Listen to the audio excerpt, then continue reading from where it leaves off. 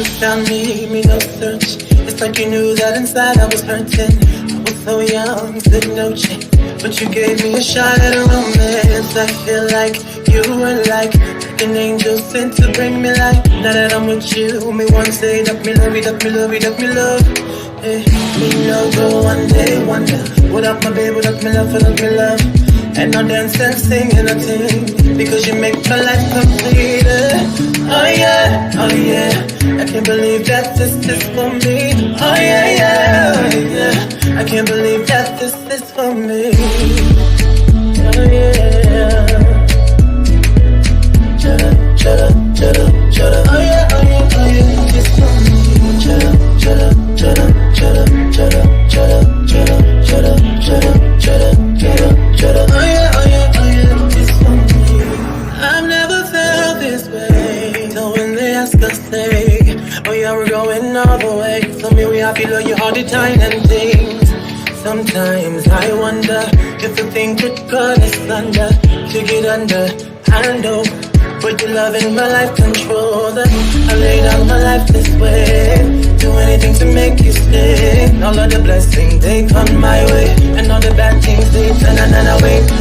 Sometimes life is such a scare. Your love gives me the strength to bear.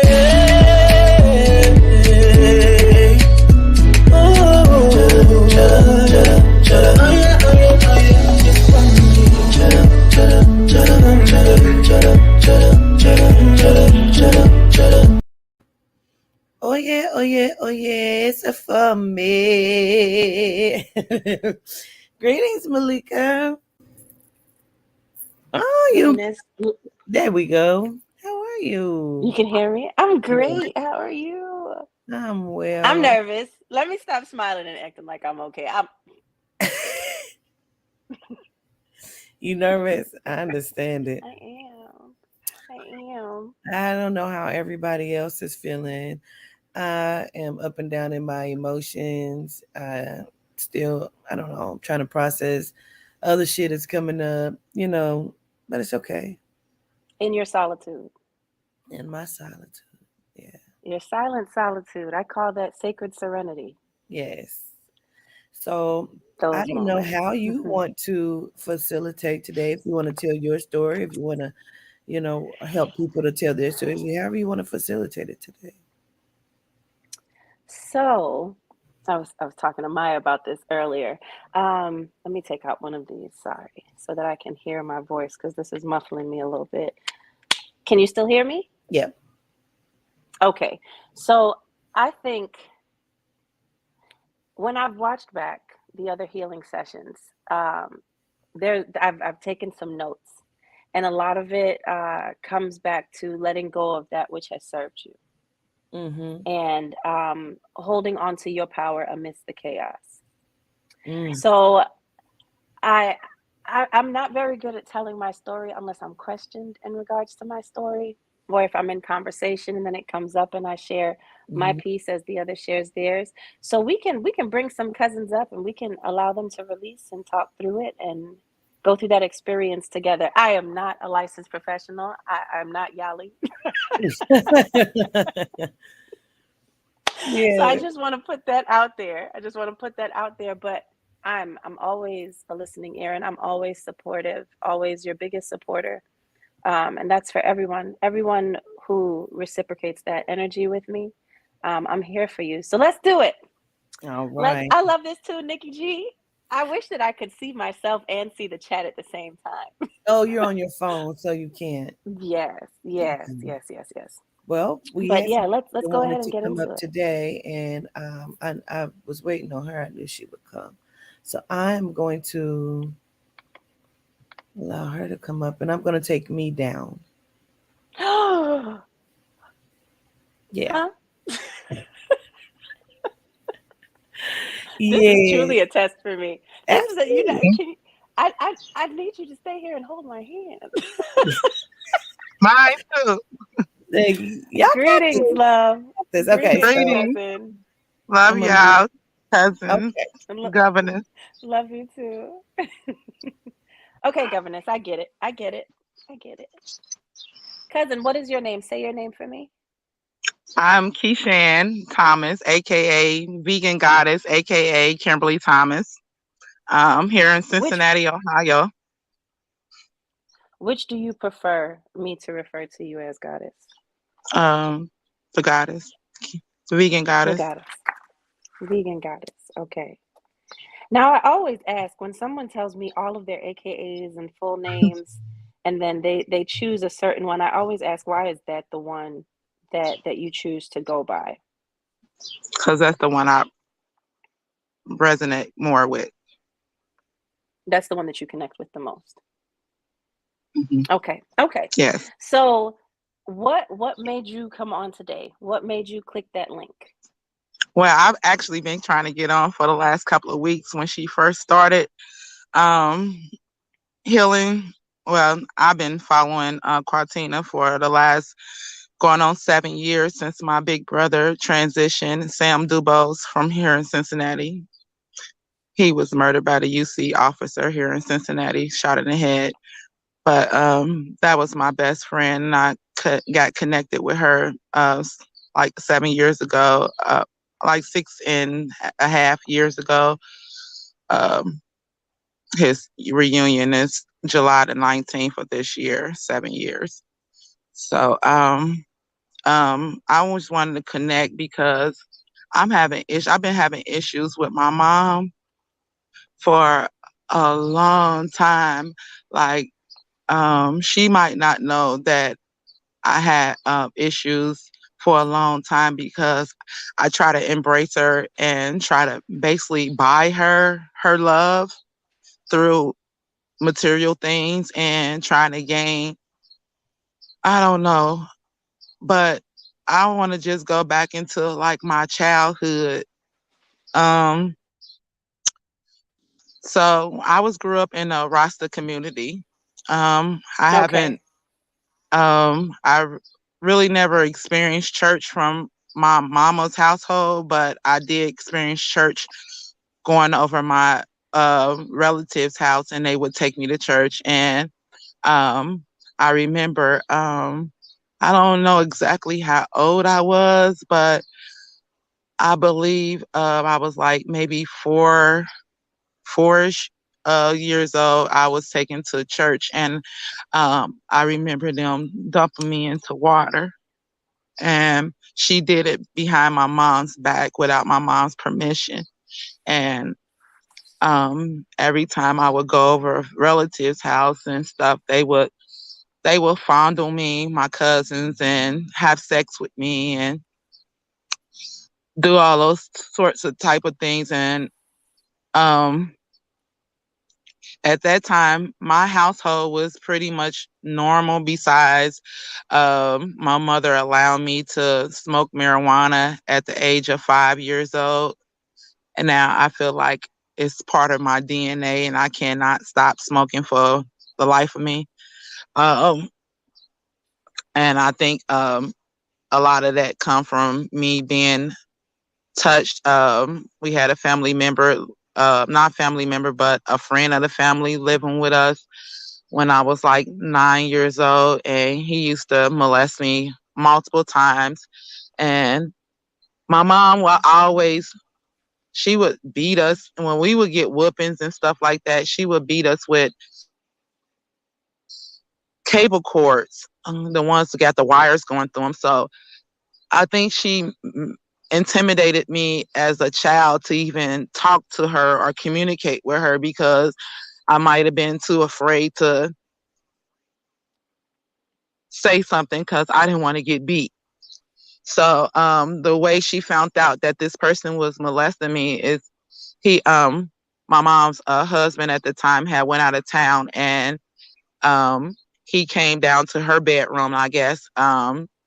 He tried to get on top of my mom, and she had a remote control on the other side of her, and she said that when she woke up he was like on top of her, but he tried to make it seem like he was just trying to get the remote control so he could watch TV. And that's when she asked me like had he had done anything to me, and I broke down and told her that yeah, he had been touching me and having sex with me on multiple occasions. And And what was your mom's reaction to that in that moment? she took me to the doctor and she pressed charges against him and everything. But I really think a lot of this stuff stems from like my mom. I'm a Gemini. So like when I was younger, like I say between the ages of 4 and 7, 8 years old, my mom will have sex and I would hear her having sex in the next room, like moaning and groaning and stuff like that. And she would always have like pornos like laying around the house and I would sneak and watch them. And I think I just got curious of wanting um to do what she was doing, I guess. And Okay, so love, cousin, there's a mhm, lot, right? yeah.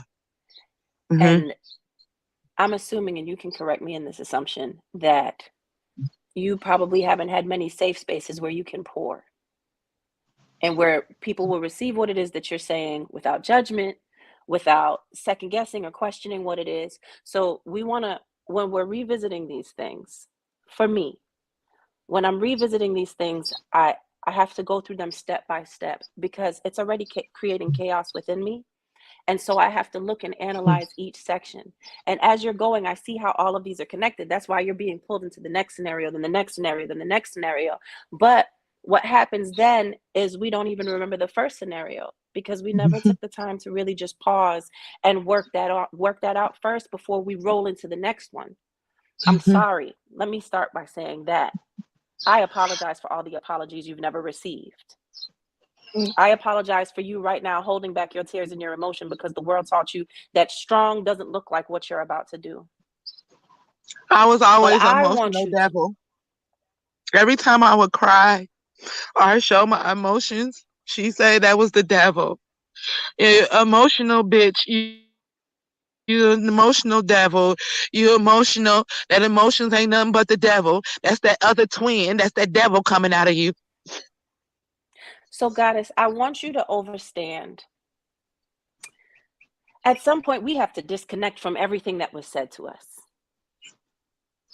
Everything that was said to us that feels wrong, that doesn't feel right, that we know better in regards to. There's something that I wrote earlier. Um, Sometimes we get so caught up in what is told, we forget what is, right?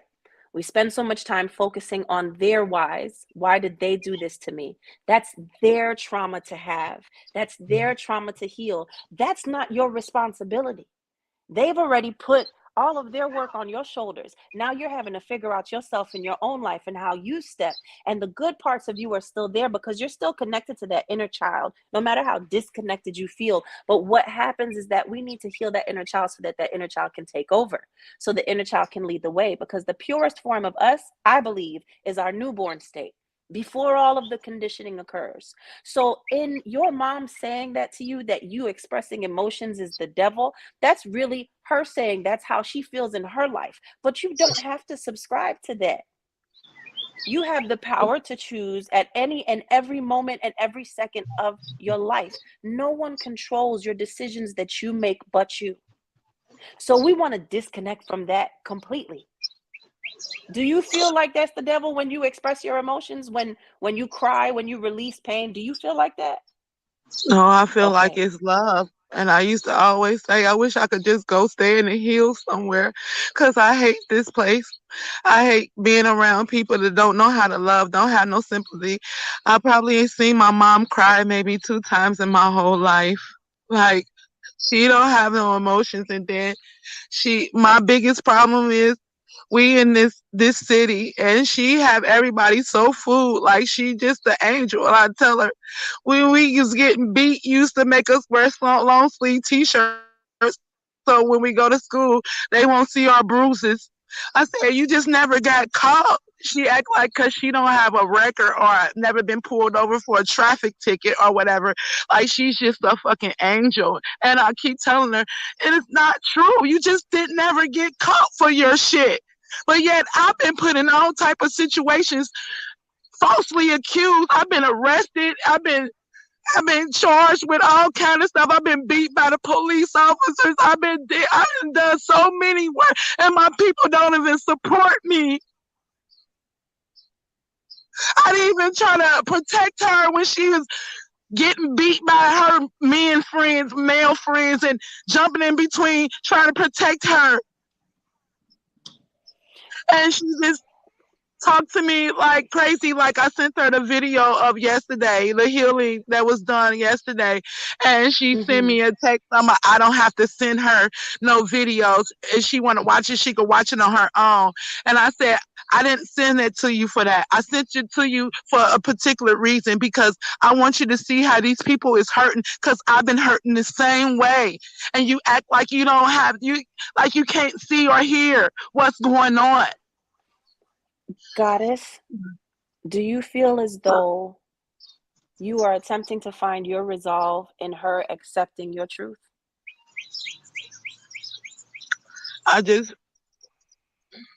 Because in a sense, okay, let's look at it this way, right? When she says you don't have to send that, can you close that door, please? Go ahead. Sorry about that. When she said that you don't have to send that to her, right? She's right. But she's right in this sense. She doesn't deserve you exuding energy to help her see something that you already know. I know she don't deserve, but I love her so much. I understand that completely. I love so much. I tell Goddess, you, I love so much. I understand that. I understand that. But you can't allow your love for others to stop you from doing the work that you deserve. And if the world hasn't given it to you, who can give it to you but you? But then, okay, so then when we get there, right? Who can give it to you but you? But if you're using all of the time on your clock to show everybody else in that love that you have for them, when does Goddess get that love in return from her? When does she have time to do so? Right. And a lot of times we will look and say, well, I don't have enough time because this person and because that person. No, you are in control of your time. You are in control of those choices that you make. I just feel like that,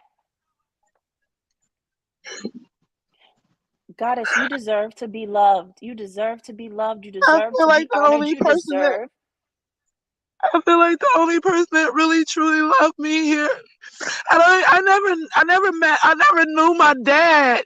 Like it's a whole nother man on my birth certificate. Like, and the only person that really showed me unconditional love was Sam. Sam was the only one. Like that was my brother. Like I have physical brothers that came from my mom, and they act more like strangers. And I'm the baby girl. I'm the only girl, and I just feel all alone.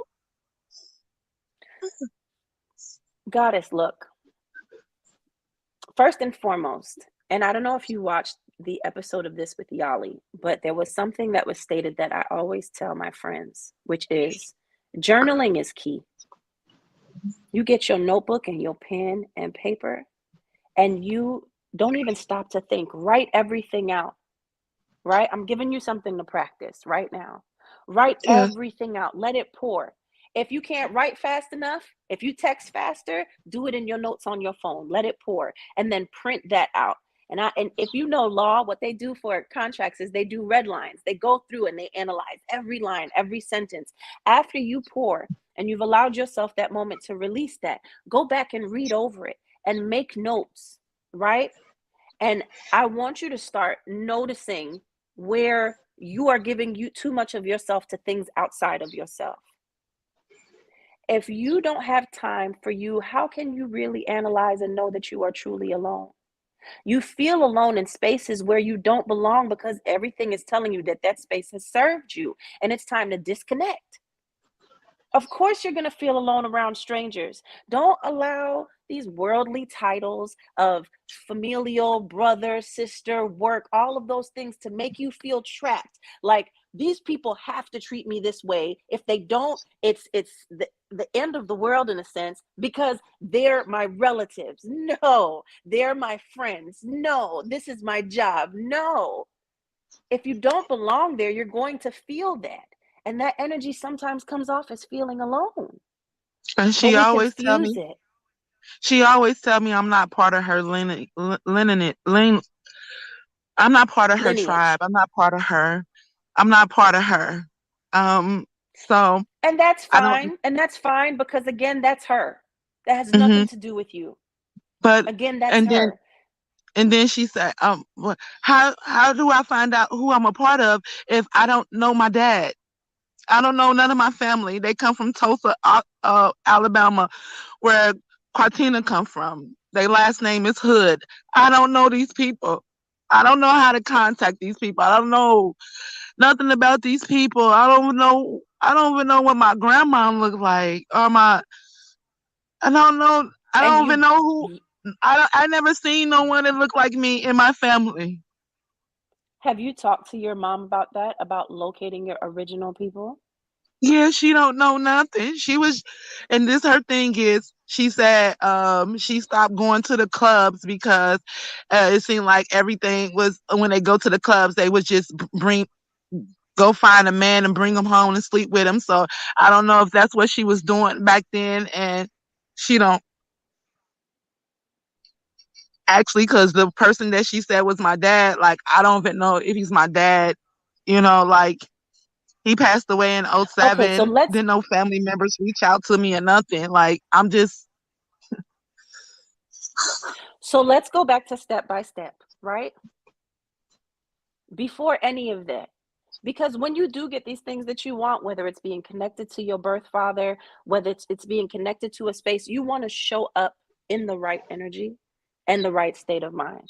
You don't want to bring any form of chaos within that space, because now this will be your child, this will be your baby, this will be your most Mhm, sacred center, right?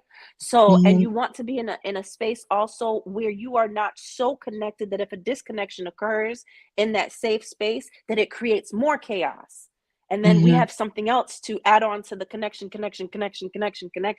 right? mhm. So let's start from here. And I know that we It's want like to my get to children. multiple people.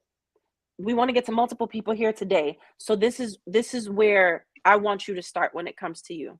We're going to go get that journal, right? Mhm, We're going to pour into that journal. And you can also use a voice recorder and voice mhm, record yourself just speaking, just letting it out, and then listen back to it. Make sure that whatever you're letting out, that you review it, because sometimes we say and we write things and don't even realize that we were even feeling that way. When we read it back, that's when we realize, like, whoa, that was deep. Hold on, I didn't even remember that. And now you can analyze it from a clear state of mind, right? We're going to do that. On top of that, I really do feel personally that you need to disconnect from these energies that you're feeling that need to prove something to. The only person that needs things proven to them right now is you. You are all that matters. Right now is the moment I'm telling you that your homework is to choose you. And that might even be more individuals that you see in this conversation today. That might be the same resolve, because a lot of our troubles come when we stop choosing us, when we choose the trauma, when we choose the hurt, when we choose the pain, when we choose the anger, when we choose the monsters that created that, so much so that we become those monsters mhm. So now because we've fallen so deep into it. she double Go teamed ahead. up with my 27-year-old daughter. So now she's brainwashing my daughter and turning my daughter against me. And it's just so evil. Like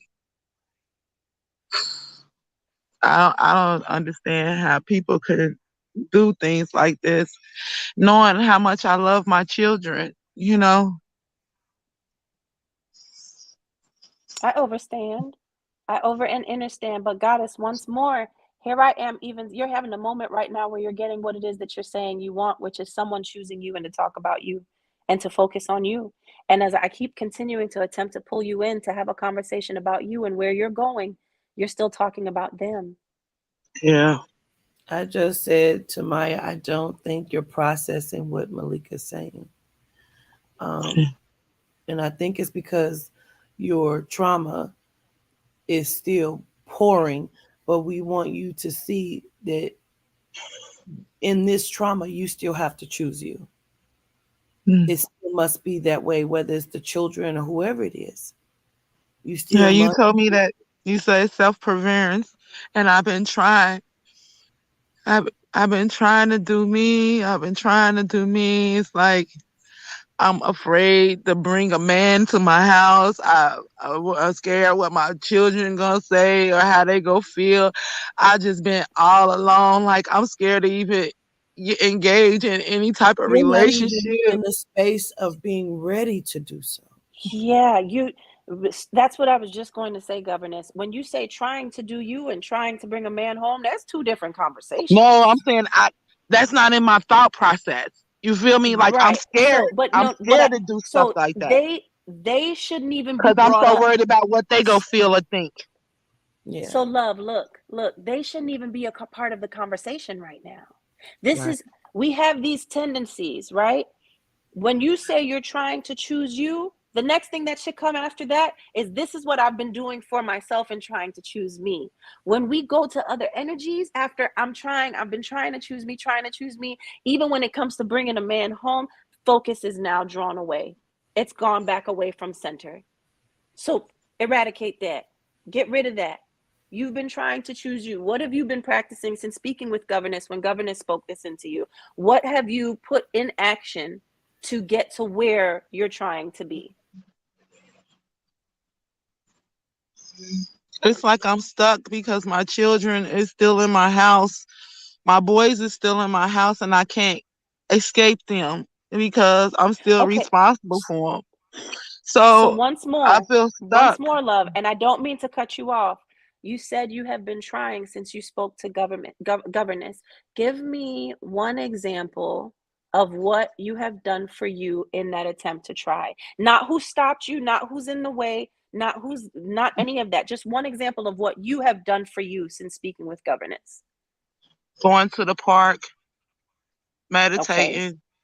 Like that's it. I knew I was about to get on the phone. I didn't want to have this conversation upstairs with the children, so I came outside my house and laid a blanket down and just come out here so I can release without having worried about what they go feel or think about me doing this. So we're gonna focus I on feel the like homework. everything I do, it feel like everything I do, or when I speak out and share my piece or share what I feel inside, everybody look at me like I'm crazy or I'm 10 karat crazy or something's wrong with me or I'm delusional or she's mentally disturbed or that type of thing. Not at all, love. But again, it doesn't matter what anyone else is saying to you. And one thing about repeating what has been said to you that you don't care for is the more you repeat it to yourself, the more you're putting that energy out into the universe on behalf of yourself as well. So what they've had to say to you that you know outside of yourself or is outside of yourself is irrelevant. So I think I I do. I need to just what I leave this see. town. I want to do. Should I just leave Cincinnati? Because I feel I keep saying that I should just leave. Because if I leave, then I won't have to be around. I won't feel like I feel like I'm obligated to these people. Like I would be a bad person if I But don't but do or look Keishan, out for the my point mom. of Or it is that you're still circling back. We've already answered everything for you. She's already told it to you. You're defeating yourself by not listening to what she's saying. And it doesn't matter how far you run, it's still going to follow you because look, no one's here right now but us. And you've even separated your immediate space from you by going downstairs and laying that blanket and choosing you, right? You've done that, and yet it's still following you here. What makes you think that it would be any different an hour away, 10 hours away, 400 miles away across the world? It's still going to follow you because you have to get to a point where nothing else matters but your healing and choosing you. That means no other name, no other being is part of the conversation. Unless it is you pouring in the beginning stages and saying, okay, this is the situation that I'm going to attack. There's multiple things that you are going to really have to dive into. Your brother, the situation with your brother, with his murder, with him being your protector, the situation with your mom, the stress of all of that on you and how you balance yourself now in the dynamics with your children. the situation with your daughter, but you can't attack them all at once. It doesn't work like that.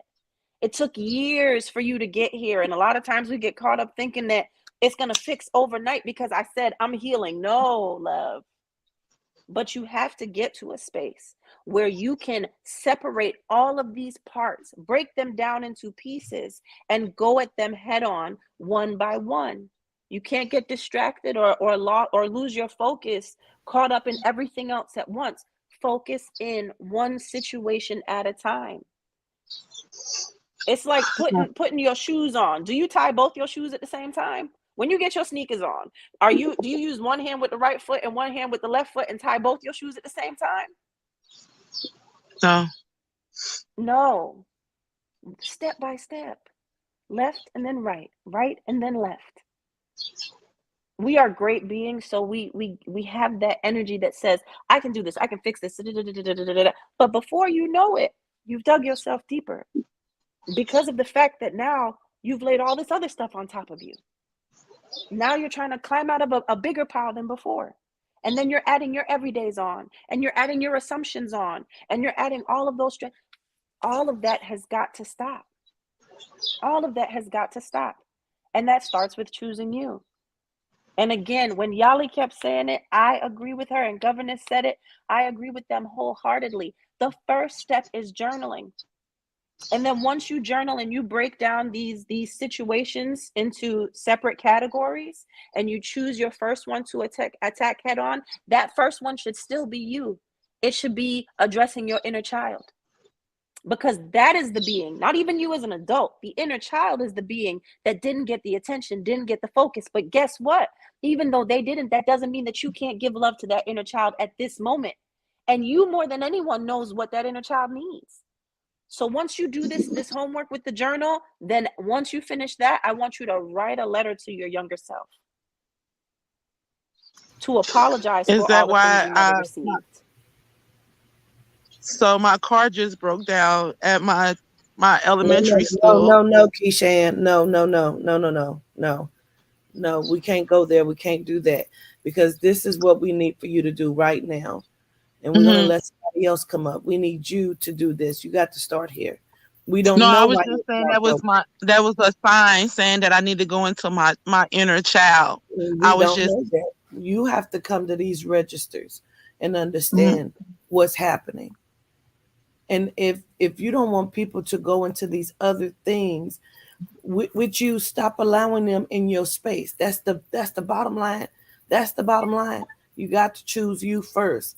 Everything else in the what about in the but I can't. No, ma'am. It's this right here, right now, in this moment. Choose you. That's that. You know. Everything else you have to process it. You got to release it. You got to acknowledge it. You got to address it and accept it. And then you have to start to process and balance it out. That's where it has to be. gratitude.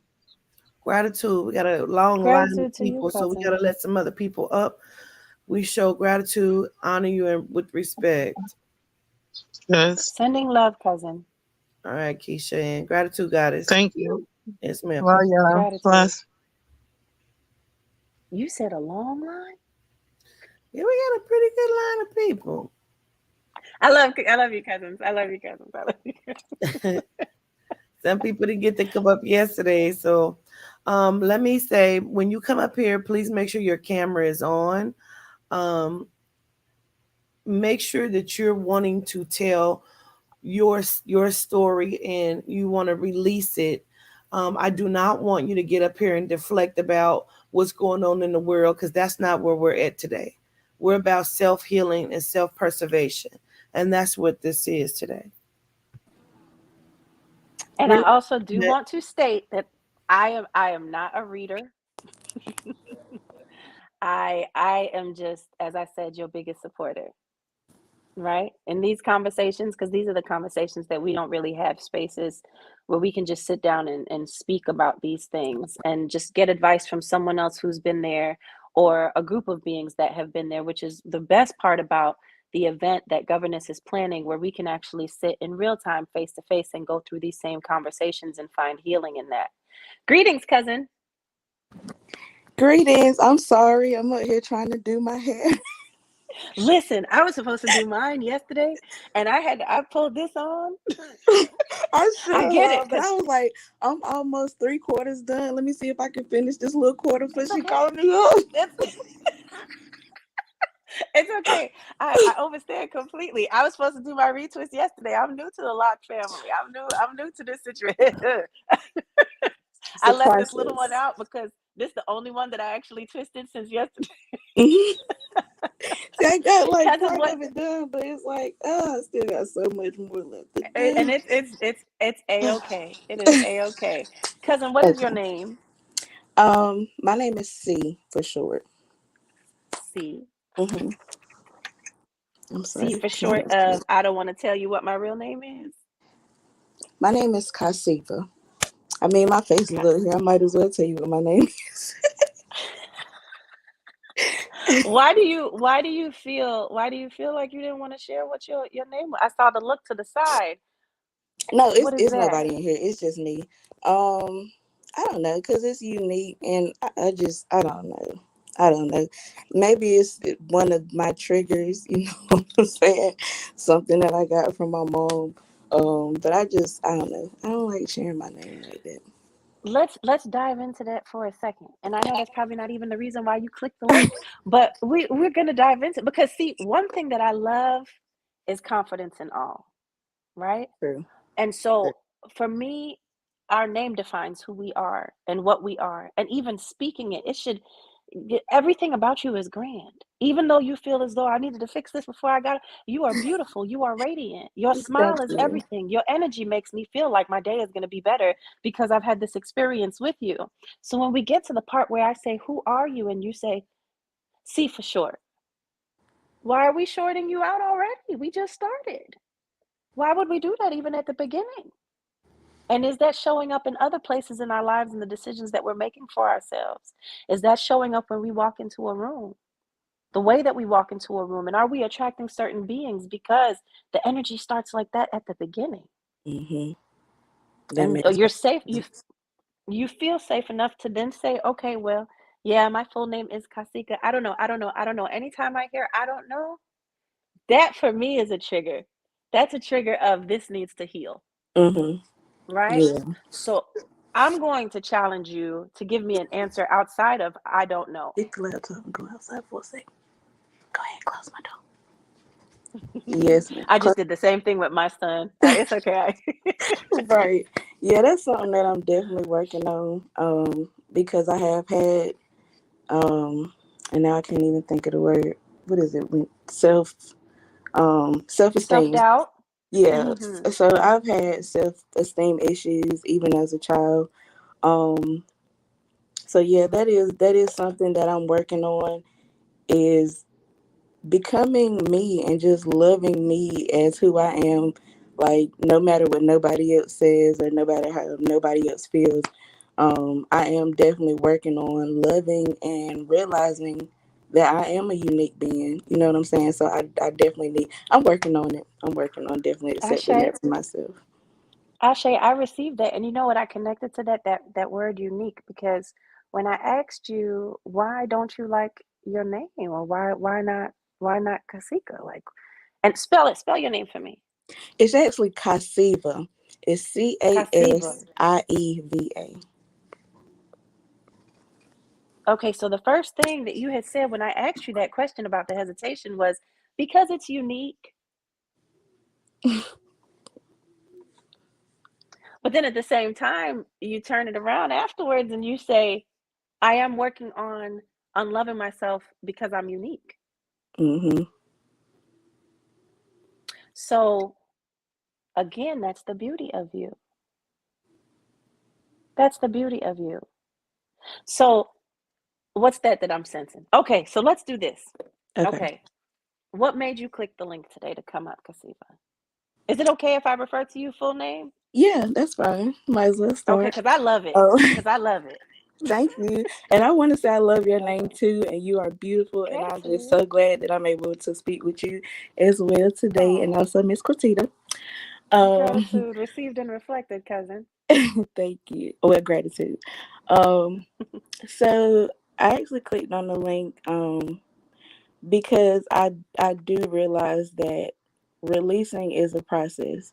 Um, I had a big question in my mind of like, why can't we just forget what happened in the past and like keep on moving?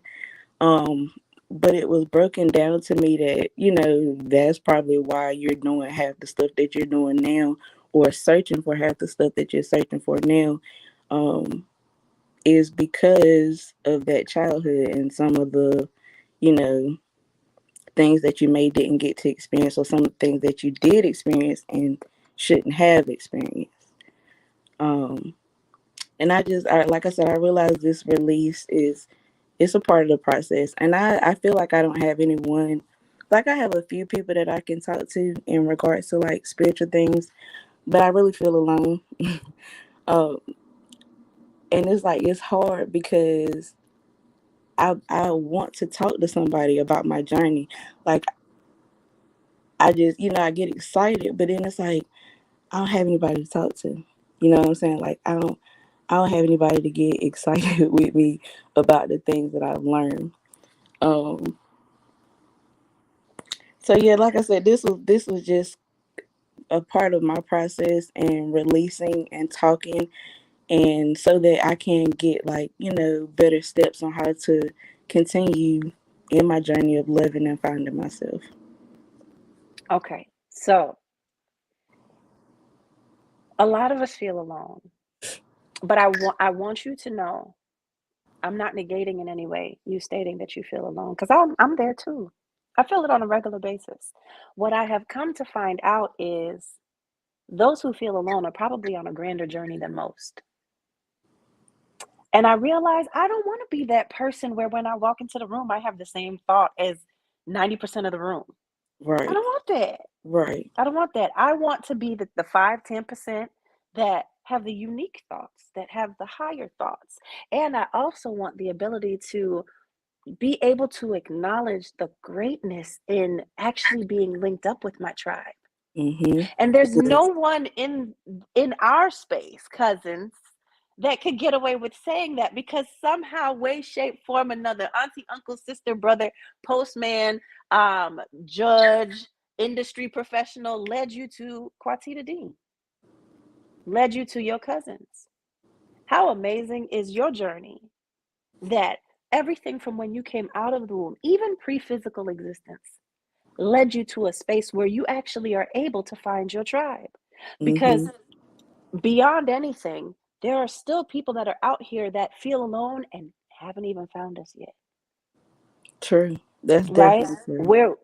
We're one step closer. We're one Mm-hmm. step closer in our greatness. We have a space where we could come and chat, and we, except for when it's a real serious conversation, and Right. we could just release, we could talk. Mm-hmm. Cousins, what you did today, we turning up. Government, you Yes. taking us out, we drinking, where Papa Yes, at? what? Oh my gosh. Like, I love it. Like, I'm not there, but I feel like I'm there. Like, I'm talking with Christine in the background. Like, girl, yeah, don't be driving that whole light. Like, what? I'm there, baby. So Like, I'm sometimes, there. sometimes in that, Kasifah, we say we don't have when we do. True. So then we have to figure out, well, why did I say I don't have? Maybe it's because it's not right here. Maybe Mm-hmm. because it's here. But you Mm-hmm. still have it. Yeah. And we can't negate the fact that we have this, because at the Mm-hmm. end of the day, that energy is where you state the I am. I am, I have, I've got my tribe, I've got my family. And with Right. you saying that in excitement in those moments, rather than I don't have people that I can just talk to, that I can pour to, I don't, you're sending a different message now to the universe by saying, I have it and I want more of this. And what you'll realize Got then, you. because you're repeating it, a lot of these groups that the government speaks about, what do they use, right? And I'm not going to leave you to answer the question, because I don't like when it's done to me. I'm going to answer it for you. Like, I don't know what you want me to say. Like, you got it written down. But a lot of these groups what others may call the elite, and I don't even, they don't get the privilege for me to be even called that, but they used one specific thing in order to get us to the programming state and conditioned state. It's repetition.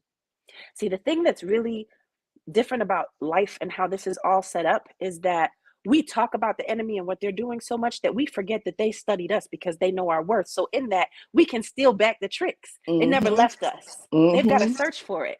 It never Mhm. left us.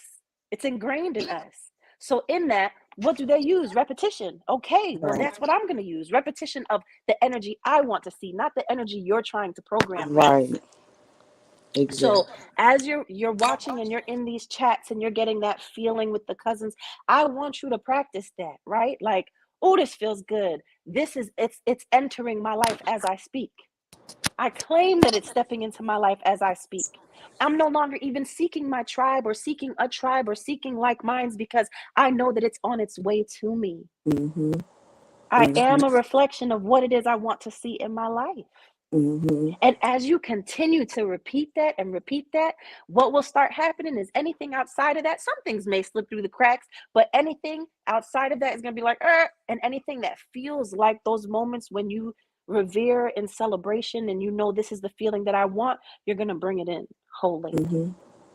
Okay? And So see, you go ahead. making me think because I this is why I needed this. Growing up, I was definitely, I guess you would say, unique.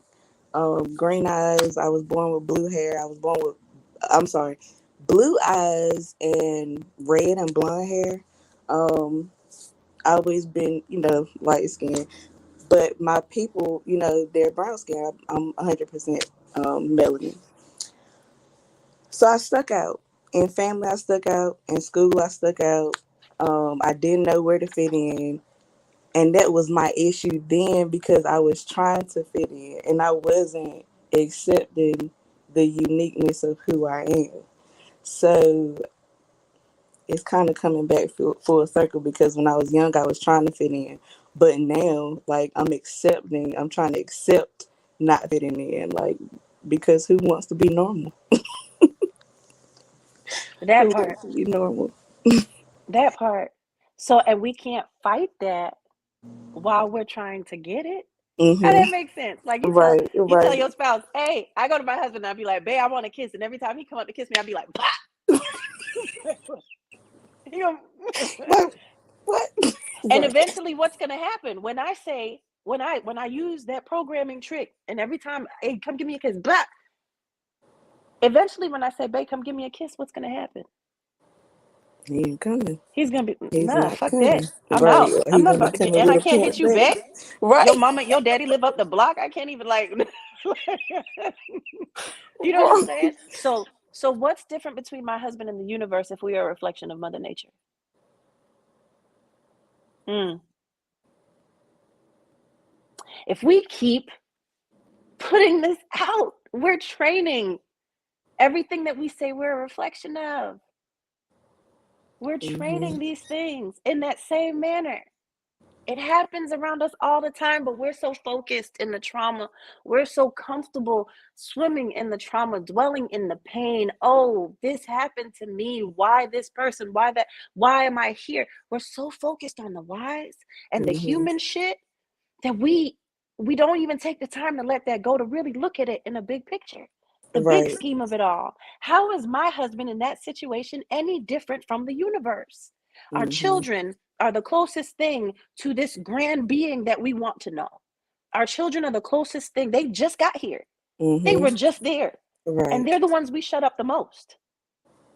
Mm-mm-mm. I need you to speak because I Mm-hmm. know what I've been seeking for as an adult, the conditioned version, you know, as a child. Mm-hmm. So when you and Google Gaga and all of that stuff, I know that spirit talk. I'm going to Mm-hmm. condition you out of that by teaching you a language that you have to know in order to succeed. Mm-hmm. But that's, you're the closest thing to greatness. And in that, when our children are telling us the truth and we shut them down, shut them down, shut them down, how are we not ourselves being the monsters that created us?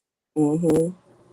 Mm-hmm. And that's something that I definitely work on with my kids because I'm trying to be the parent that I didn't get, in the Mm-hmm. way of like, I can't go hop in my mom's bed and have a conversation with her or tell her my deepest, darkest secrets.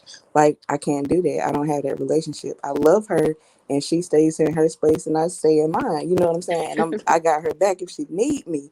But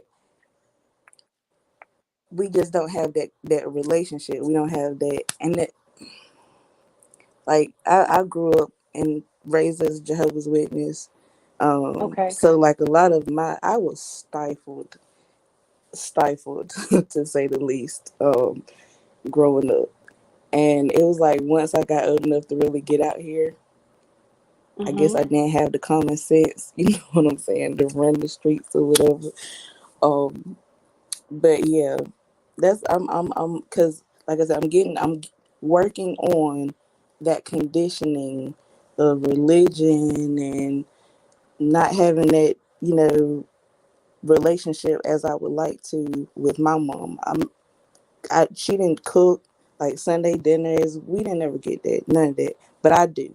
Like, I Mm-hmm. make sure I Mm-hmm. throw down every Sunday. Like, that's Mm. because that's just something that I didn't get. You know what I'm saying? But I definitely appreciate that point that you brought out about the kids, though. I want you to hear the power in what you just said because you answered your own question that you had earlier, which is why do we even have to go through all of that? If you never went through that, who would be making these amazing, invite me please, Sunday dinners for your babies? Who would be giving them the experience beyond what it is that you received yourself without those experiences? But see, this again is why it's so important to journal.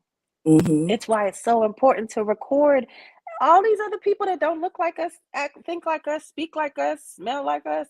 They're recording all of their stuff for their babies and their babies, babies and their babies, babies, babies. How do we not know that generations later, our great, great, great granddaughter may not read something that we wrote down and we've taught our kids to save and protect our words and given Mhm. that and ingrained that in our being and our core as we're teaching them about these Sunday dinners, as we sit at the table and give them what it was that we never received. Even if we Mhm. received some, maybe we didn't receive that specific thing. And now we've created that in their life to give an overabundance on top of the joys or the small joys that we had, our wins throughout our life, right? Mhm. How do we know she's not going to pick up that book and read something and heal thousands of years from now? It's so Right. important to document it because it hasn't even been 20 minutes, 15 minutes, I think, since we've been talking. And you Mhm. already answered your own question. It's for them and it's for us. It's guidance. It's guidance. Mhm. That's why I don't refer to anything, sis, as good and bad in my life. I refer to it the good and as good and better because even in an abusive relationship that I had, I know for a fact when I met my husband 15 years ago, the first thing I told him was when I expressed this situation to him was he said, "Do you wish it never happened?" I said, "Absolutely not." And he was like, "Well, why?" I mean, like, and I told him because then how could I appreciate you for your greatness if I never Mm. experienced that? Mm. Mm. How Mm. could I give Mm. you that level of love? I would just feel like you every other guy if every other guy Mhm. treated me like you do. So Mhm. then in that, was the experience really bad or was it something that I experienced that served me and I was strong enough to get away from it, disconnect from it? I learned the lessons I need to learn. I didn't make it about him. I made it about me and my growth. And now, in me talking to the universe in the way that I need to, you've walked into my life and I love you. Mm. I love you more than you even know Mm. because of the experiences that I've been through. Mhm. That's what those things are for. That's what those moments are for. Now, when it comes to the babies, right? The greatest thing that I found with my children, and I would call my son out now, but I know he's gonna be like, "Mom, I'm working on music," because he does music too. Okay. um, he about his business, sis. That's Like what's he not about up. to come out here and he's like, 6 o'clock, I'll pin you in. Just let me know. Like Not the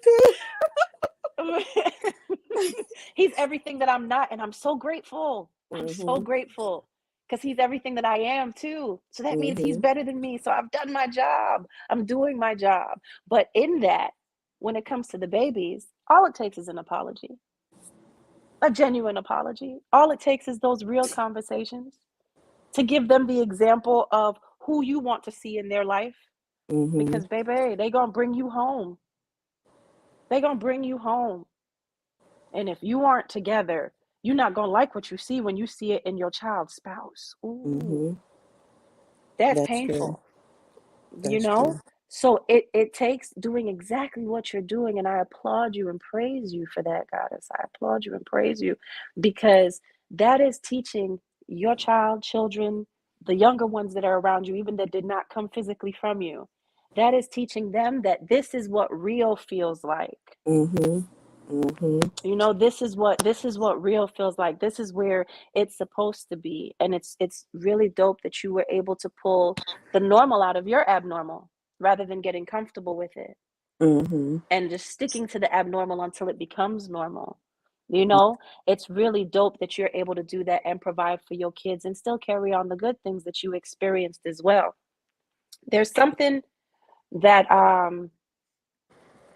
I want you to practice in regards to the self-love, because I know I'm not sure how much time I have with each person, but there's something that I And you gotta excuse definitely. me. I'm just a quick sec. I'm logging in, but I'm listening to you. Oh, you're fine. Look, I'm at my work computer too. Look, you see when it Right. I get I it. I get it. get You it. know what I I'm get it. saying? See that it goes dark. It's the computer screen changing. Like, hey, you Right. coming back on? You Right. you're gonna have to hold on a second because I create my reality. Right. Greetings, governess. Greetings. I just want to ask the people Greetings. in the chat, if you want to come up and tell your story, please click that link that you see that's in the chat there. Gratitude, everybody. Okay. Okay. Gratitude to you, governess. So there's something I do want you to practice for me, Kasifah, Okay. sis, Yes, and that is ma'am. what I call bait and switch. Okay. Okay. So, and it's not the same as governess as bait and switch, because I know governess, you have a bait and switch also, right? What you mean? There was something that you had us practice a long time ago, and I believe you called it bait and switch, and I was like, oh, but it was something completely different than what I'm about to speak on. That sound You don't familiar. remember My it? mind be everywhere. No. This would have been years ago because Oh I, yeah. I remember freaking out and running to Roll like government. Well, at that time it was Queen, Yeah. previously known as. Yeah. She has a bait and switch too. She has a bait and switch, and he was like, "This it's the angels just giving everybody these messages. Period. Pay attention, pay Mhm. attention, because if you thought it before, that means it's something you need to hear now, Right. right?" Right. So, but the bait and switch that I'm referring to today is in regards to talking to self. Okay. I would like for you to spend even a 24-hour period. If that's too long, a 5-hour period, a 10-hour period, just staying aware and focused in paying attention to how you're talking to yourself. Okay? Okay. Now, as you're paying attention to this, I want you, as soon as you have a negative thought in regards to self, stop everything. I want you to write it down. Okay. So let's say let me look at my let me see. Okay. Let's say the negative thought is, oh, why you look like this today? Right? I want you to write that down in that journal that you're going to go and get with Mhm. your fancy pen that make you feel like I bought something, so I'm all right. Right. A little glitter on I there. want you to hold on one moment. Hold on, baby. I'm on live. I didn't know she was coming home yet. No, My you apologies. look. Dad, I'm We on are live. mothers. So, okay. Dad, mom, everybody's walking in. Okay. Cafeteria, Dad, I'm lunchroom, on live working, means everything. okay, so with bait and switch, you're going to write down that negative thought. And then Okay. you're going to write down the positive, because for every negative there's a positive, right? Sure. So if it's what do I look like today? You're going to stop everything you're doing, write that down, and then above it, you're going to write down the positive for it.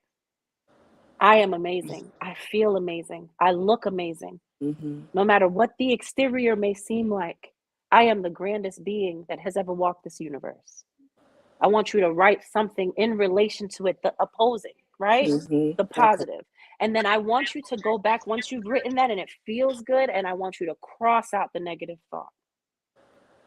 Cross it. I don't care if you dig through the next page, like, you know, and then Right. you're going to take that positive and you can do a few things.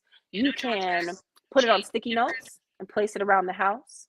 You can set an alarm in your phone that goes off at a certain time of day and put those words in there. So when it pops up, it's a reminder. Mm-hmm. And any other time that thought pops up in your head, and I don't care what negative thought it is, you do that. You practice that within that 24-hour time frame.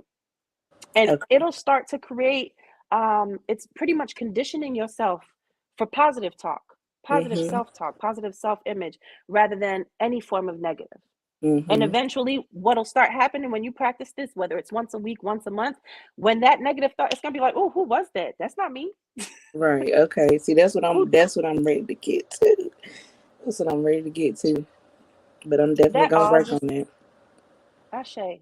And that all just really takes taking time for you. Again, choosing you, putting Mm-hmm. you on your calendar. Even if that means to tell the babies, hey, 20 minutes between this time and that time, nobody interrupt. I know y'all good. You got your food, you got this, you got that. This is mommy's time. It's so Mm-hmm. funny. I choose me so much now that my daughter just got 2 puppies and she was in her room the other day and the puppies were in their little kennel. She put them in there and Mm-hmm. she closed the door. And so I Mm-hmm. walked over and I saw her door closed and I opened it. I said, what's going on? She said, mommy time. Mommy time. Right, Nye? I love it. Right, Nye? Come, come, come. Quick, quick, quick. Right? Is that what happened? Stand up. Come here. She's so funny. How important? Hi, Come beautiful. here. Hi, Oh, night. you can't hear. They said, hi, beautiful. Hi. You heard? How important is it? Hi. Can you hear her? Can you all hear her? Yes. Yeah, Yeah. I can hear you. Okay. You can hear them through the headphones? Oh, you got some good ears, girl. Okay. How important is it to choose you? To choose you rather than staying with the puppies. How important was it that day for you to go in the room and to close the door? Well, I just didn't want them to wake up because I walked out. No, when they were up. When they were up and you said you needed a break. Well, Go it was ahead. just, I don't know. I Like didn't. when you tried to sell them to me the other day. Choose me for like stuff and that, but I love the puppies too. So yes, so I'll choose both. So you can choose both, right? You have the ability to choose both. Yeah. To choose loving the puppies and choosing yourself, right? Mhm. Because loving the puppies is important, but loving yourself is even more important, right? Mm. Mhm. Okay, thank you, baby. Out of the mouth of the Oh, head. and Governess is on there also. You can't see her video, but she's right there. And Governess said, like the other day when you tried to sell the puppy to her. Look, she's backing up. She's backing up. Listen, y'all, it was the funniest thing. She came to me. She said, I don't know if you've ever thought about like buying a puppy, but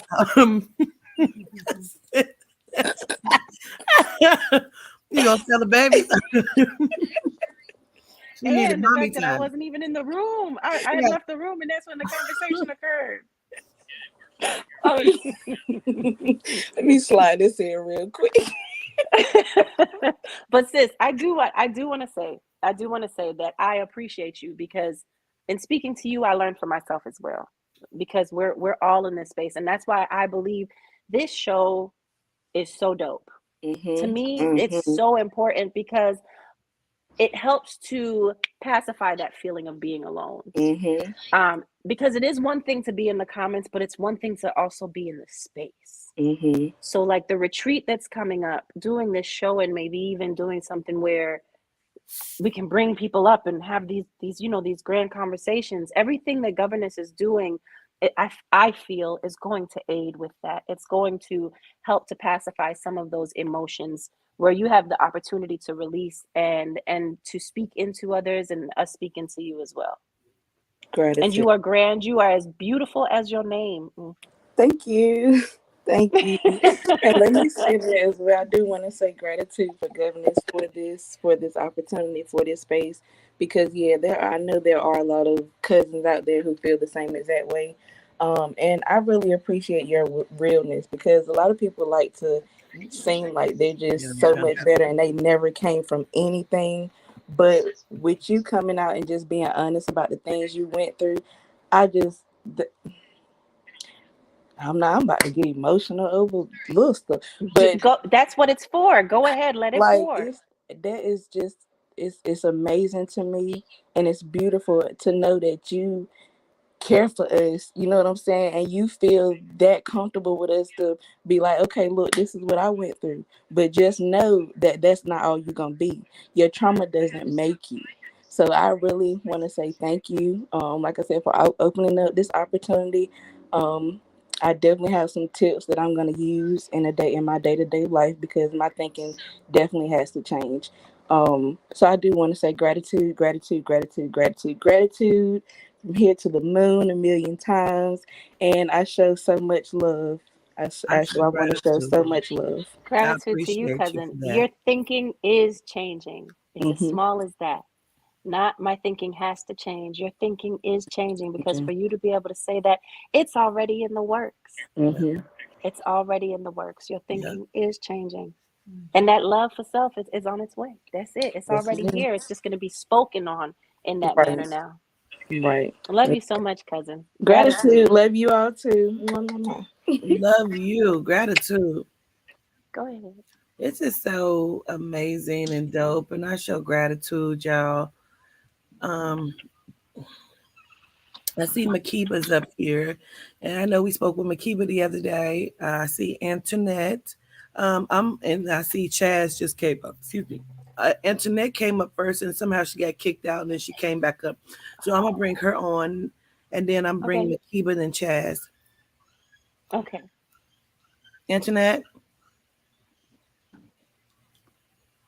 Greetings, Antoinette. Greetings. Oh, cousin, I think you're on mute. Are you on mute? I can't hear you.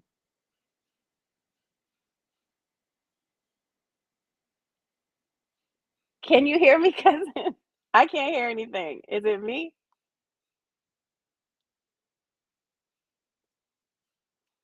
Governess, can you She hear? was on mute, but now she's not. I think it's just her service now. Okay. There you go. Can you hear us, Antoinette?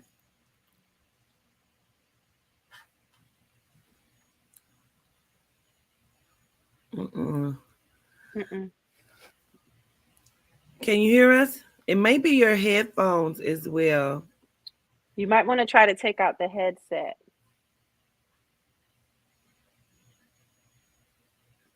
Okay, go ahead. Try to speak again. I can't hear anything. I think it's her service.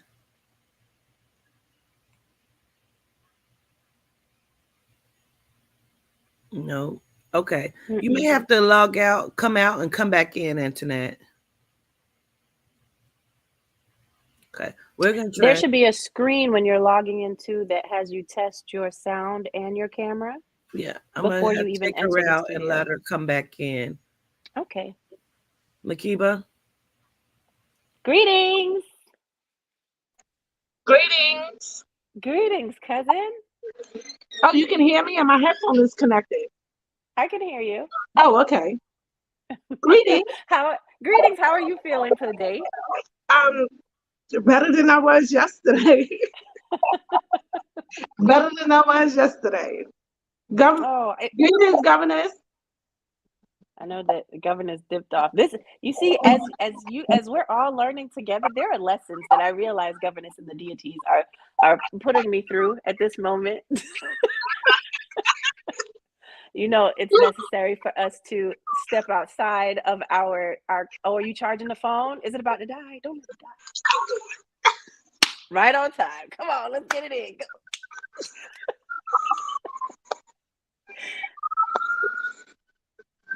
Excuse my back. Sorry. Oh, you're fine. That's that Bronx soundtrack in the background. You know it.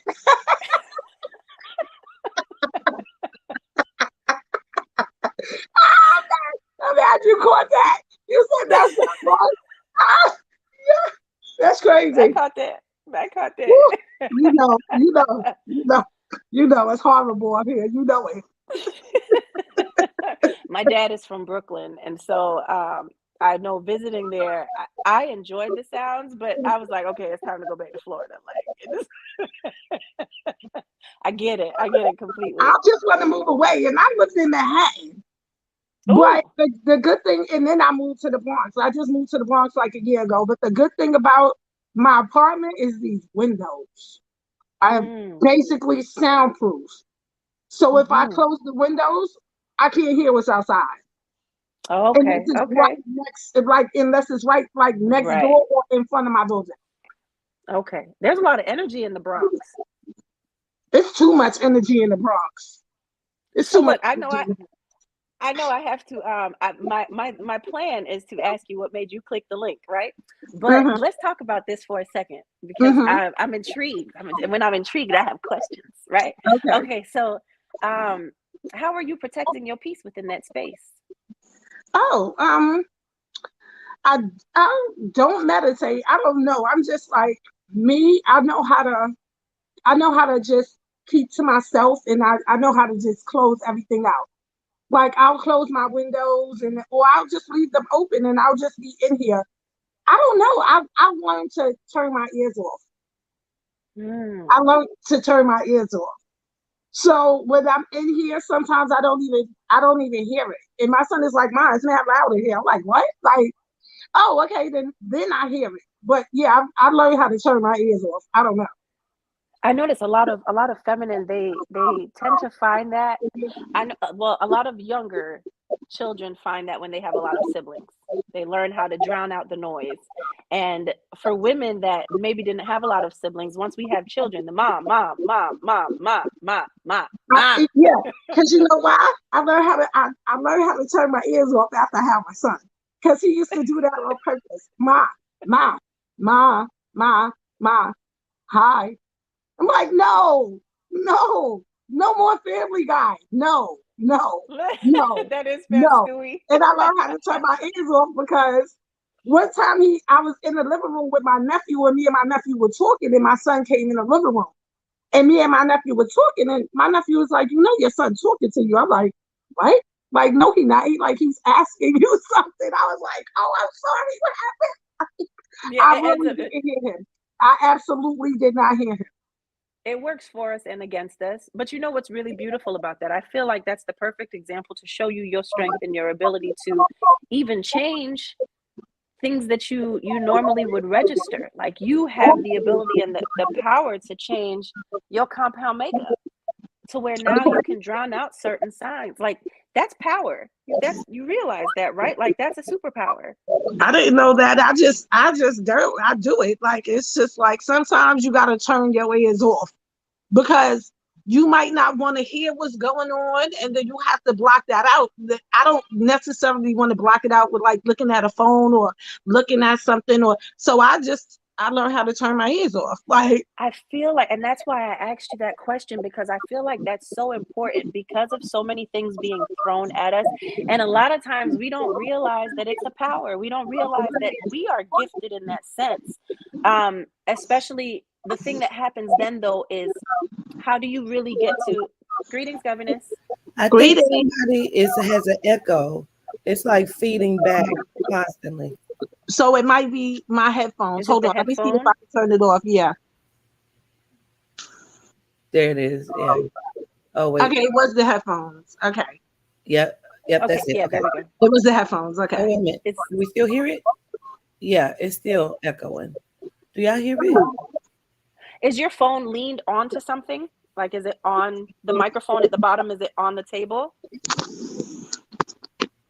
It was Yeah, that's it. Okay. Okay.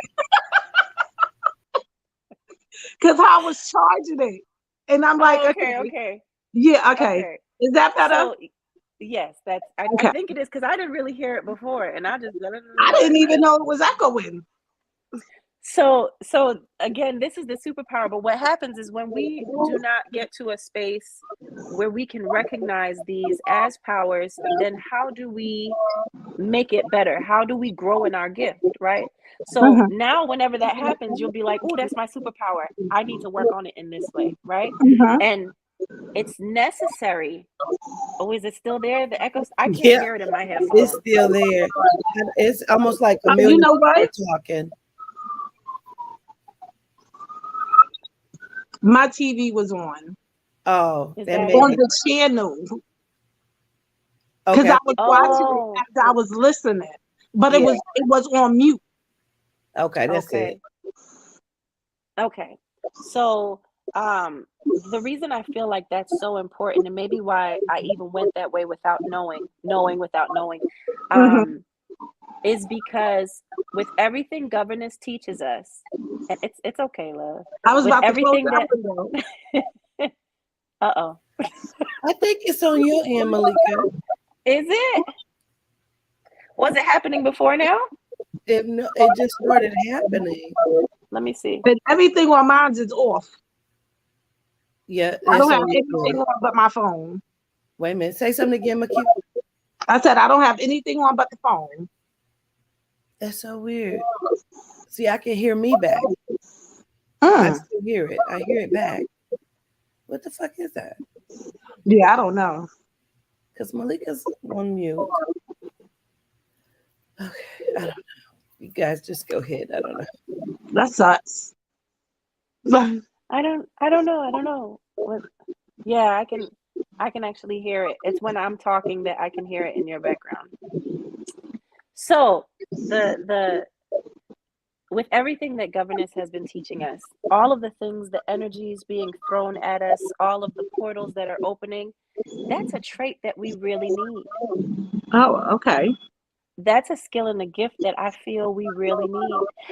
Something started happening to me a few years back where if someone is speaking something that I do not need to feed on, I'll get a low, loud hum that blocks out what they're saying. It'll happen as they're talking. I'll hear a low and a loud hum. Oh, I okay. can't even receive it.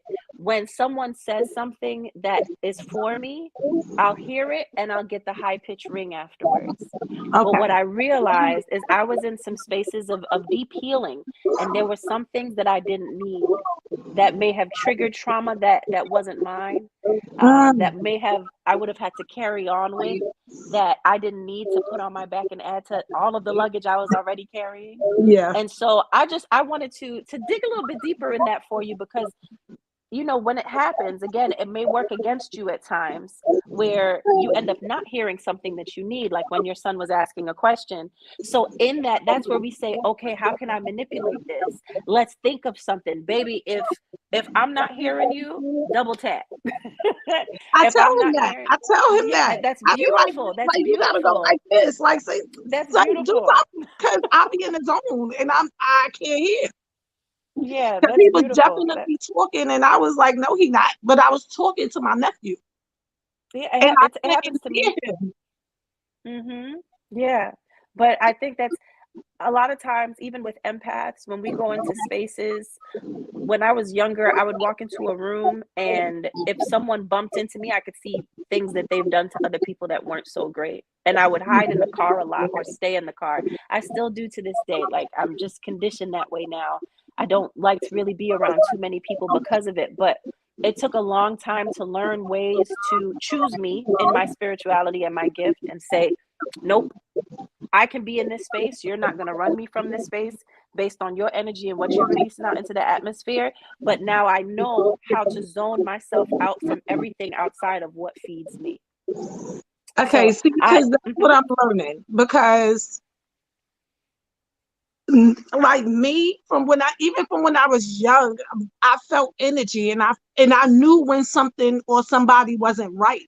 Like I've told my cousins, my nieces, like your friend, there's something about your friend I don't like because they couldn't figure out why I didn't like their friend. And I didn't know either. I'm like, I don't know. It's just something about your friend I don't like. Like it's something about your friend. Like I told that to one of my nieces, and then come to find out my niece went on vacation and she left the girl in her house and the girl slept with her boyfriend. I said, I told you to leave that girl alone. I told you it's nothing about her. She's like, yeah, but you didn't tell me what. I said, because I didn't know what. I just knew her energy wasn't right. And it was something about her that wasn't, it just was off. So that my right there, I know. And it's like, okay, understandable, but I don't know because I tend to walk into somewhere and if I feel the energy is off, I'll leave because as you should. I don't want that energy on me. So I'm learning how to just leave from energy that's not right for me. So I got a question because you were up and you had came and spoke to Yali. So I'm trying to wonder, would you click the link for today? Huh? Would you click the link for today? I don't know. I'm trying to figure out my triggers. Cause I know some of my trauma I didn't get from my mother, or I didn't know my father like that at all. I didn't get it from my brothers because everybody was always so loving to me, but my nieces were like the worst. Like I think they're the ones that like broke me down the most with their words, like, oh, you're black, you're ugly, you look like a monkey, and then going to school and having that being said from the classmates, it's like a lot. Like I think they are my triggers. I think my nieces are my triggers. Because even still to this day, it's like everybody is trying to be better than the other one. Everybody is like, oh, I got this, I got that. Oh, she don't go nowhere. She don't dress like this. But I don't want to. I dress for my comfortability. I move for my comfortability. I don't move like y'all for a reason. And it's like, I don't know. So do you feel like your nieces are bullying you? Oh no, they did try. Oh, they tried. But these hands, they don't want. So they try with their little words, but my mouth is crazy. I'm a Scorpio. My mouth is quicker than the average person. So when they say something and I say something back, it's like, oh, okay, well, like please don't. And I be trying my best not to beat on a family member, but sometimes they will push you to the point further than somebody in the street will push you. And I already had to like put hands on my niece, and I didn't even want to, but she put her hands on me. So it's like now, it's like okay, and I don't know. My nieces are like, everybody is trying to be better than everybody. I raised y'all. We all grew up in the same house. Like, stop trying to act like you better than somebody because you have help with this and you have help with that and you had help with this and you had help with that. Like, it's annoying. And they're just like, yeah, kind of sort of bullying, Cortina. They kind of sort of do. Like they try to throw like little stuff in your face, but me, I don't give a shit. I don't care what nobody says. I don't care what you think. I don't care how you feel about me. I'm listening and I'm like, Makiba's up here giving fluff, and we came to get to the core. And so we're gonna do away with the fluff because we need to know what the problem is. Yeah.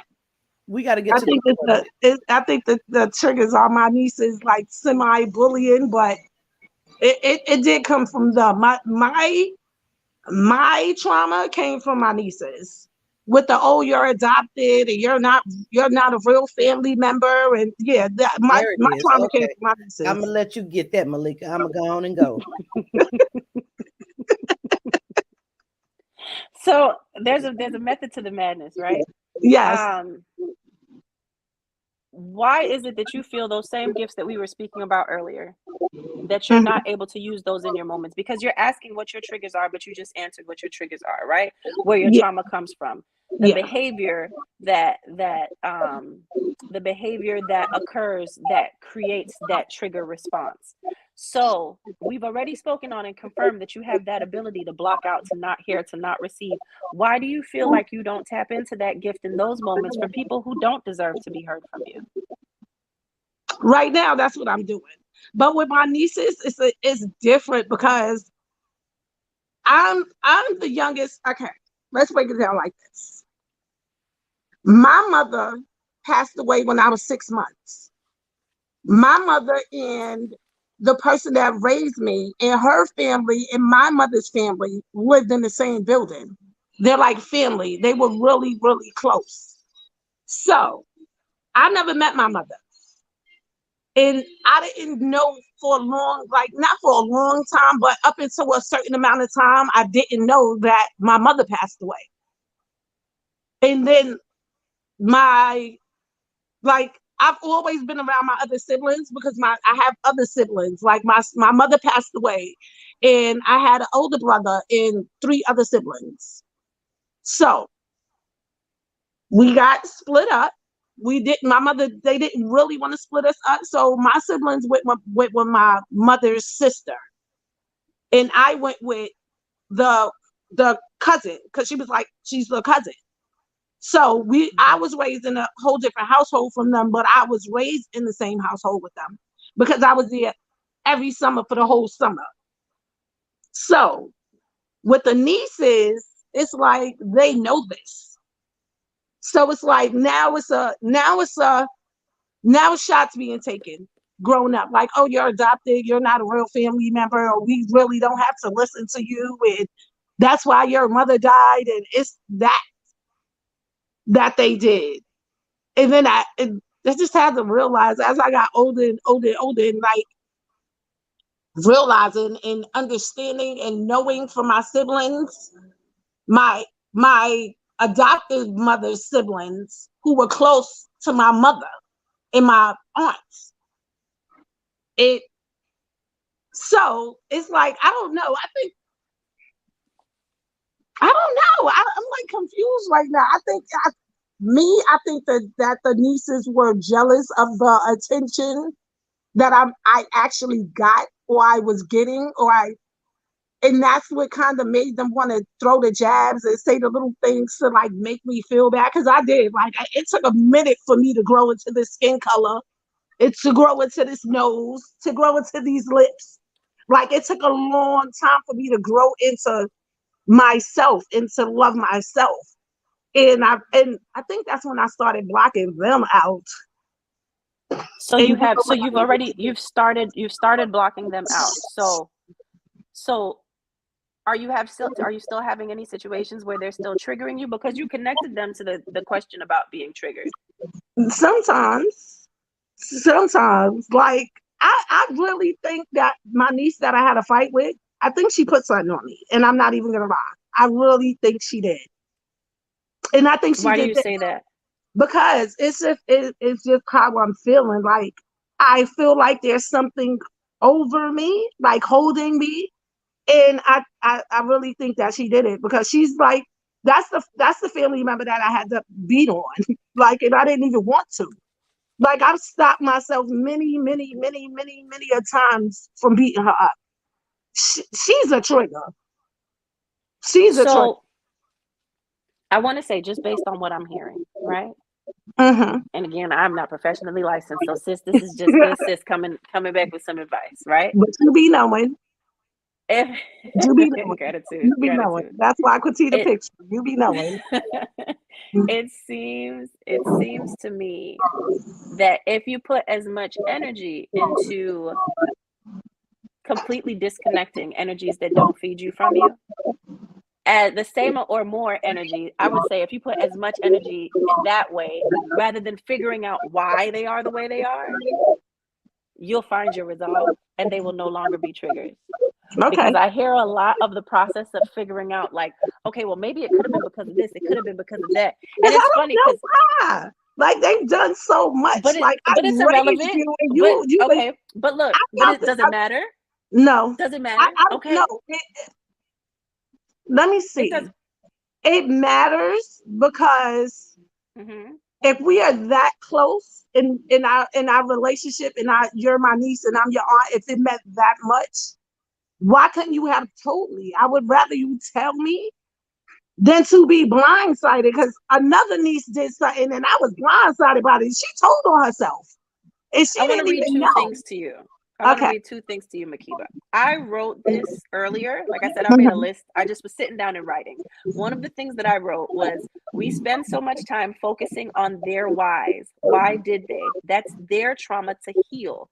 If you stay focused on them, when do you have time to heal what's happened to you?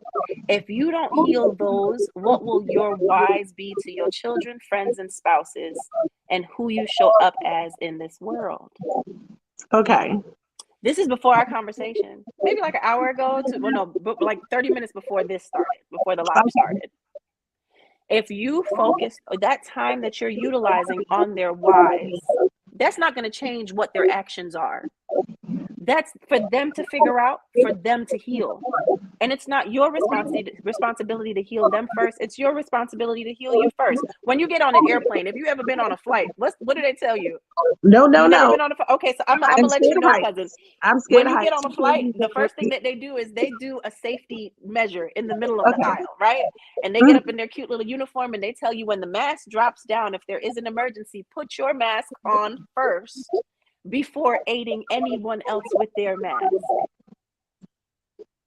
In life, we have to do that too.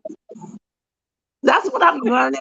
And I was just talking about that. I'm learning how to not care so much, but not do so much. I'm learning how to not overextend myself because I overextend myself. And it's only really to family members that don't even extend a pinky. So in talking to my one of my nieces, I'm like, okay, yeah, I understand that, but now I'm learning how to just let it go. Don't do nothing for nobody. Just do it for myself. Like that's what I'm learning right now. Like leave everything In else and then just focus on myself the because process nobody is of focusing on me but that's me. irrelevant because we're going to keep the conversation on Makiba because Makiba is what matters in this moment, right? So what Mhm. everybody else is doing is irrelevant because you ever heard of that when they say that I pour into your cup, but you don't pour into mine? I say that and people be like, yes, nobody pours back into mine. It's not their job. It's Nope. not their job. You're Nope. supposed to show up with your cup filled. You're supposed to show up with your cup filled. Who's Mhm. going to give you but you? You have to fill your cup. And then you meet with like minds whose cups are overflowing also. And you share in the wealth of being in this circle where everyone is healing themselves enough to pour this beauty and you can revel in it. But you know that you're responsible for keeping yours full and for not pouring out in different spaces to where now you're working 10 times With an as hard empty trying to get damn it full cup again. for real, because that's how I be feeling. So I have an affirmation, right? Mhm. And it's an affirmation that I go by. Okay. Um, and if you want to hit me up on Instagram, I'll DM it to you. If you feel like it connects, okay. Okay. Let's hear it. Let me see. I will no longer step off of and shift my throne to force seats at unfinished tables just to be a part of groups holding space, conversations, and energies that I am well aware no longer serve me. Please DM me that. Please, please, and thank Okay. you. Please and Just yeah. send me a message on Instagram and I'll send it back so that I know I'm sending it to the right Makiba. All right. So again, So it's I at am no Metallica at Music. MalicaMusic. Malik. Malika. Oh, I'm so sorry. I done It's changed okay, your name girl. about that Metallica. I'm so sorry. It's okay. Okay, at It's Malika Music, okay. I definitely will. So again, I will no longer step off of and shift my throne to force seats at unfinished tables just to be a part of groups holding space, conversations, and energies that I am well aware no longer serve me. You got to stop shifting from your royalty. And you're shifting off of your throne and from your throne and shifting to tables that you built your own table. You have your own space. You don't need to engage and entertain those energies whatsoever. And even if you don't entertain one on one directly with them, you're still entertaining it when you're trying to figure out their whys. And that will drive you up the wall. It That'll drive definitely someone will. It insane. definitely will. So now Right. I know So I don't give a damn. I'm like I'm gonna have to not care why they, but you whew, know, it's not even about not caring because you do. So saying I don't care would be a lie to self, right? It's not even mhm. about the not caring part. It's just about the fact that you choose you more than them. And that's not your work to do. Your work to do is with self.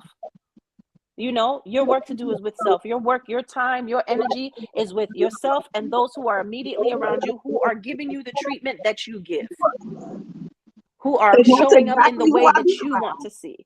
Right. And that's exactly who Absolutely. I'm keeping myself around.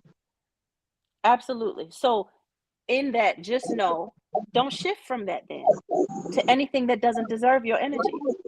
Don't feed on anything that doesn't feed you.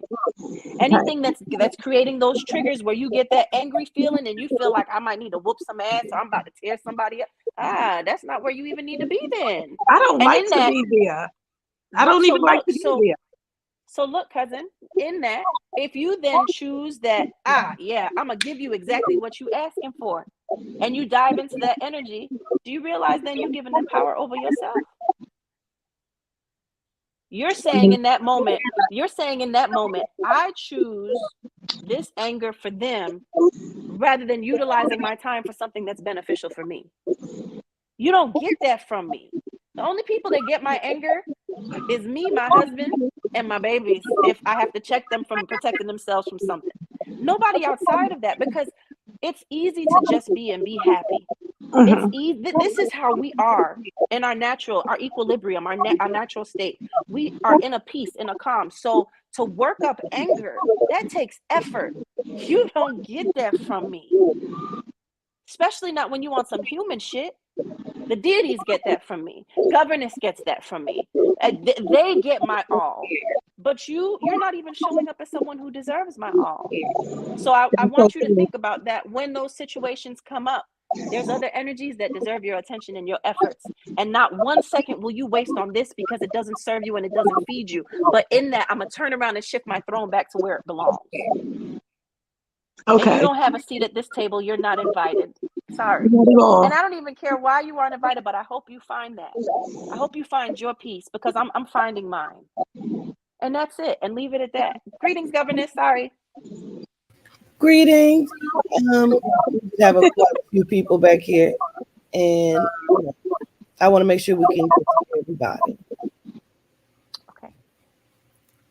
Okay. Okay.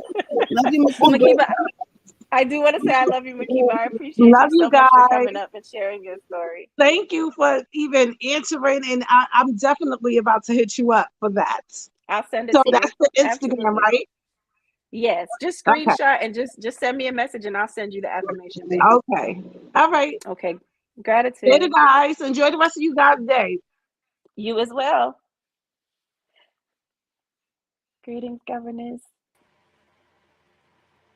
Listen, I be like a child around governess, right? Because I feel like, No, I just want you really have quite a few people back here, and yeah. Okay. Okay. If you click, you can actually see them too. How do I do that? I don't even know. Where? Greetings. Okay. Greetings, Chaz. Greetings. Let me go. How are you, cousin? I'm doing great. How you doing? I'm doing great. Well, I ain't gonna say I'm doing great. I'm healing, so I'm just writing down a couple of things. Touch bases on. Okay, you're healing, so you are doing great. It translates to me that way. It translates to me that way because you're in the process. Go ahead, love. Yeah, I'm definitely healing. So I just recently came back from a trip back home, and my great grandmother had her birthday July 2nd, so we flew. Most of our family traveled to Oklahoma City to celebrate her birthday. And it was a lot said between my mother, my aunt, because we shared rooms and stuff like that. So it was a lot of healing going on in that room. Let me just say that. But anyway, that's besides the point. But I just got to see a lot of healing, a lot of my family that needed to be healed. You know what I'm saying? But they still believe in that Juicy J, so that's where they stuck at in that kind of atmosphere. But I got to get some type of healing too. You know what I'm saying? Out of that. So recently, well, a couple of days ago, I just left Kansas City. And this always hunted me in the back of my head. I always. Well, let me start this off. Yehuda had said, I'm rambling because I'm trying to put everything together. So we just had a class, the first class of what the church didn't heal. Was you in that class? The first one? I was watching. Okay, so good. So Governess Katita, it was Yehuda, but Yehuda said you know, you never got to experience chastity. You know what I'm saying? You got to experience chastity. You step into chast. You know what I'm saying? Because I wouldn't say never had that father figure, because I have. You know what I'm saying? I just didn't allow it, you know, for my stepdad, because I knew that he wasn't my biological father. You know what I'm saying? So recently, well, on top of that, he said, when was the first time a man let you down? And, you know, I said, it's been many times, you know what I'm saying? So it wasn't just one occasion, it was just many times, you know what I'm saying? But I say man let me down, it was kind of sort of, I was putting that energy towards my mother, you know what I'm saying? She was there, you know what I'm saying? I'm noticing that now, you know what I'm saying, as I'm older, like my anger went towards my mother instead of my father, because he wasn't there, you know what I'm saying? But recently, I never knew, because it was so many men in my life, you know what I'm saying, that wanted to be my father, but they wasn't my father, you know what I'm saying? But I was so confused, because you let another man, plenty of men, raise your child, and that brought confusion upon me, you know what I'm saying? So, and I just cried upstairs in the restroom. I looked in the mirror, I was like, it's deep. It's necessary. It's cleansing. The tears come with cleansing. It's necessary. And I hold a lot of emotions in, you know what I'm saying?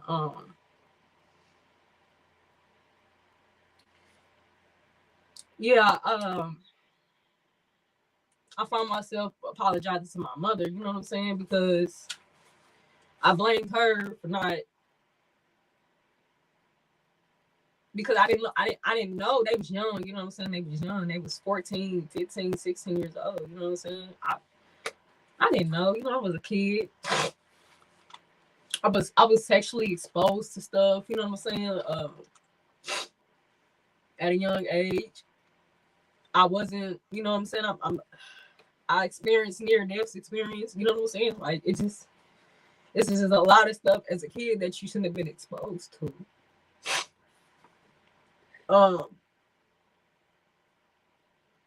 You know, I thank my ancestors and my deities for protecting me, and I'm still here. You know. So let's talk about the steps that you're taking to heal that. Even since having this conversation just recently, right?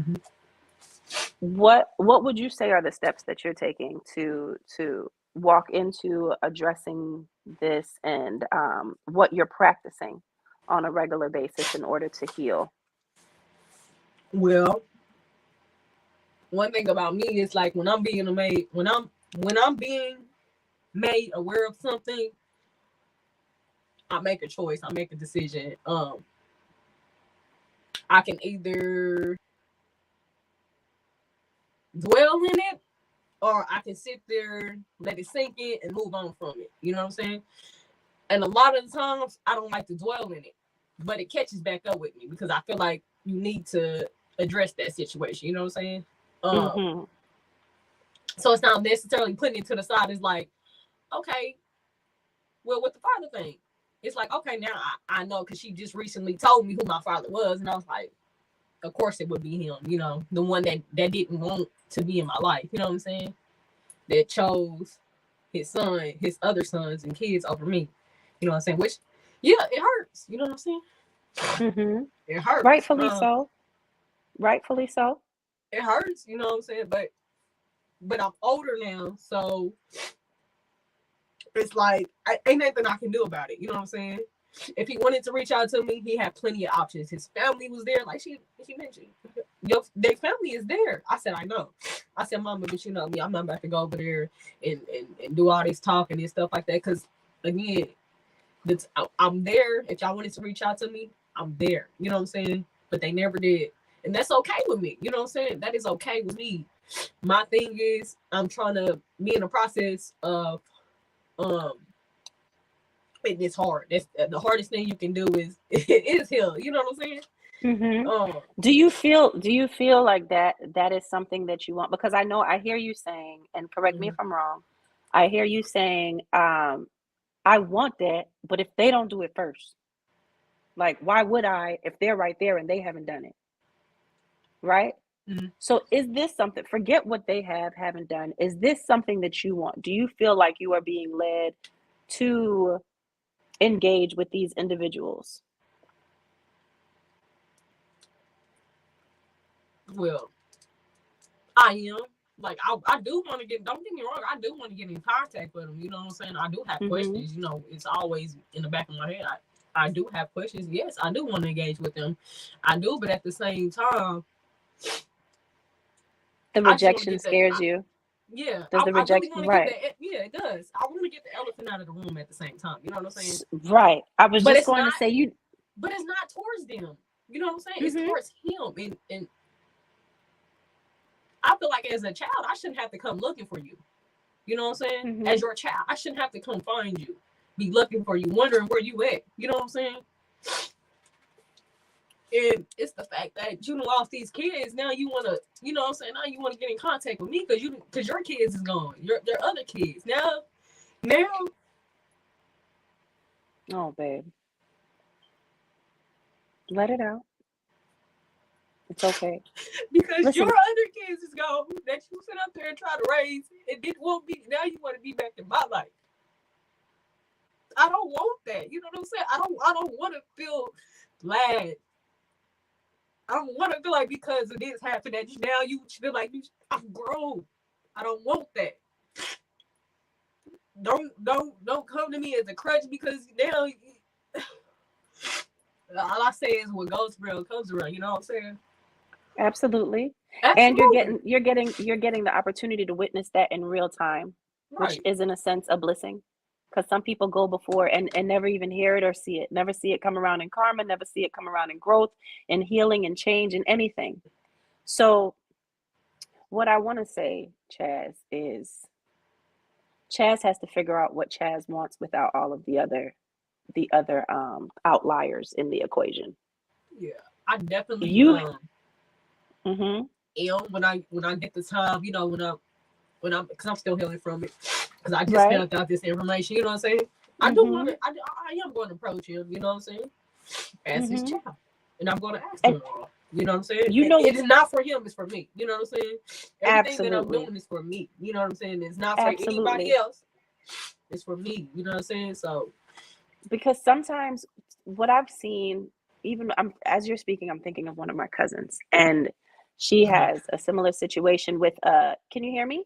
yeah, I can hear you. I just heard Okay. She has a similar situation with a parent, and I saw her going through that same tug of war between rejection and knowing and not knowing. And I'm going to say the same thing to you that I said to her, right? Which is sometimes the scariest thing in the equation is the not knowing and not having the answers. And you really can't get the answers until you have the experience. Yeah. And the only reason, you know what I'm saying? exactly, but it definitely will be what you need though. Right. Because you need to, it's so much easier when reality shows itself. Yeah. Rather And than that's all us I assuming want. That's all and I play. want.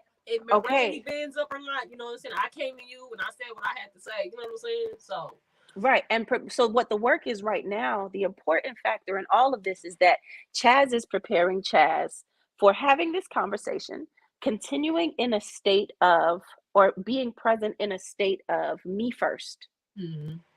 Me first. It's been me first, and I've worked to the point where it can be me first in conversations with you with myself, or conversations about you with myself.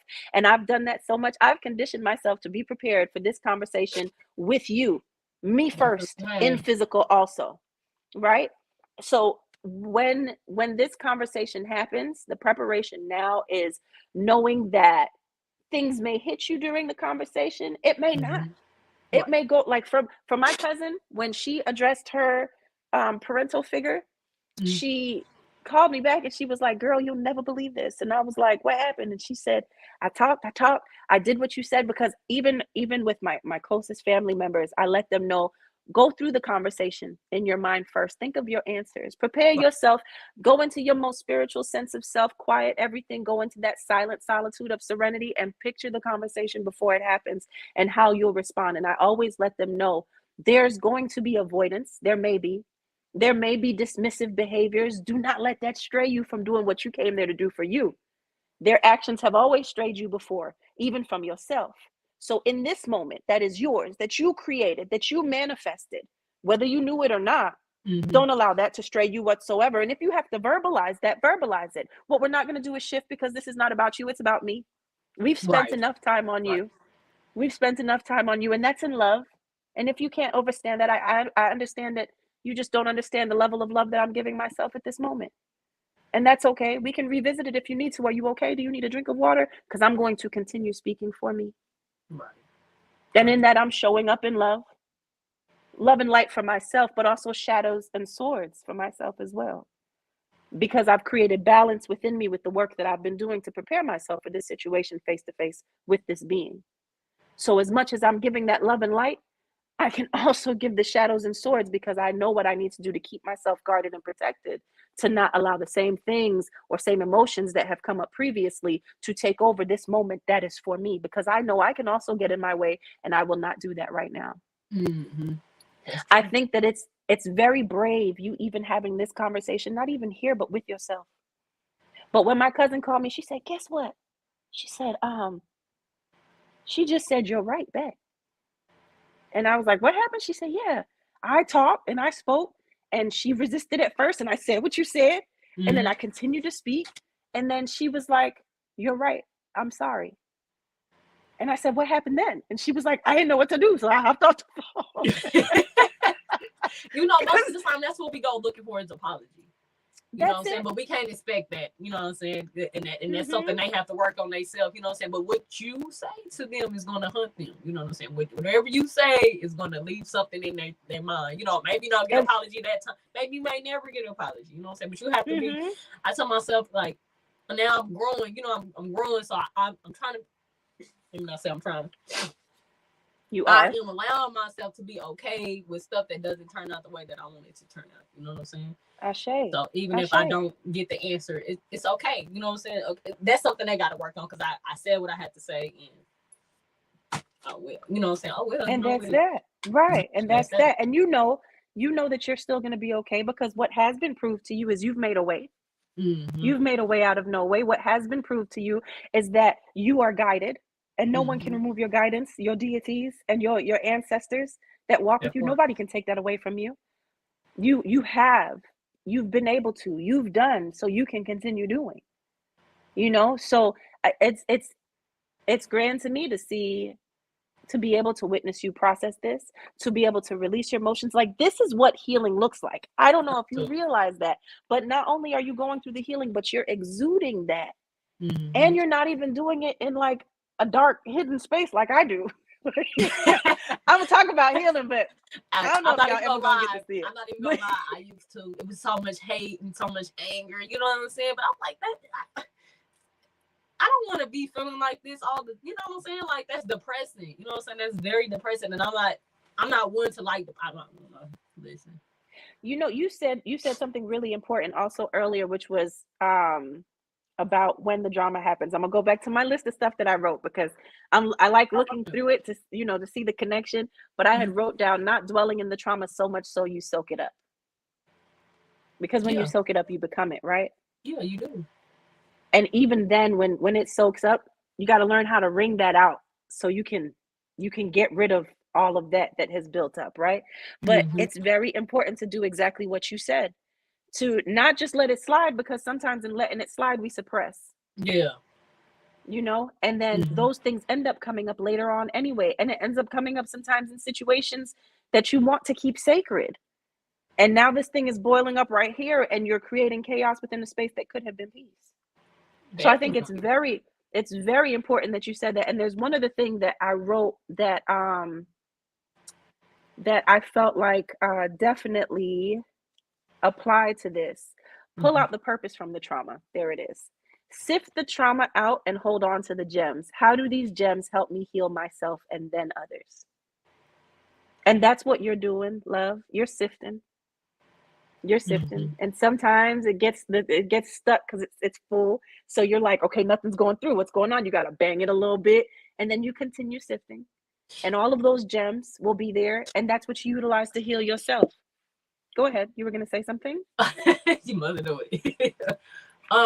Yeah, that's funny that you say that because I have, I get a lot of people that want to, talk to me, but they come to me with their problems, and I'm just like, I mean, I don't mind listening, what I'm saying, giving my opinion, but it's just like I only give my opinion if I can experience, if I have experienced it, what I'm saying. I tell people straight up, like, don't ask me for my opinion if you don't want the truth. You know what I'm saying? That's just me. Don't ask me for my opinion if you don't want the truth. You know what I'm saying? So I give people my opinion, but at the same time, I find it in myself like, hey, how can I tell somebody that? You know what I'm saying? How can I give somebody my opinion when I'm still trying to figure stuff out myself? You know what I'm saying? Like it's like. So I'm gonna help you with that. And I'm gonna show you the greatness in that. Also, I said that right before I came on here. Mm-hmm. You can ask Maya in the background.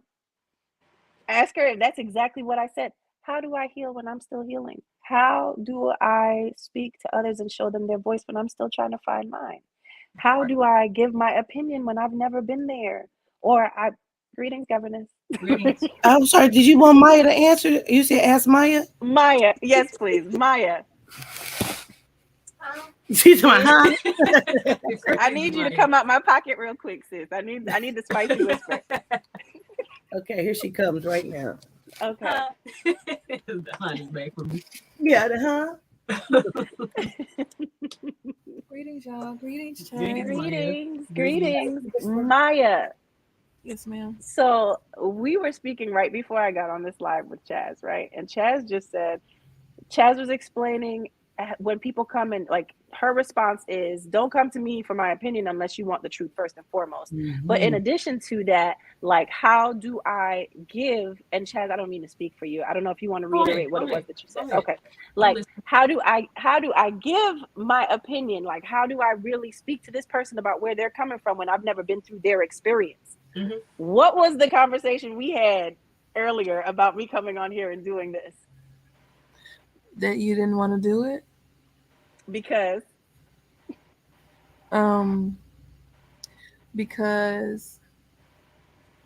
didn't want to do it? No, that was not why.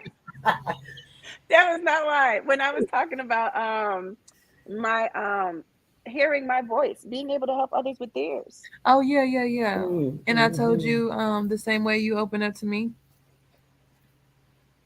Right. That's how you're gonna find it. So you found comfort in that, you know what I'm saying? So, and I'm here. So right. That's what you're doing. So like when you're talking to us, you picturing yourself like as when you was opening up with Maya. So is it kind of easier like that? It's realizing that, and Maya and I agreed to the same thing because most of us were able to listen to the part 4 with Maya.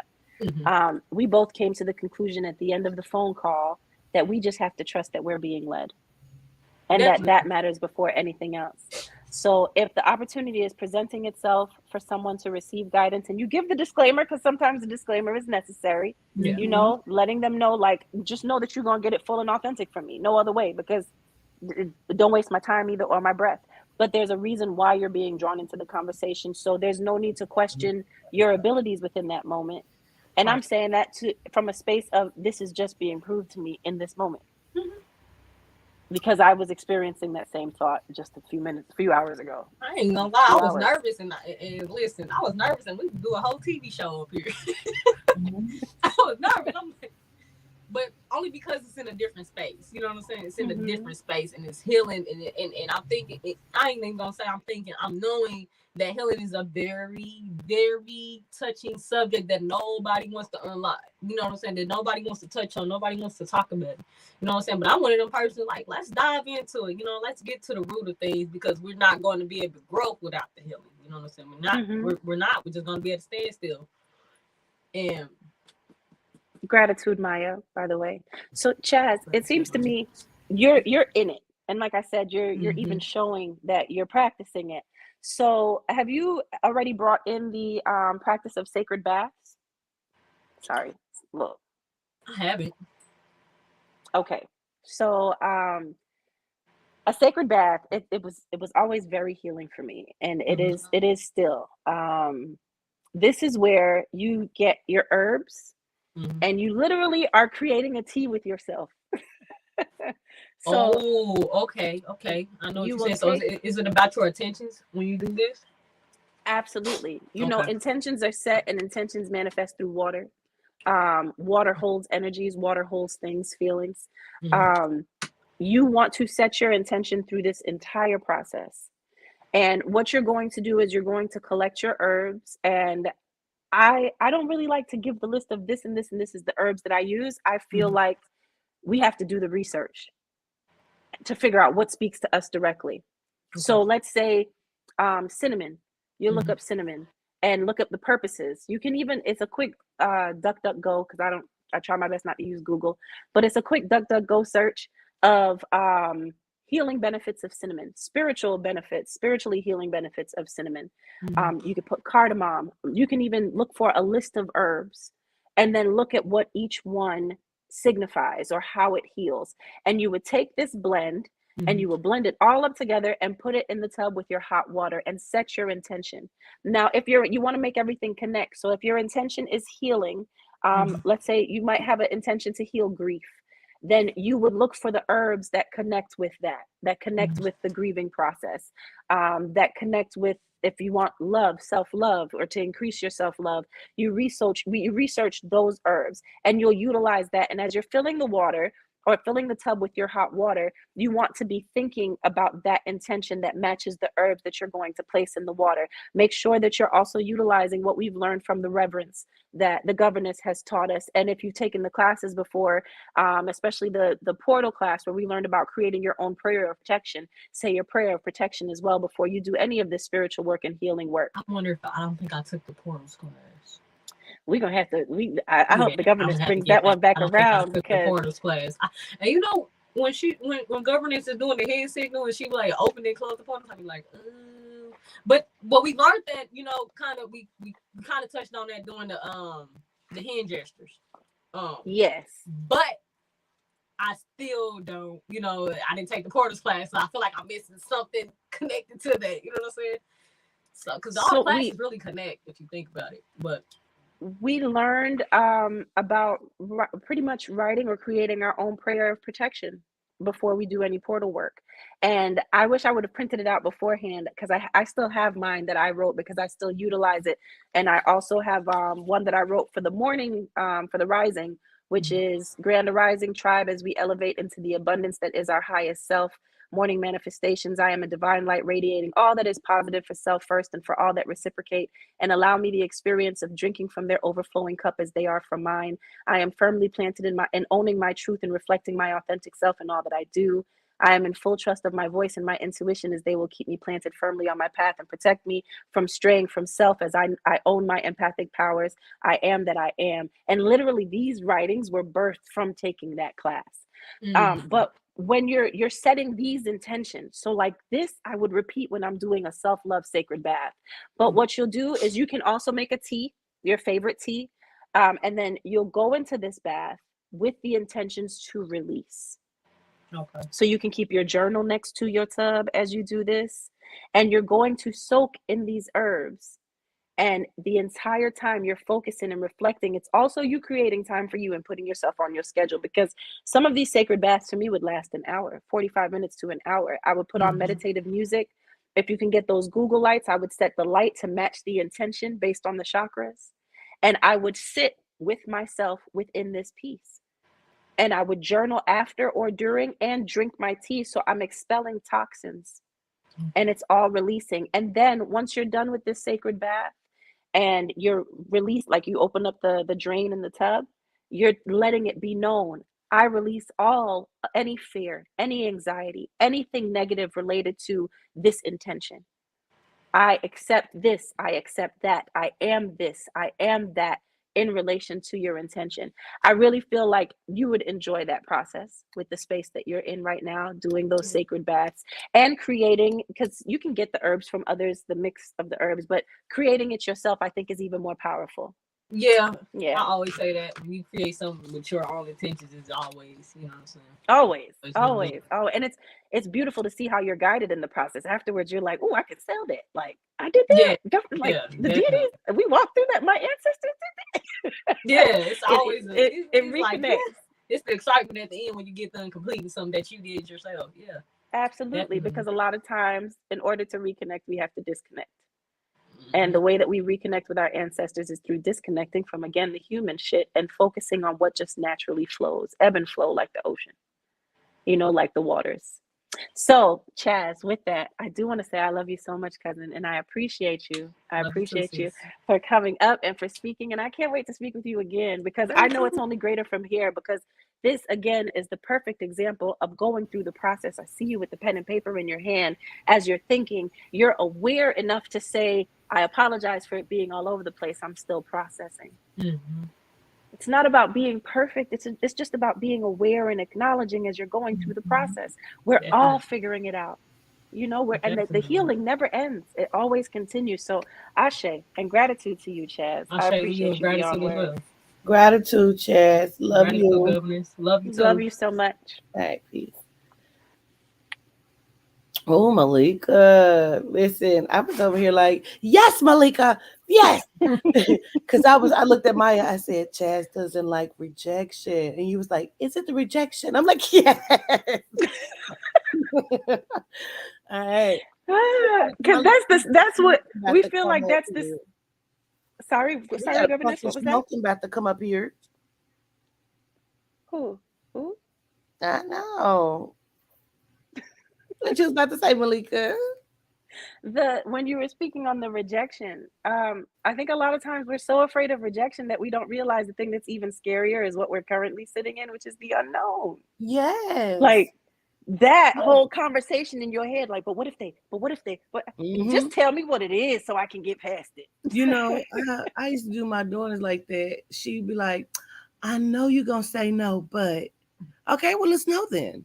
Because you don't know until you do know. And you got to face it, whatever it is. So let me push this button. Look at the punkin' schmunkin'. Hi, Punkin'. Greetings, y'all. Greetings, governess. Greetings, Malika. Greetings. Dominique. Listen, all I want you to do is real quick tell them about Akasha. The story, like, of when I was in the hospital, the whole story. Yeah, because I don't know if you're gonna go into that, but I was telling Maya like that was so dope. So back in 2016, well, this is kind of gonna go into some of like my story, like growing up and everything like that. But back in 2016, I ended up basically having like a mental breakdown where I had like lost my mind. Basically, I was incontinent. I wasn't aware of time. I mean, it was like mental breakdown. And I remember going into the hospital, and my family is deep in the church. When I was listening to Healing What the Church Couldn't Fix yesterday with Maya J, yeah, I was really connecting with that because, I come from a long line. Grandmother was a bishop, grandmother are pastors. My mom is an evangelist. So like church was Sunday through Sunday for us. And so when I was going through this process of me losing my mind, I was calling out to, the Juicy J figure. And there was basically like no response. And so I remember sitting in the hospital bed and I was just basically like calling out, like, if anyone's there, please come help me. Like, I don't know what to do at this point. And I remember like I had woken up out of my sleep and I was looking around at the hospital because I was out of my mind. So I didn't really know what was going on. And this entity, that's the best way I could describe it before getting into like ancestrals and discovering Quatita, this entity came like materialized out of the wall. And it was so interesting because when I watched Love and Thunder yesterday, governess, that entity Eternity looked exactly like her. Like her body was the cosmos, but she was totally like black. And on her head, she wore like crowns of gold and like around her breast, and her privates were also gold. And at this point, I was conditioned that if anything materialized in front of your eyes like that, and it's not crowned in light and halos, then obviously it's a demon and a devil. You should back away. But by that time, it was kind of like, well, I tried that, and obviously that didn't work. So I remember just asking her, well, who are you? And she had told me, she said, I've gone by many names. Heteru, Isis, Hathor, and I remember her telling me, I'm the religion of your ancestors, and I've come to bring you out of this state. You've been in this state for too long. Like, you've been out of your mind for too long. And I was just like, well, to me, she resembled Akasha, like from Queen of the Dam, like, you know, with the golden hair dress, and, you know, she was stunning, and there was just this mystery about her. So that's what I ended up, you know, basically calling her, and she was like, that was fine with me. And I remember her telling me that, you know, I'm the religion of your ancestors, and I've come to bring you out of this. And at this time, I didn't know what the clock meant. I didn't know what a calendar was, like none of that. And I remember her pointing over to the door, because that's where the calendar was. And she was like, pick a day. And I was like, that 1-3-13 number, I guess. And she was just like, okay, on that date, I'm going to bring you out of this. And I remember her leaving. And as soon as she left, like, I started to get better. And then it had gotten to the point where I was like fully recovered. The way I explained the process to like my friends and family is, it felt like someone else was in the driver's seat. I was aware of everything that was going on, but I had no control over my body. And after she left, I began to regain that control over my body. And I remember walking out of the hospital door, and when I walked past the calendar, that's when I remembered, like, oh, I don't think that was a dream. So then I asked my brother, I was like, what is today? And he was like, it's the 13th. And ever since then, I've been like, so no more Juicy J for me. Like, it was a wrap. Listen, that, like, did I click the link? Because I don't think that I need to ask you why you clicked the link. I think that you just came up here for what you were supposed to come up here for. What do I even say after that? I'm trying. That's why I said, when I seen them pop in, I said, I'll be damn. I can tell this. He called me. Let me go back in the backstage area. Dominique about to take over the show. I'm going backstage. Martina, bring me down.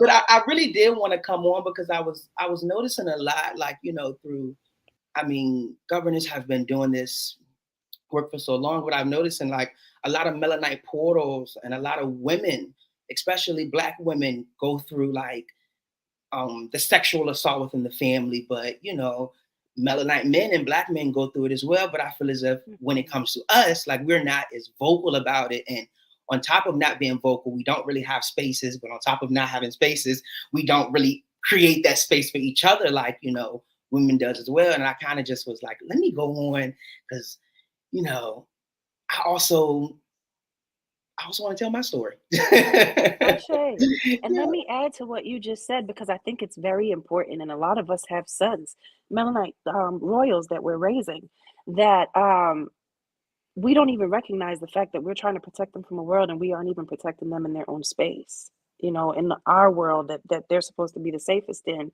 And everything that you just said is so true in regards to not speaking up, because you're taught not to speak up and to keep quiet. And what you say doesn't matter, even in regards to your counterpart, which is the divine feminine, where she's able to express, and she's able to say these stories and it be accepted. But when the divine melanite being that is male or masculine does, it's not received. And then when you do usually release it, or typically when I've seen it released, is when it's bottled up so much that now it just comes out in rage, that warrior energy that is everything that you are. And then you get knocked for that. Like, well, you could have said it better. Well, why are you so angry? Well, you got to learn how to calm that down. You need to take a class before we can even help you. You know, no matter where you look, you're labeled as the enemy. And that, I just feel like that is so important. And that was such a word that you just spoke. So, Royal, please share your story. Why did I click the link? Why did I click the link? I clicked the link because this journey of healing really, it really is a journey.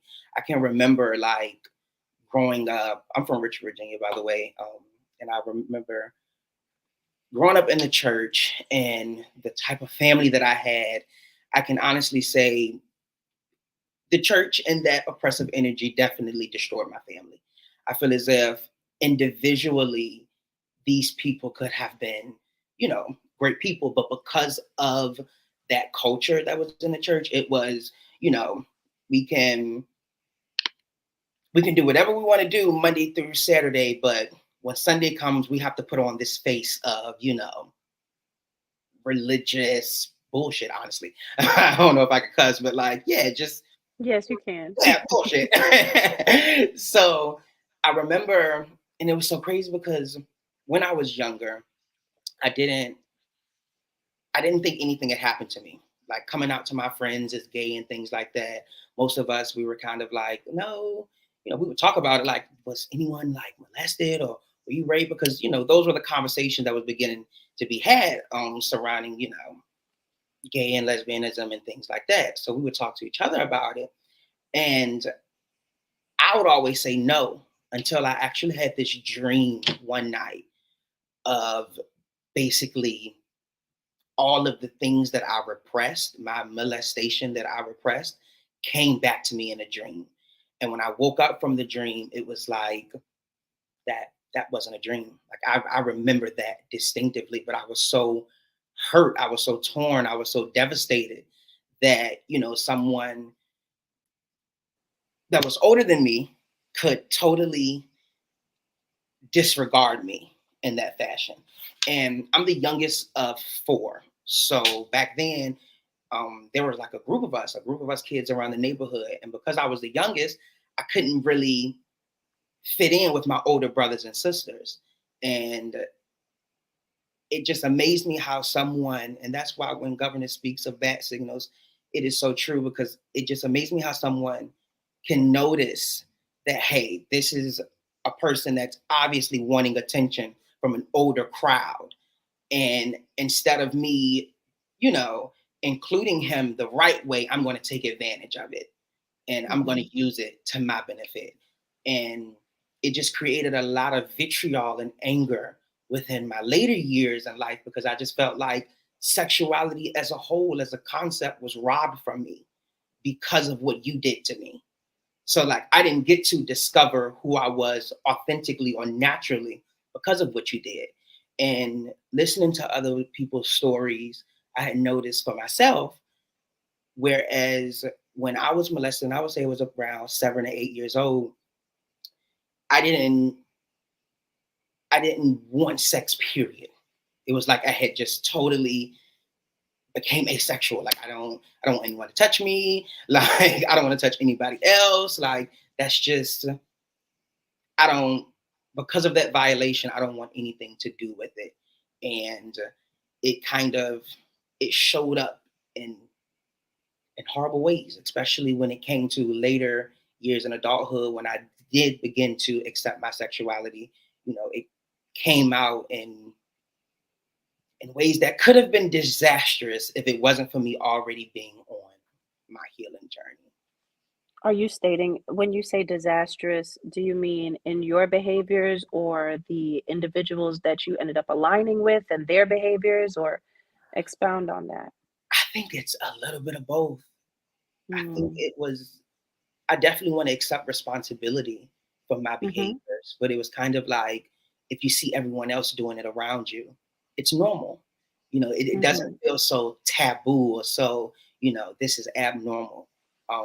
So I kind of feel like I was doing it, but because I had that backup of friends doing it as well, it didn't feel as strange to, the abnormal versus normal conversation is one that I have a lot. I was not raised in the church, cousin. I was, but I wasn't. Like my grandparents were heavy in the church. Well, my grandmothers, let me say that, were heavy in the church. And growing up, I used to go to Sunday school with my grandmother because she taught Sunday school. So the one thing I held on to was the songs. When I got home, wasn't nobody like dumping me down with a Bible or nothing like that. Like, you gonna learn this. So I would sing the songs, and it was one of the greatest moments that I've had with my grandmother, right? So I was not raised in the church. However, I do see the difference in behavior and the similarities as well, in the depravities that come along from being conditioned to anything that falls into a lane of indoctrination, and anything that falls into a lane of lose yourself to become this. Your voice has to match the voice of everyone else's. And when I go back to that abnormal versus normal, when you just spoke on that, I can see how it would be so easy for that to feel comfortable, even if it's abnormal, because that is in a sense of what you've raised, been raised in. Even with you saying, Monday through Saturday, it was one thing, and then Sunday we show up as something else, like, what about everything else that's been happening? What about before we got in the car to come here? And as a child, especially, you're looking around like, what does this even mean? And this is the thing that we worship at this high level beyond ourselves, give our life for, give up our time and our energy for, and you can't even, like, this ain't looking like what it is over there. And then when you start to look within that space, it becomes, oh, this is what it is over there. This is just fun time where y'all get to play pretend. Okay, I get it. Um, I did, however, go to a church briefly with Pastor Zachary Timms before his passing. That's the church that my husband was attending. He's not a churchgoer either. He wasn't like raised in it as well. But there was one sermon that I was able to go to, and he spoke on that abnormal versus normal, right? And I always held on to that because the way that he broke it down, and I like when people can break things down so it matches an everyday thing. Cousins in the chat, as well as you, Dominique, there's energy, people that have a space, their home, whatever the case is. Like, let's say, for instance, the other day, my house, because we live on land with well water, the water will sometimes smell like sulfur, and so we have to put chlorine into the well. Like, we don't pay monthly for water, we get it, it's well water, it's old school, and it's pumped through, and we have to put chlorine in it, and there's this strong odor of sulfur. There are some people that will have this scent in their house and not do anything to fix it, and the scent will either grow or stay stagnant, and it'll be there, but it seems after a while like it diminishes to the point where you're wondering, like, is there even a smell? And before you know it, you're covered in the smell. Before you know it, you're not even smelling anything. You might as well have COVID. Like, ain't no scent. Like, you go out into the world and now you're covered in the scent. Someone comes over and they're like, do you smell that? You're like, no, I don't smell nothing. Because you've gotten so used to the abnormal that it's become normal. So I always go back to that, especially in moments where someone is brave enough to share their story, as you have, because it takes a lot of strength to be able to step aside and say, oh, no, this friend group isn't for me. This actually looks a lot more like the trauma. This actually feels a lot more like exactly what I'm running from. This is too comfortable for it to be the right thing. Because sometimes things that are so comfortable actually are a reflection of the things that we were conditioned into that we don't need any more parts of. So in that, I wanted to say that because I appreciate you saying that. And I also appreciate you bringing up the fact that you are going through the healing process and claiming it. Claiming it so much so, it was like second nature. It rolled off of your tongue, that ease. So in that, I want to ask, so this space where you're around this friend group and it's not for you, and these devastating things could have happened if it weren't for the healing that you were going through. Can you describe that healing to us and how that shows up in your life now? Ooh. So I remember early on, like, me and my friends would have a lot of issues because, like, I felt like I was split in half. I felt like I was two people trying to live in one body. Like, one going, to the church and has to be this Christian, and then the other one, like, no, I want to be who I am. And it caused a lot of friction, like, within me and my friends. It wasn't until I finally had let go of, like, that Juicy J energy where I was able to reconcile with who I was and who I want to be and who, I envisioned myself to be, that I was able to kind of, like, mend the relationship with my friends. But it was so interesting because in mending the relationship is where I also begin to see that, well, you guys are also still hurt. Like, I'm healing me, but, like, you guys aren't really healing yourselves. And at that point, Mm-hmm. I was not in a state to where I could, do what you or Governess or Yali is doing, where I could facilitate, that healing for like my friend group. And it culminated in broken friendships. It culminated in like, broken relationships where people is kind of like, went their own way, went their own journey. And it makes me sad, but I also had to come under the understanding that if your growth is elsewhere, then I can love you enough to let you go and find that growth. Mm-hmm. Like Mm-hmm. I can't hold on to you. I remember my grandmother would always say, we're just passing through. We can't, pick flowers by the wayside. We can't get caught up in like, the little things. And I had learned that the beauty of a rose is that it can be admired, not to snatch it from the ground and like say it's mine, but to like Mm-hmm. be able to say you are beautiful. And if your growth is over that mountain or in that valley, then you can still be beautiful and I can still love you over there. So like Ashe. Ashe. I just, and Because sometimes, they've served. yeah, They've served. They've yeah, served. yeah, That's that. And the beauty of a rose, even in addition to what you just stated, is that it is beautiful, but it has thorns. And you grip too hard and you're gonna learn the wrath. yes, But if you make sure to hold it correctly, if you make sure to take care of it correctly, it's going to be beautiful and allow you the opportunity to admire it, the privilege of being within its existence. And that is what we are. But we forget that we have thorns until those thorns end up disappearing because what's unseen is not even thought of, right? And if you've convinced yourself out of knowing that you have your shadows and swords too, then that balance isn't there because you're always giving love and light and you don't have anything for the defense for when it's necessary to defend yourself. And a lot of times the people, places, nouns, humans, human shit will try to disconnect us from the shadows and swords that make you feel like that's wrong, that's dark, that's this, that's stay away from that. You want me to stay away from all the things that are going to keep me protected? Because what I know is where there is light, there is dark. Where light avoids, darkness invades. So in that, I have to have a balance of both. I have to be both. So that's where that shadow work comes in. That's that work with the dark energy to be able to learn it. I need to learn that part of me so much so that I can utilize it when I need protection from a world who is out to tell me that everything that protects me or will be for me actually isn't. And they try to convince you outside of yourself and draw you away from yourself so much so that you can't even see who you are anymore because then it's easier for them to take advantage.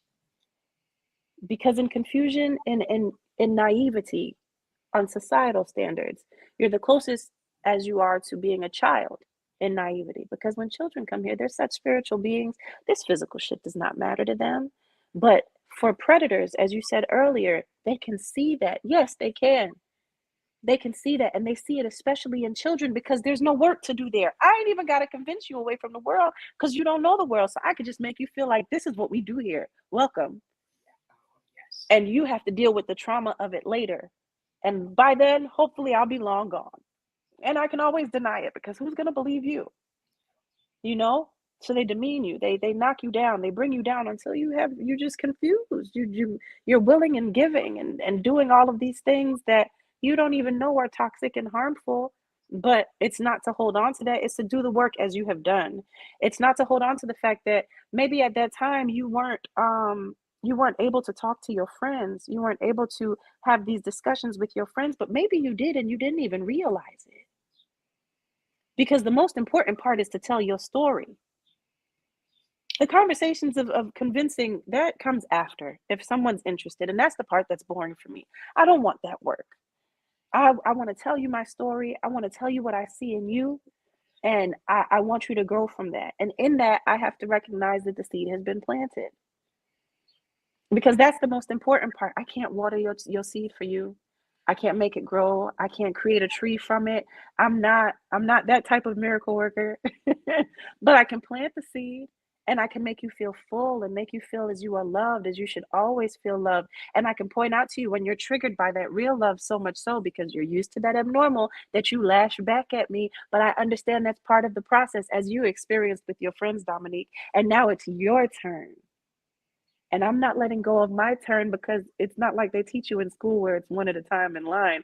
We can both have turns at the same time because as I'm walking on my path, I'm looking at my parallel path like, Dominique, you got it, brother. We right here. We walking to that finish line together.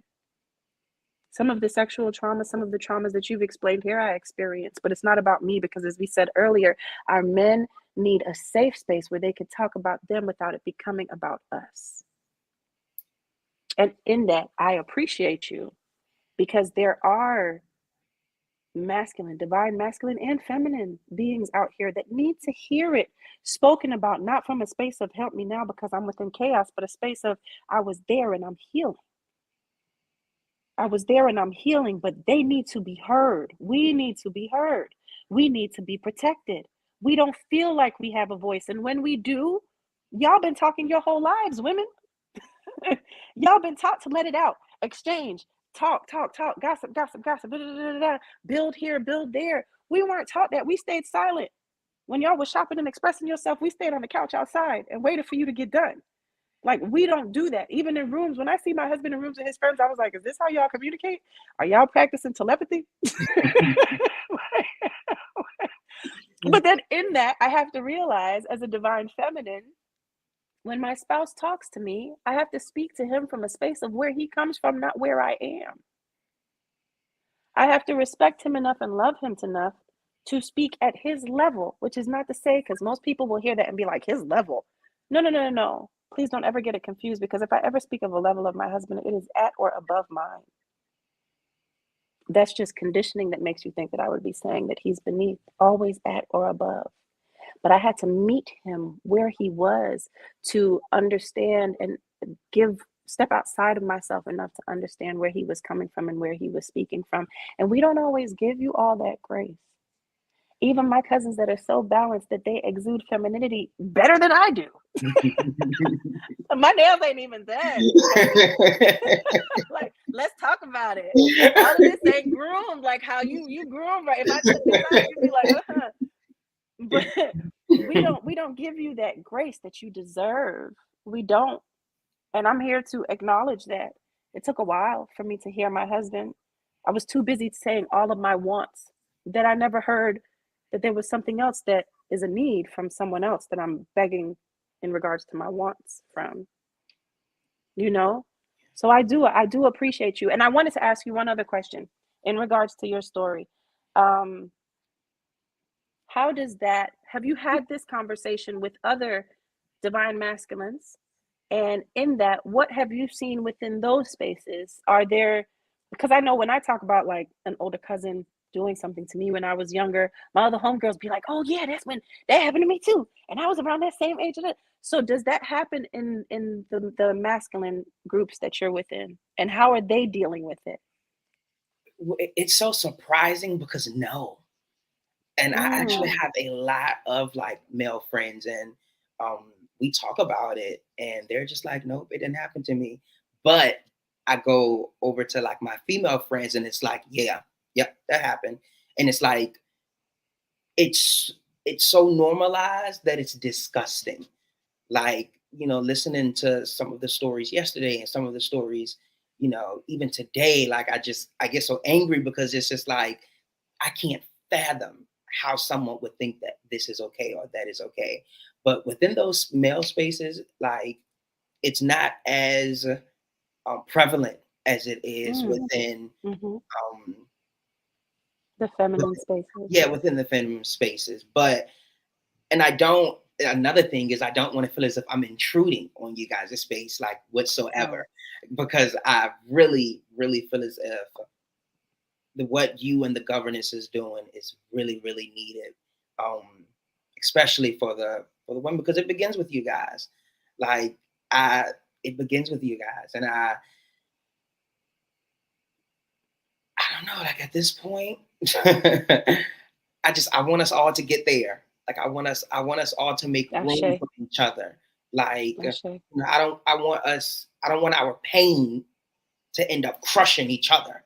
But like, I don't want us bleeding out and drowning each other in our blood, because we've been hurt so bad, because we just can't see past that hurt. And that's why I really want to show gratitude to the both of you guys, including Maya J, including Chaz, including everyone that came out, including Yali, because this is deep. Like, and these wounds aren't going anywhere. They just get passed down and passed down and passed down until, there's more mental illness and more suicide. And, it's not going anywhere. And we might as well just fix it. I'm a solutions.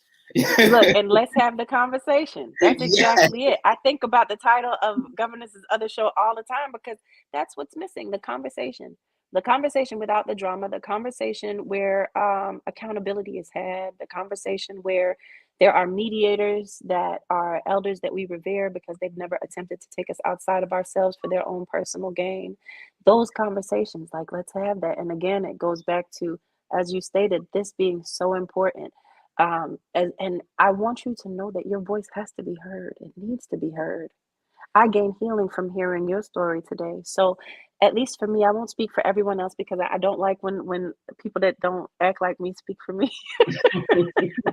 But speaking for myself, and I'm sure the governess as well, I appreciate you being here, and I don't feel intruded on at all. And I feel like you step into the space with such a calming energy, a healing energy, I'm just here to be supportive as I find support for myself energy.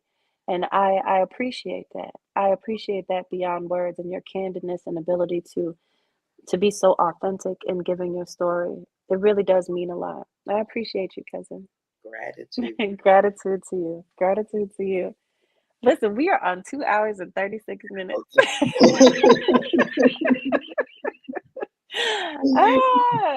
it's beautiful every step of the way. It's beautiful every step of the way. And I really hope to see your face, as well as the others that have come up here and shared, when the retreat happens. Like, that is something that I just think is so necessary. Yes.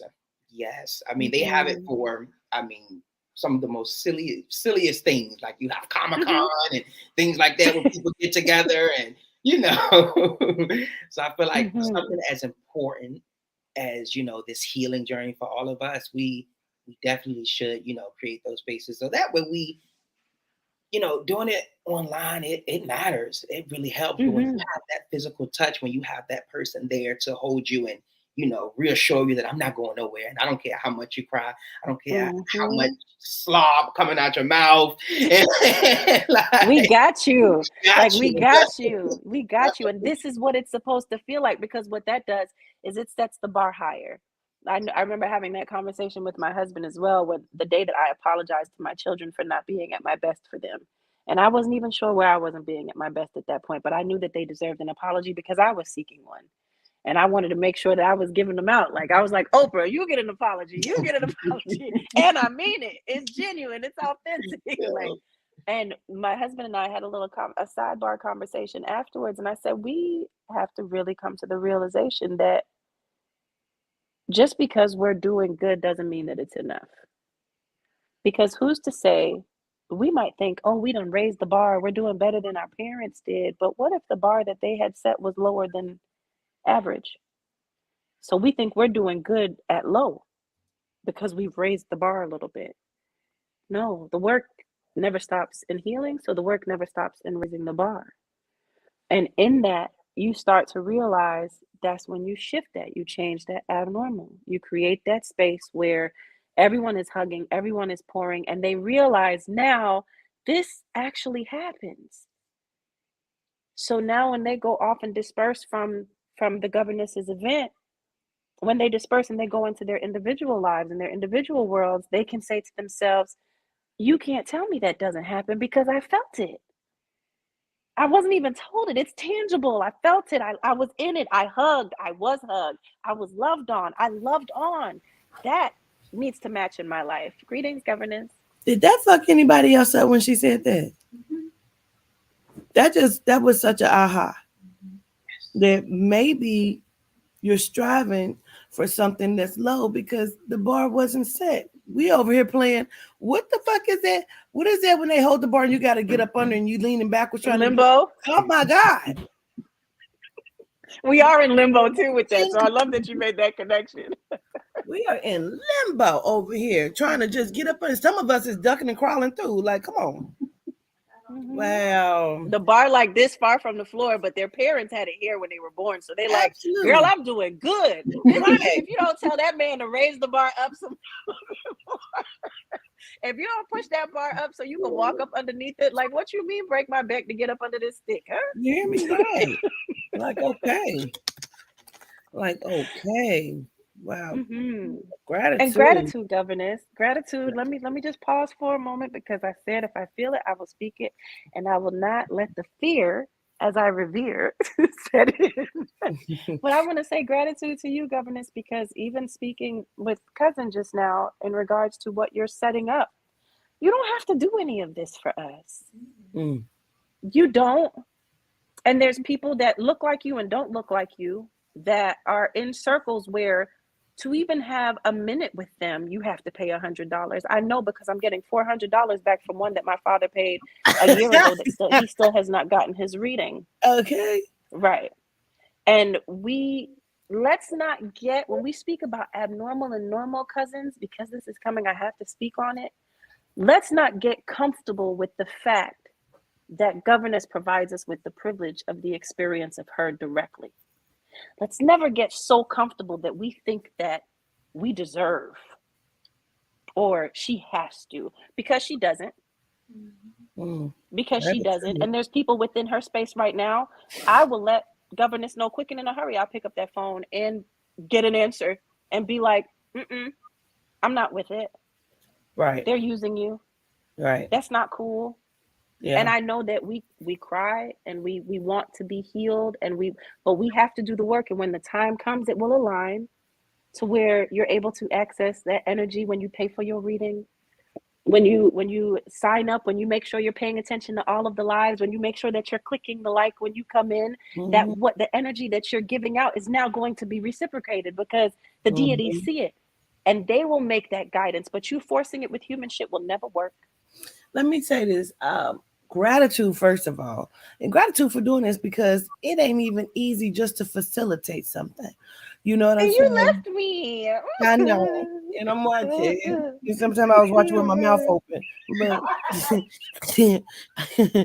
I'm over here trying to process too, like, like what's happening in my life. But no, seriously, like, to be able to gain control of self on a whole nother level is going to open up a door. It's going to spark something. And when I say it's people that still keep coming up and going down, because they want to say it. They need to release it, even if it's just for a little bit. You know what I'm saying? Like some people need to say it. So yes, gratitude. Oh yes, right, Yehuda. Let me say that. I almost did forget Yehuda. Greetings. Greetings, Yehuda. I was about to say, you just out of nowhere all the time.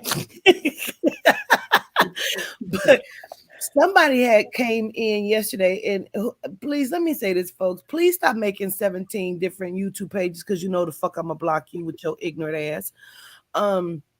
She came in yesterday and said, well, when is we gonna talk about the CERN machine? Okay, well, you blocked. Then she came back and said, well, who killed young Dolph? You blocked. Then she came back like, I don't give a fuck about you or her. There's a murder that's unsolved. And I just asked the plain question. No, you didn't, bitch. You're trying to be messy and distracting because you are unhappy and you don't know that you need to heal, but you do know you need to heal and you don't want to heal because you want to hold on to your anger. Keep your monkey asses out my chat if you don't want to heal, because I'm going to tell you just that. There are people here that really want to do the work, and to gain control over your life is scary, but it is doable. And if you are not willing to put in that work, move around, find someone else. And Genome, that goes for you too, because I don't give a shit about you coming over here telling me some us niggers is always dividing races. Listen, because we can, bitch, because you set the bar for us in gratitude. So, that's what your ancestors wanted anyway when they was blowing up and flying over and dropping bombs. Go talk to them. Go talk to them and try to figure it out. Pick up some of this stuff that you learned. Don't come to us with that. Go to your ancestors and ask them why they wanted to set it up like that. We are sorry that you love us so much that you want to be within our spaces and within air's reach. Like your ancestors that used to sit outside the barn when we would have our Sundays that weren't church, but were really sitting down and asking, how are we going to make ourselves better? And we were sitting down and working out our business and our money because our fields were making more than yours because we work harder. We are in an absolute power that you can never understand no matter how much research that you do. Take that to your ancestors. We understand that you want to be included, but that is a privilege. Don't ever. Oh, you lucky I couldn't see the chat. Y'all ever seen the Cosby Show when Felicia Rashad be reading the motherfucker? Don't you ever overhear evidence? I said, is that Felicia Rashad? My apologies. That's how I be on the other side that of the is phone. A read, honey. Lives. That is a like, read. Don't do that. Go and deal with the fact that you love us so much that you don't even want to see what you have out there. Go deal with the fact that your people love us so much that they have put price tags on what they try to condition us away from in ourselves. The things I used to get made fun of, my lips, my ass, my body, my shapes, my curve, going all the way back to Sarchi, whose bones you held on to, who your men researched because they wanted to figure out why yours wasn't set up like ours. And now you put price tags on it after you try to condition it. We're doing work. That's why. Go ask your ancestors about it. Go figure it out for yourself. Go heal. Okay, I'm going back on mute. And period. Well, Dominique, gratitude for coming up and sharing your testimony, as they love to say in church, your testimony. Gratitude for sharing your story, and I love you to life. Love you. Gratitude. Talk to you again soon. Gratitude. Yes, and I really want to let you know, beyond words. Queen. I'm sorry, Quintina, you have riders. I'm telling you, if you need me for anything, I am here. Absolutely, gratitude. Don't worry, we on mount up, okay? Soon, and we gonna ride the hell out. Believe it's true. I show gratitude. All right, gratitude. Here we go. Are you all right, Malika? You need to use the bathroom. You want to take a drink or something? Okay. I was like, where's the toothpaste commercial? You want the toothpaste commercial? We can hit a couple commercials for real. So I'm gonna give you a second. We're gonna do just that too. How many more cousins are backstage? Right now it's just 2. There was a few of them. 3. Okay. It's 3 of them. That's just 3. Okay. So well, let's go on and hit it. So hold on.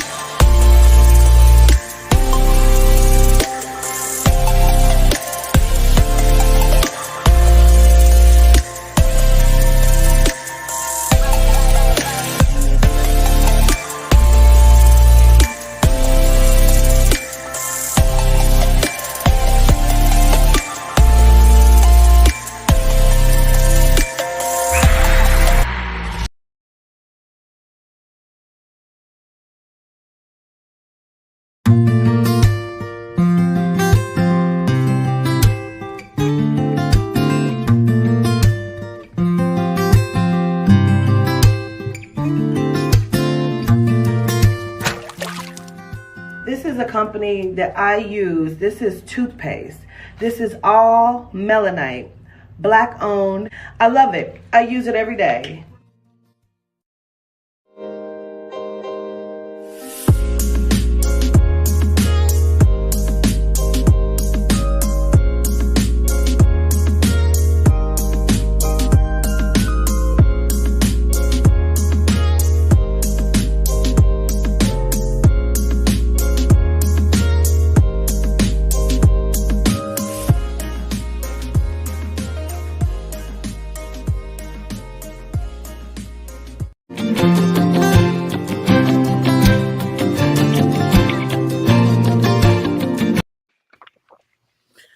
Greetings, we are back. Okay. I start to run another one. What was that? But if anybody also, we do have sponsorship packages where we will run your commercial and put an ad up for you or whatever, if you are interested. So let's go ahead and get them done. And you can gauge your time. You know what I'm saying? Okay. Yes, I get caught up. Greetings. Greetings. Greetings. Greetings, Hey, cousin. cousin. How you doing, Miss Governors? I just want to tell y'all it's an honor. Hello, Miss Malika, Oh, and to the rest of the greetings. I family. recognize your name. Greetings to Simeon Yehuda and Intranet and all the rest of the deities known and unknown. Right. Um, First and foremost, I want to start with the church. I was born heavily into the Christian house. So actually, my grandmother was actually Pentecostal. So they were heavily strict. Not so much my grandfather, but my grandmother. And Hmm. you know, when I was born sick with this disease, and I really never know how to pronunciate it. So forgive me, but I think it was called biliotrosia, and it's really when your intestines don't develop all the way through. And I was the fourth baby out of three others that the three other babies didn't make it.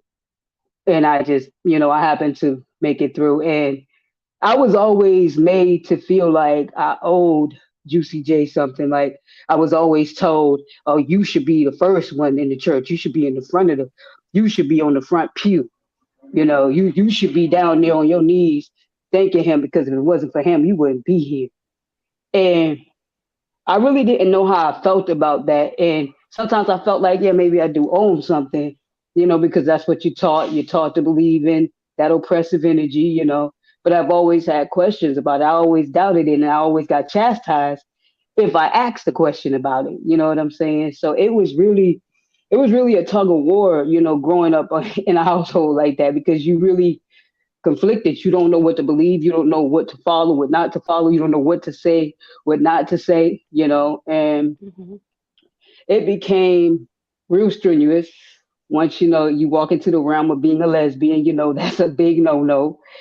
So not only are you being chastised for being outspoken and just speaking on what you feel, but now your lifestyle is a problem. And certain people telling you in the family that they knew this about you, but we accept you. And then later on, as you get older, true feelings come out, and now people are questioning you and asking you, well, what happened? Or and I did suffer some sexual abuse, but you know that wasn't the overall why. I feel like that's just naturally just who I am.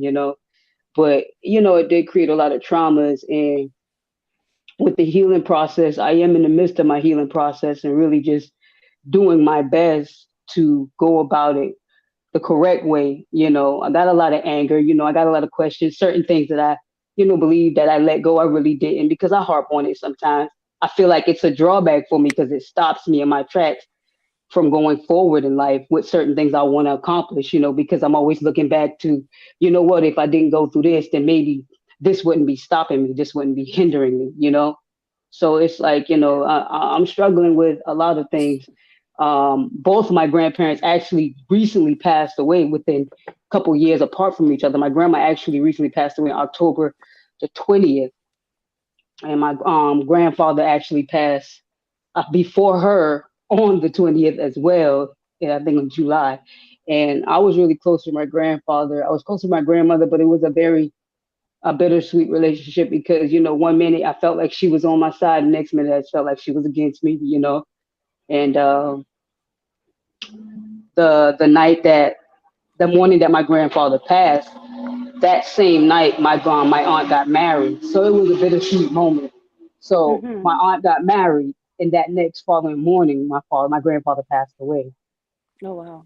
and that hurt me because I wasn't able to really talk to him or say anything to him in his last breath. And in that same moment, being in the hospital, my grandmother goes into the fact of, oh, how I look like a little boy and she need to get herself together. Now we're in the hospital. My grandfather's in the room. He's already transitioned over, and this is all you can think about. You know what I'm saying?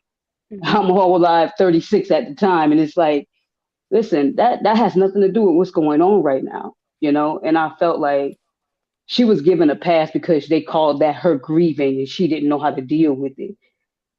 but I felt like that was an attack. You know what I'm saying? Mm-hmm. So, it hurt. I'm not And gonna lie, it hurt. it was. So I have a very spicy grandmother. She just recently passed as well. Mhm. Um, and notice I said I have because she's still here. They are more than we are. Um, and those things are attacks, attacks Mhm. based off of their trauma though. Right, And what I've realized is that I'm a great person, but I'm not the best person. right, right. I still have work to do. I find Mhm. there's ways that I've done things with my children in regards to making decisions for them, stopping them from doing certain things because of fears in my own life, Mhm. through my own journey, to the point where my son had at one point came to me and said, "Well, how do you know that it's even going to happen to me if you won't even let me try it?" Right, And right. governess had actually addressed that on one of the classes, and that was in the beginning when I was like, "How'd she know that? Like what?" like, She in your but head. what I realized in that is it the things that I do or that I've said that I find myself apologizing for, it may not be at the level of the hurt that the elders displayed. However, it's still painful. So Mhm. then in that I have to say to myself, well, I'm a good person and I love me, you know? Right, right. And so I was still capable of that.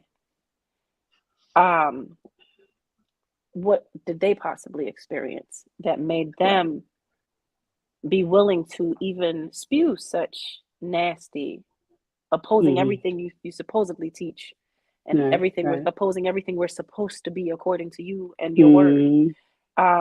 What is it that made you stray away from who it was that you were really supposed to be from me? But I get it that you did because I'm doing that in a sense as well. But what I won't do again is stray from the work I need to do to be better than where I've come from by focusing on why Mhm. you did what you did. I just need to focus on the fact that this was done and it triggered me, so let me heal from it, right?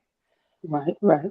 That's how you protect your peace and you keep you with you and don't divert and take your focus off of you by giving it to other energies, no matter what their relation to us is. Mhm. Now, I did hear you say, if I didn't go through this, something along the lines of, I would be able to handle this better. How would you know? Right, right. I laugh at myself at the times that I've said that because it's like, oh, then again, I wouldn't even know that I was handling something because I wouldn't Right, even know I was right. handling it because I would have never been through it. So I Mhm. wouldn't know, which Mhm. means then I wouldn't even be able to see how grand of a being I am Right, because I'm right. aware of my trauma.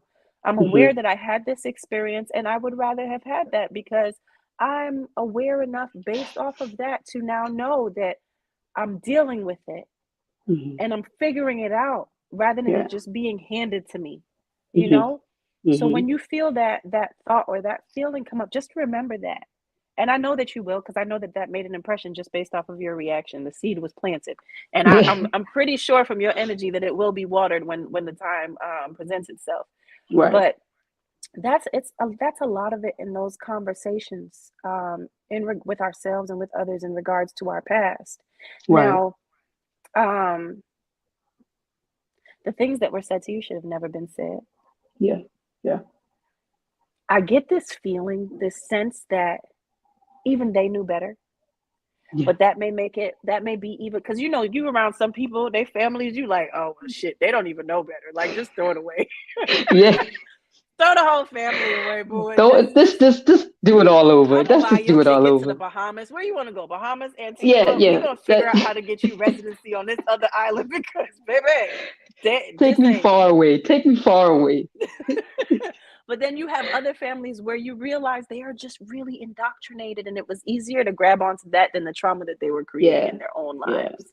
And I yeah. feel like that's more the lane of the individuals that you may have been around, and they know better. They just don't do better. So then, in that, Right. your lesson is to know better, know Mhm. better beyond that, because you're going through your own journey, which is obviously special because yours was carved out separate from everything else that they know, right? Mhm. And then Mhm. in that, moving in those steps and doing the healing as well so that you can be better to Right. others. And in that, that's going to serve you. There's something that I wrote that I feel like connects to you also. Good. Um, let's see, I think this is it. Because you've already started the work. It's obvious. Yes, ma'am. Right. You've I'm already doing my started the work. best. And I'm doing my best. I got a lot of, Ashe, we all got a are. lot of. I'm a We Pisces, so all are. we can be mean, we can be a lot of things. So, I'm a Cancer, water signs. You know, you all get a little bit caught up in the story. Y'all get a little bit caught yeah, up in the story. fantasy, It dreamers. never lands. It never lands. My brother is a Pisces. It never lands. It's like, and the Cancer's sitting there like, who we about to fight? You not telling me what I need to know to knock this hoe in her face. Like, who we about to fight? Yeah, But yes, the yeah. water signs. It's always like that. So there's okay, we seek to belong so bad we lose ourselves in the process. We want to be included so bad we exclude our true self to gain access. Right? We seek to belong so bad we lose ourselves in the process. We want to be included so bad we exclude our true self to gain access. I love that. That speaks a lot of volume. Gratitude. I love Gratitude. that. Yes. You I get say to that that. card. Ashe. Ashe, you get that Yes, card, ma'am. right? You ever been to like a VIP access area and they give you like a wristband or they Yeah. give you a card, right? Mm-hmm. Or even a little stamp on the hand, like you know Right. The that you stamp on the in, hand. right? Right. So you know that you in. That's birth into your family. But Right. you keep disregarding like the fact that that symbol, access to them, does not necessarily mean VIP. You are the VIP gaining Right. entry into a space. I like that. That space does not make you the VIP. And what will Yeah. happen is we'll keep swiping that card. We'll keep doing whatever we can do. We're not washing our hands because we want to keep No. the X on so we can go back the next day. You know, like, Mm-hmm. so we're not, because we're afraid if we wash it one more time, oh, but I can barely see the X on my hand. How am I Yeah. supposed to, what am I going to do? And now, before you know it, you're not even cleaning your hands. Boo, there's Corona out here. Oh, you know, Apparently. the colds that have been here forever. Right. Okay. So there's these things out here that you might catch if you don't clean yourself up, but you want to be there so bad Mm-hmm. that you start to not take care of yourself. You swipe Yeah. that card so much it doesn't even work anymore when you really need it. You know?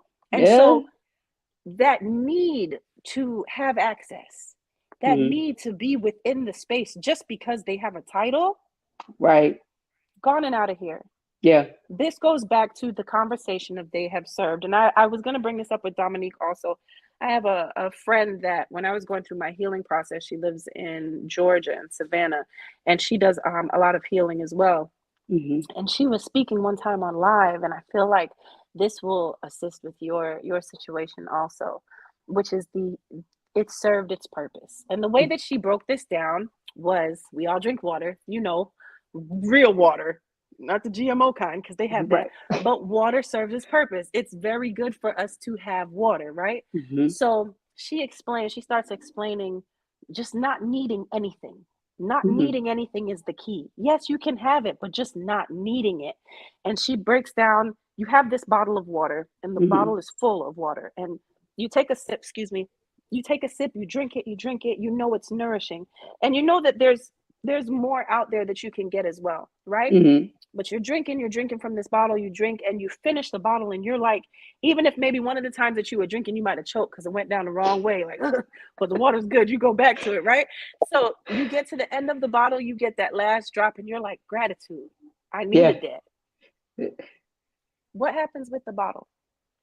Do you hold on to the bottle? Do you carry the bottle? As you grab Crush onto it up another and one, do you toss put it. it under your arm and you keep drinking and just stack them up? Do you put them in a bag?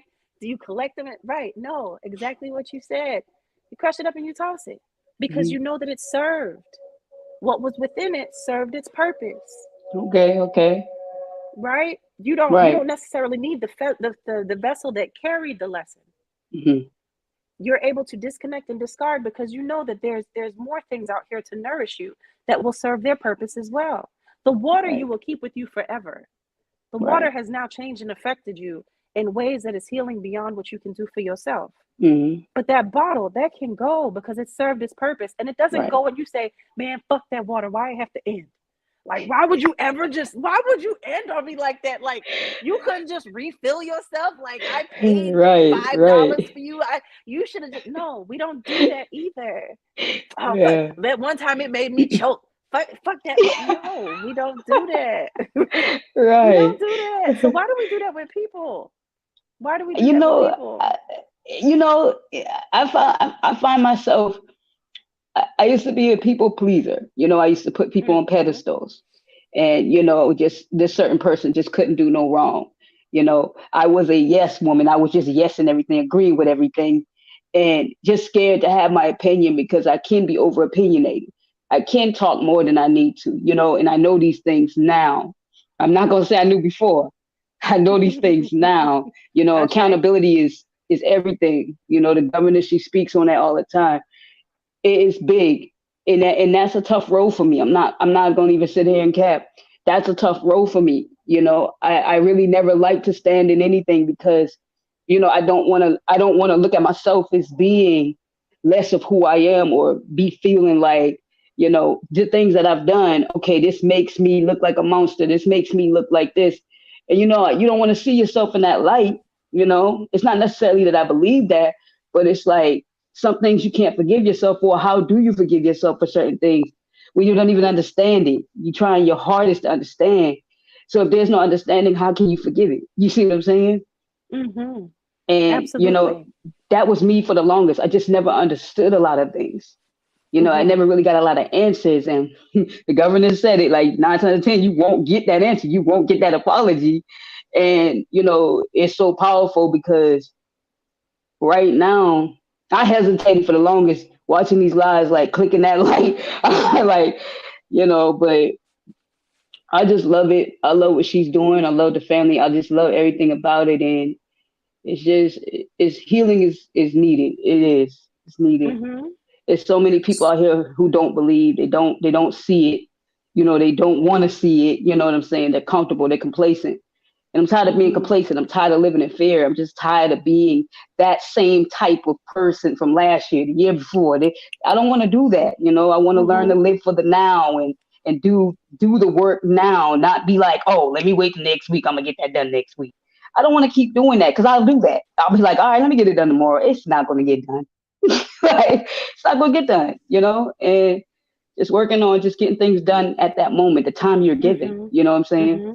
So I appreciate that. That was an eye opener. I am doing the healing so that I do not become the monster I am running from. Ooh, I I like wrote that. that like an hour before also. It's so funny to me how all of this connects to all of you that have come up here. I am doing the healing so that I do not become the monster I am running from. We want to be the person that we want to see. We want to Right. act in the manner that we want to receive. I am doing the healing so that I do not become the monster I am running from. Yes, I got that. So That's once you nice. get into that space where you're doing that healing, I'm there too. I have to convince myself sometimes to get up and do what it is that I know I need to do. And then Mm, some days I have to argue with myself and say, "No, I'm taking a let me break see. today because Fix my nose I'm ring. I'm drained and I need this break." But I can't take too many of those days. And what I will do also is battle myself at the end of the night like, "Oh, you didn't get it done again. You didn't get it done again." Yeah. Yeah. So even in that, and I'm going to take your yeah as you experience that too. Yeah. Even in that, there's practices that you can do. Let's say at the end of the night, do you have a to-do list that you set up with things that you need to get done? I'm gonna be honest with you. I'm just now learning to write things down. Oh, Ashe. That was me. That was me again. Like I said, I don't want to write nothing down. I don't want to plan anything. Like I'm not gonna Mm-hmm. cap. Like I'm So you're learning in the this. practice now of documenting it. Perfect. Yeah. So this is it's I'm actually happy that you said that because this will be easier to implement from the beginning. So Right. as a Right. task lister, because I have lists that are half checked off from who knows how long ago, right? Um, I realized something really important was taught to me when you're making these lists, when you start documenting and or as you start documenting because you're not when you are currently. Um, at the end of the night, if there's Hmm. anything that you do not check off on your list, do not stress it. Do Gotcha. not do that to yourself.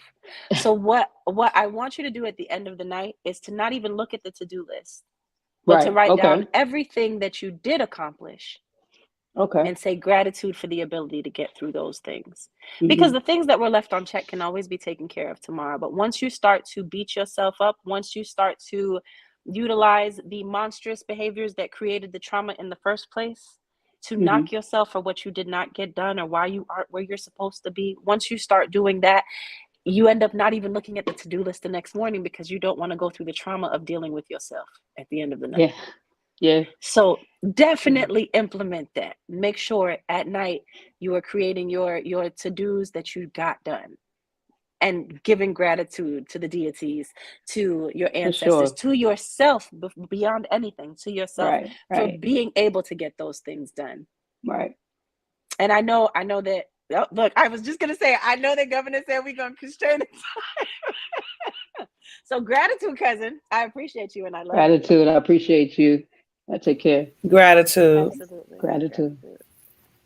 I knew it. Okay. I was just saying it, governors. That's okay. So I'll let you do one more, and because we still have other people, and then I'll let you go if you want to go, and then Okay. we'll keep the process going, and just let Okay. a couple more people tell their stories. So that's Okay. perfect. I'm gonna bring Miss Rochelle up. Okay. Greetings. Cousin, you're on mute, Miss Oh, Rochelle. I'm sorry. It's okay. Yes. How are you feeling, Miss Rochelle? Well, I'm feeling better. Okay. You know, I have my good days and the bad days, but I'm a fighter. And I'm here. I'm alive for a reason. I don't know Ashe. why, because my story is different. I mean, it's similar, but in different so many ways. So I'm gonna start to the end of what's took place. Okay, Mm-hmm. I was I had to have surgery because I was allergic to some medicine, Cipro. And so what Cipro do by me not having a spleen since I got in a wreck over 30 years ago, I'm 54 years old. I don't look my age. I have two adults, son. I have a 31-year-old, and I have 30-year-old and a 32-year-old, 34-year-old. I'm sorry. But nevertheless, I got in an accident on my way to work with my aunt. She total lost the car, and I got thrown out her back windshield 250 feet. So I just got this little bleeding scar on my right hand. I broke 7 ribs, damaged my left rotator cuff. I severed my spine in 3 different places. Um, she died in the accident. Okay, the car was crushed like a tin can, and the pole laying on the car. So this young man named Michael Williams, he found me out in the field with rain and cold. You know, January 31st, 1996. So my story, I had to tell what happened to to the young man, my name, my aunt name, because they don't search you. And looking at my age, she thought I was younger than what I was. Like, I just said 27, she was 31. Okay? So when he did find me, he went and got his jacket, ran back, called a paramedic. They came and picked my aunt up, took her to the morgue. They came back at me, had worked like another hour, a half in the field. So therefore, they came back at me and they took me to McLeod Hospital in Florence because I'm from Dillon, South Carolina. And I had to tell the paramedic, talk to him, tell him, you know, who I were, my aunt name and all, so they can call my aunt in Hamer so she can come with her friend and Dylan to my mom's house to tell my mom her ex-boyfriend. And so I still had to wait in the emergency room because I had my ID done such. So all that time I waited. And when my mom came, I told her that I had wrecked her car. And that's way, it was made to leak because I was unconscious. But nevertheless, I had to tell her they did surgery on me. I stayed in the ICU 3 weeks, 3 months, 2 weeks, and 3 days. When I tell y'all where machines were, needles were, I was life support. I had a tube inserted in my right rib because I caught pneumonia and all.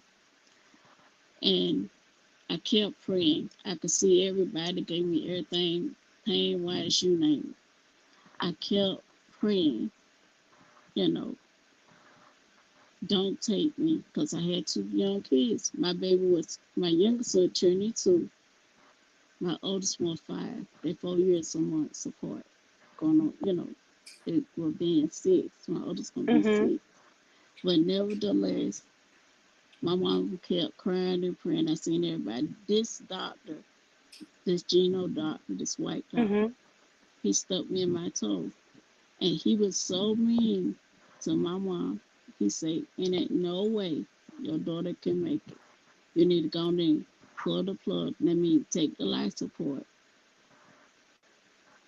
you know." And my mom said, she started crying. So I kept praying. And I said, if it's not my time, don't take me. Let me raise my own kids. So I woke up when she came back, and I was pointing. I couldn't talk to her, and I wrote her, told I'm not going nowhere and raise my kids. The doctor said, Okay, that's what I was just going to ask you, if you were yeah, if you were capable of speaking during that time. no, I couldn't speak. I could So point. you Matter of wrote it. fact, Okay. yeah, and I wrote her this letter. The nurse was beside the bed. Then the nurse was beside. The nurse here on my right side, my mom on the left side. So the nurse was saying, I think she's trying to write. So my mama called me by 2 names. She called me Granny and she called me Rope.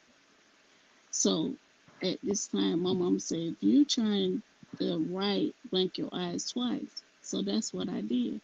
And I wrote her, told her stop crying. I'm not going nowhere and raise my kids. So my kids is grown. Okay. After that, they transferred me to Charleston. And they wouldn't let her ride.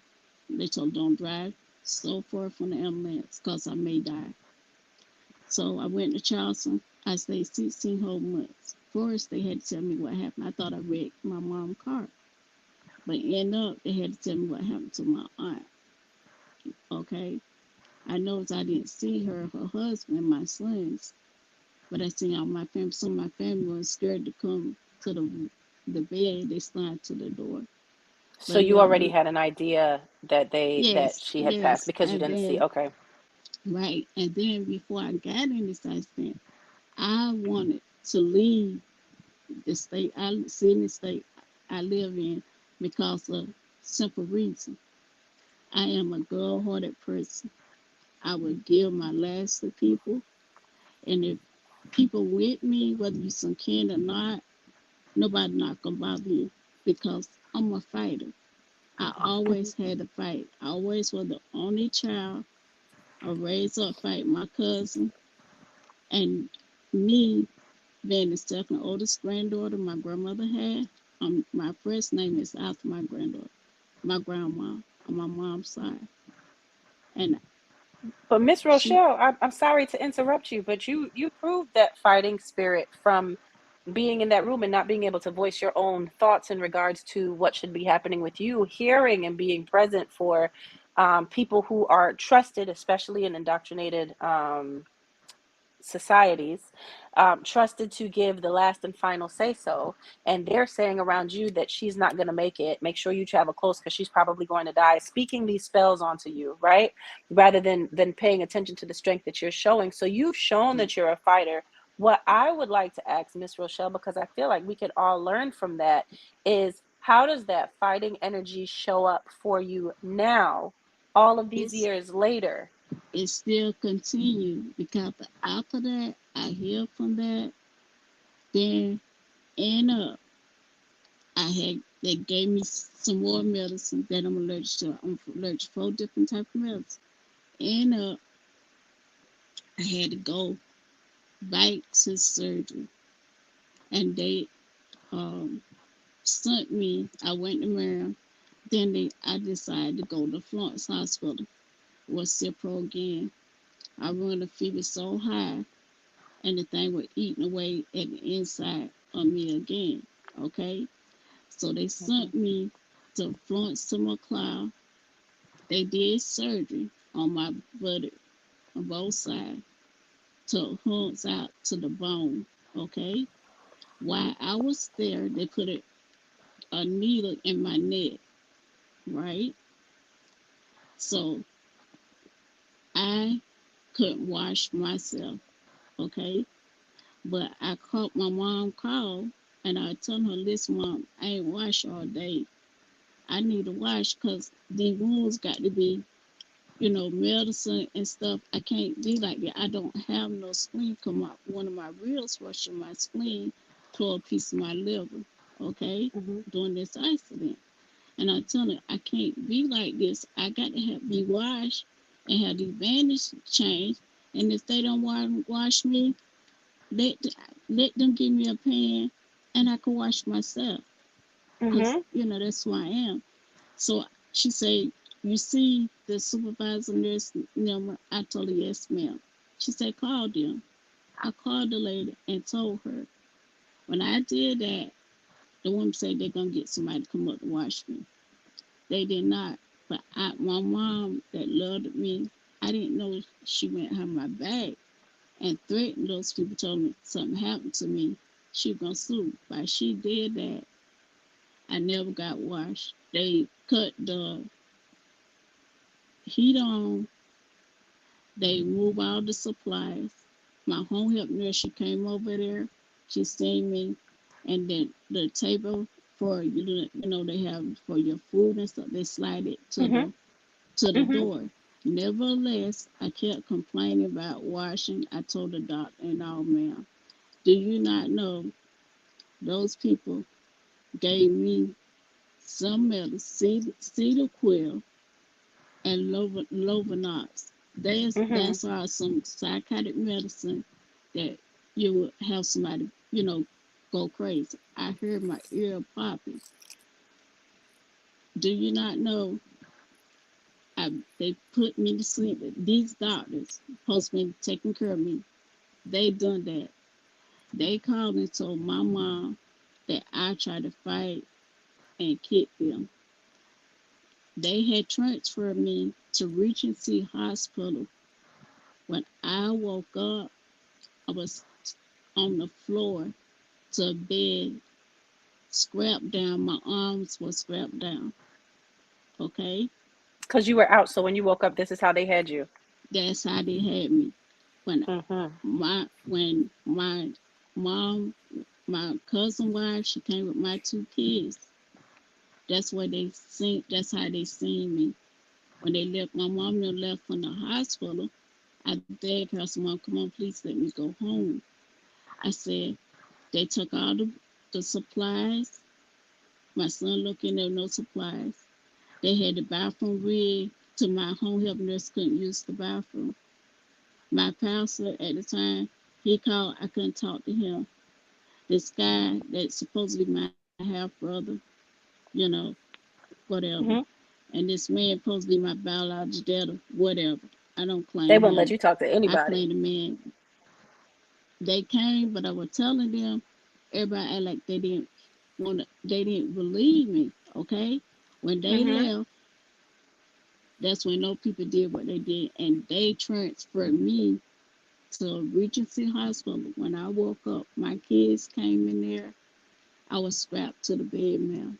I stayed like that from July to the middle part of August, and that's where after I buried my mother, sister, I made the deal with my mom. She said, Granny, help bury my sister. My aunt left the insurance in her name. My mom said, take this policy, bury my sister, and I'll go to the hospital. I said, okay, mom. Because her son, she had one son, he never buried nobody, ma'am. I helped bury a lot of my family members. From my dad that got murdered. Because you're the fighter. Yes. You're the fighter. So where your family members won't step in and do things, you more than likely shift yourself into those spaces. But Miss Rochelle, I apologize again for interrupting you. Is that getting in the way ever of you doing for yourself because you spend so much time giving to everyone else? It used to, but not no more. So how did you fix that? What do you do? Because I feel like a lot of the cousins, especially us being younger, we go through that. We are trying to be what's missing for everyone else. So what did you do to fix that? What I did by me start doing, I did for the one that put me in charge of burying them. That's from both of my grandmother. My grandmother, I'm named after her. Me and my mom. She, out of all other family members, out of all her kids, by me named after her, that I was born in her house. She put me in charge over her check. You know, when she can't cash it, and me by loving her, and she born in her house, and she helping me. When my grandma, the king on dialysis, I told you don't need to be on dialysis. If so, I was willing at the age 22 to give her one of my kidneys. I told her, please let me do it. Please let me get tested.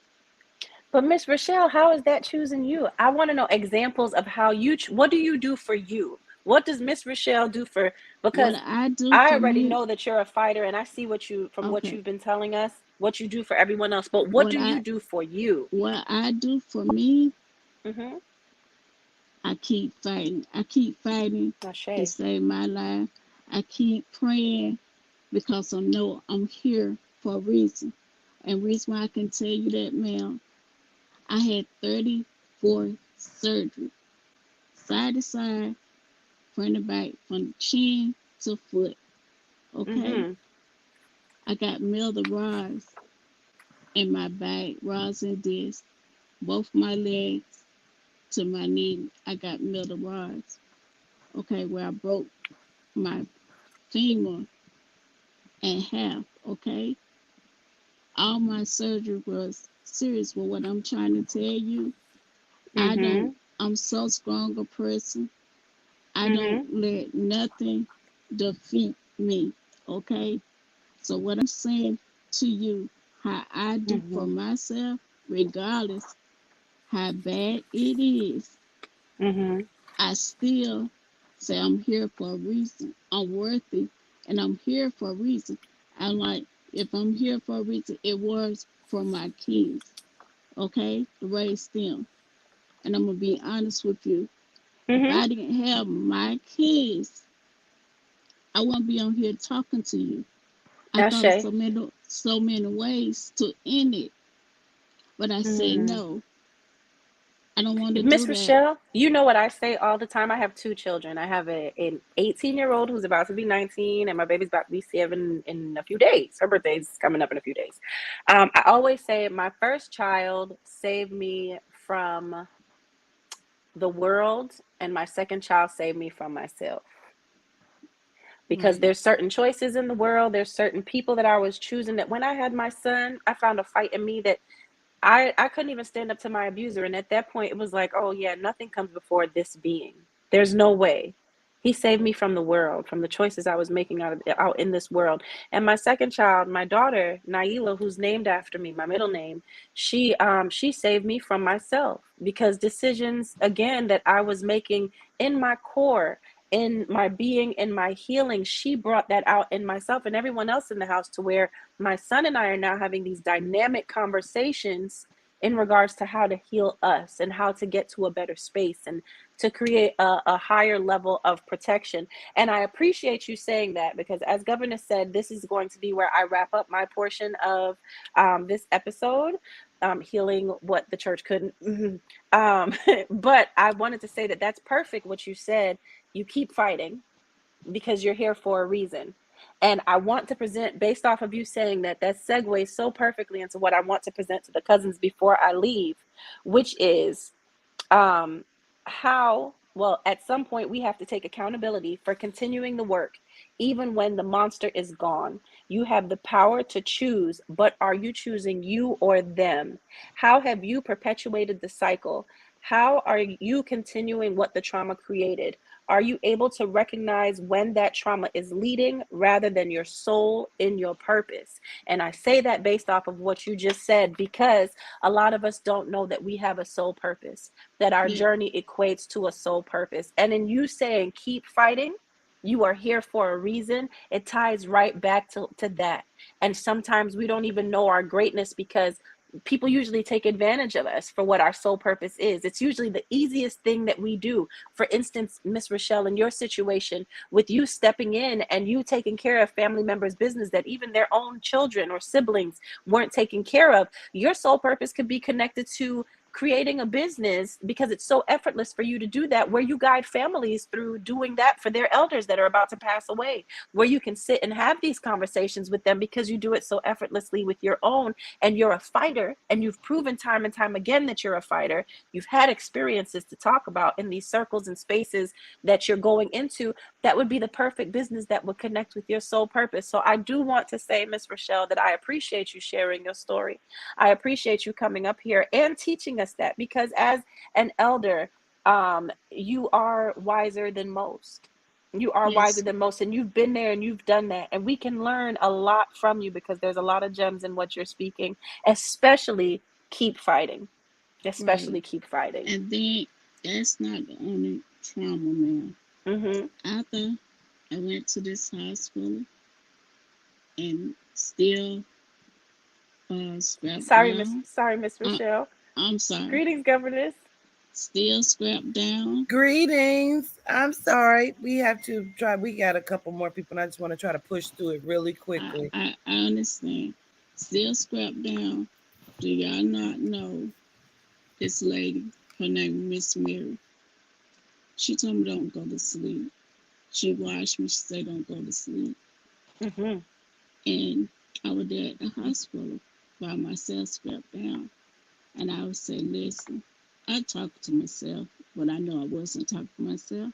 So either move me out this situation or take me, you know. Mm-hmm. But I didn't get taken. So that night, these men came in Mm-hmm. and they raped me. This junior lady,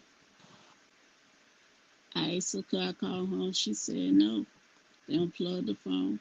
I got raped in the Oh, Miss hospital. Rochelle. Okay.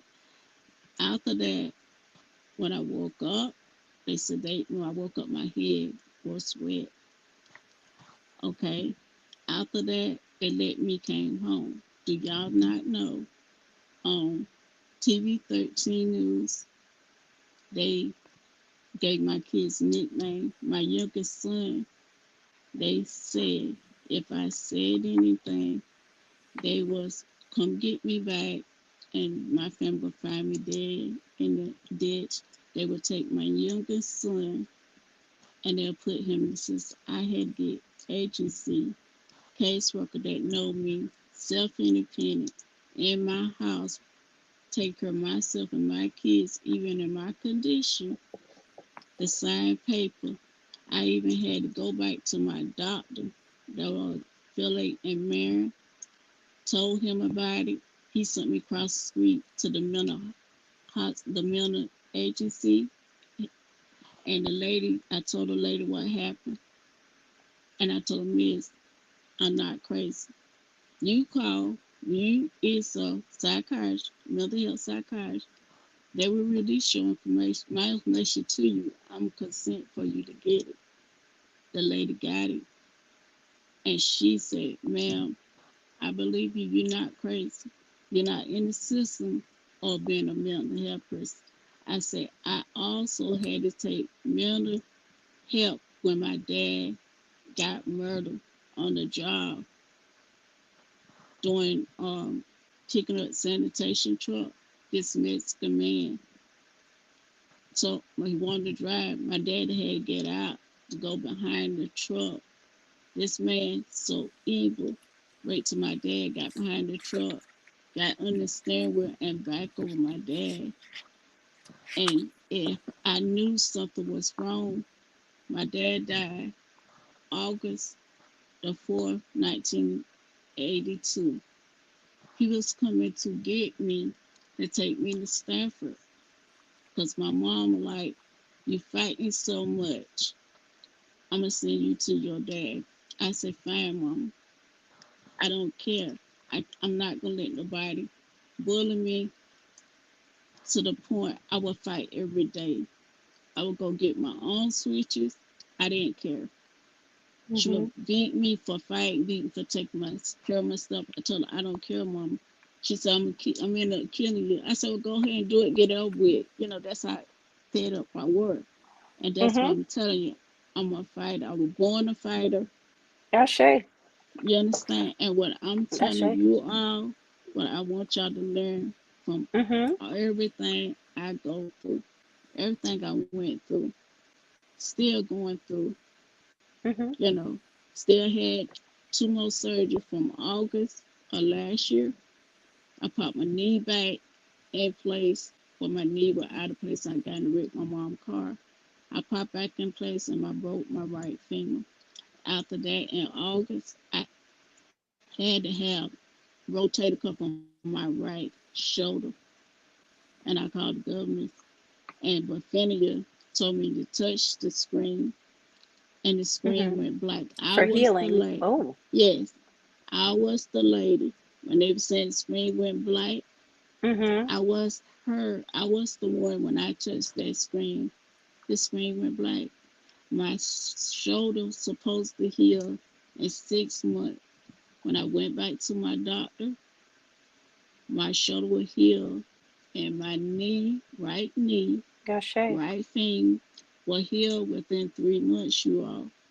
So I'm telling Ashe. you, regardless of what your situation is, Keep fighting and aligning with keep Miss Rochelle. I fighting. apologize to interrupt, but I'm gonna be asking Baffinia to heal my bladder if I don't go to use the bathroom. Yes, she Understood. will. Miss So Rochelle, we love you to life. We got to let a couple more people come I up know, here. but y'all can use me. I'm on Facebook. Yes, I'm ma'am. easy Yes, to ma'am. inbox. I don't mind helping. I don't mind saying, you No know, problem. Gratitude, Miss your Rochelle. truth. Gratitude. That's Yes. coming with me, truth, and I'm gonna give you my honest opinion, and I will keep it beyond myself Well, because we are village, and we ladies, we got to stick together, stop hating on one another, calling us bad names. absolutely. If Absolutely. we Ashe. don't do it, some Mhm. men's not gonna step up. Y'all knows that. We got to do it. And I even tell people that I see and stuff, listen, I tell the ladies, I tell those, the young people, we got to stick together. So now I'm living for my kids, my 2 grandchildren, and myself. Mhm. So I'm telling y'all, if I could do it, y'all could do it too. Gratitude. Gratitude. I love you to life, Miss Rochelle. We're going to let you Yes, go. ma'am. I appreciate you. Enjoy the rest of your day, Miss Rochelle. I will. All right, peace.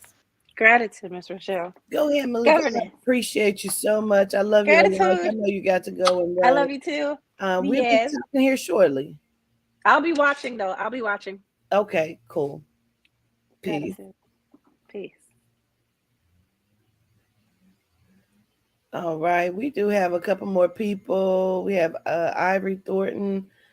Ivory, you just got kicked out of here. Oh, no, there you go. Okay, my bad. Hey, Ivory, how Hey, are you? governess. I'm well, governess. Can you hear me? I can. Mystic Rain, you can come on back up too, please. For the last couple of people, we're just gonna allow you to tell your story. Please turn your camera on. Um, I tried to have my camera on, but it's black. It won't do nothing no more. I was seeing you at first. I know, and now it won't let me see nobody. Oh, you might I have to don't go know out and come why. back in. Let me see. Okay, it won't let, and I don't know what. Okay. Hold on. Let me drop the link back again for you just in case.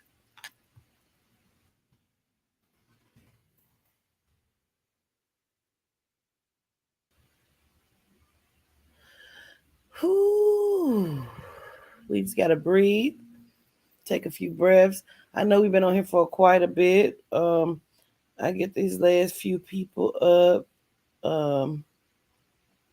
So you can tell your story.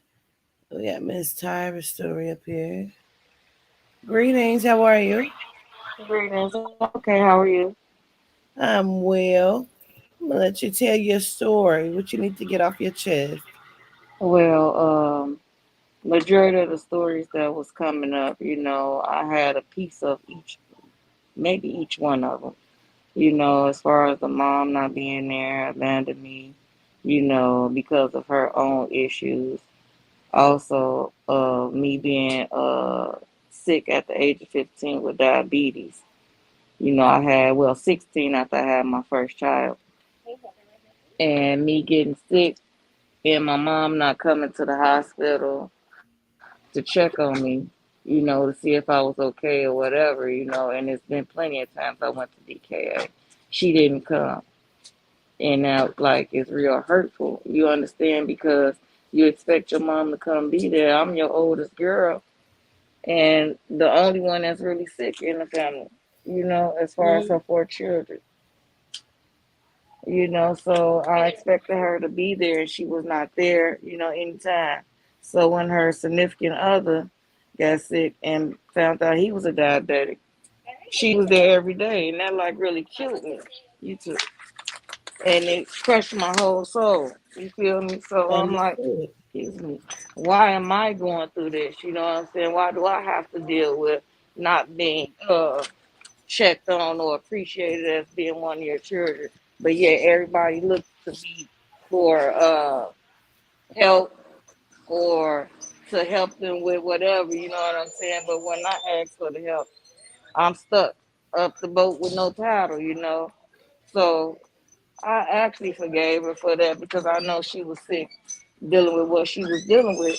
But still, when are you gonna step up? And now listening to these other stories, I understand. She don't have to, you understand? She don't have to understand how I feel. It's just I gotta fix it now. And they really helped me with this listening to everyone else's story coming up. Mm-hmm. Because I'm the only one that everybody calls on. And man, I'm sick on top of that. Now I'm going through the issues with my kidneys where they trying to get me a transplant and then I need someone here to help me for a year if that goes on. But I can't call on nobody to come be here for me for that. You understand? I Yeah. don't know who to call because of all the stuff that happened to me prior to growing up. You understand? And Uh-huh.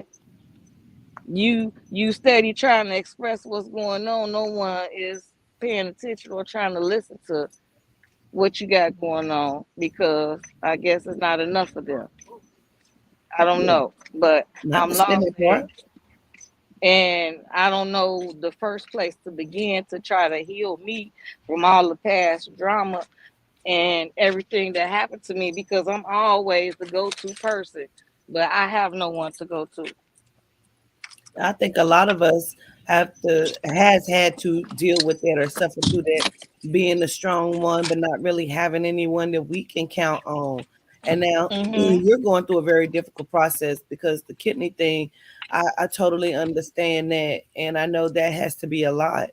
Mhm. That's a mental thing as well. Like that's a struggle for you mentally as well. I totally get that. Um, However, there are many of us, that you can lean on. If you don't feel like you have those that are directly connected to you. You do have us, some of the cousins here, because I can guarantee you're not even the only one that's dealing with the kidney issue. And a lot of us, can probably be that listening ear, because there's plenty of people in this chat that has some issues like that, you know. Yeah.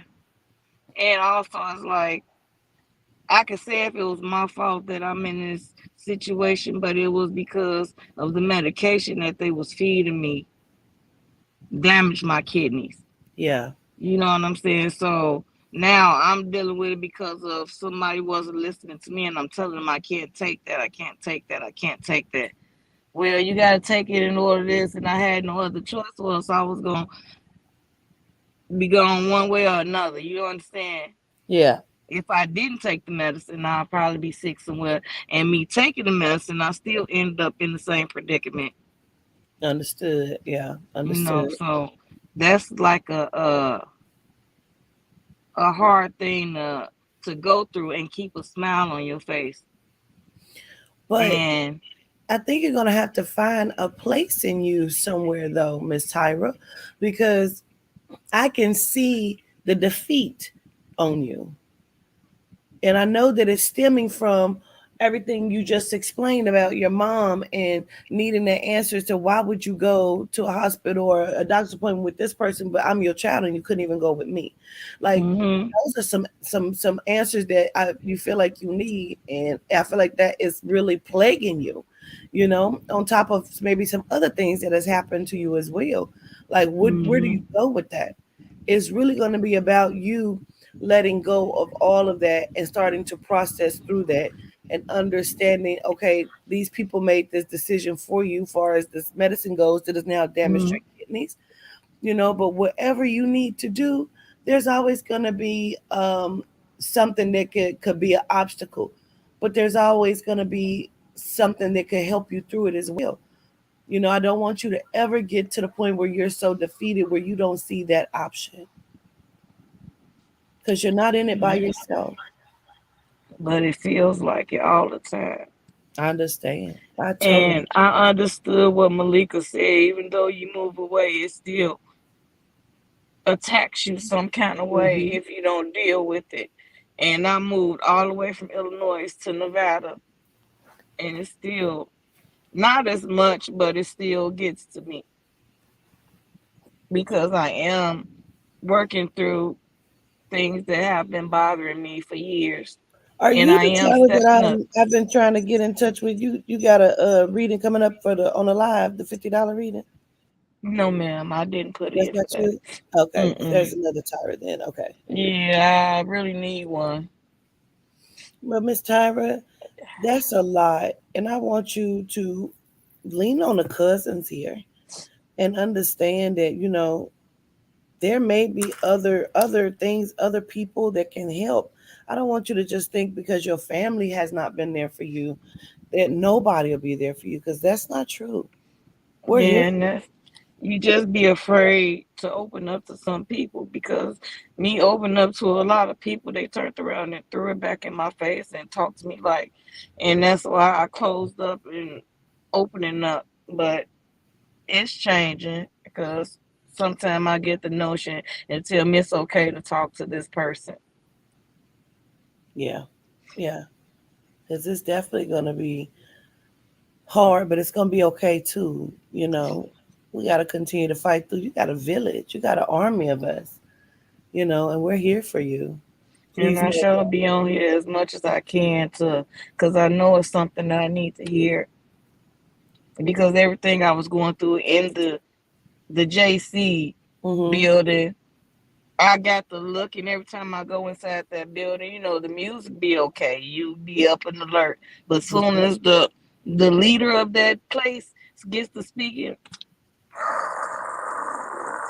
every Right. time, and I thought it was something I was sick or something, I didn't know. But every time from a youngin, I go into those places and I be put to sleep.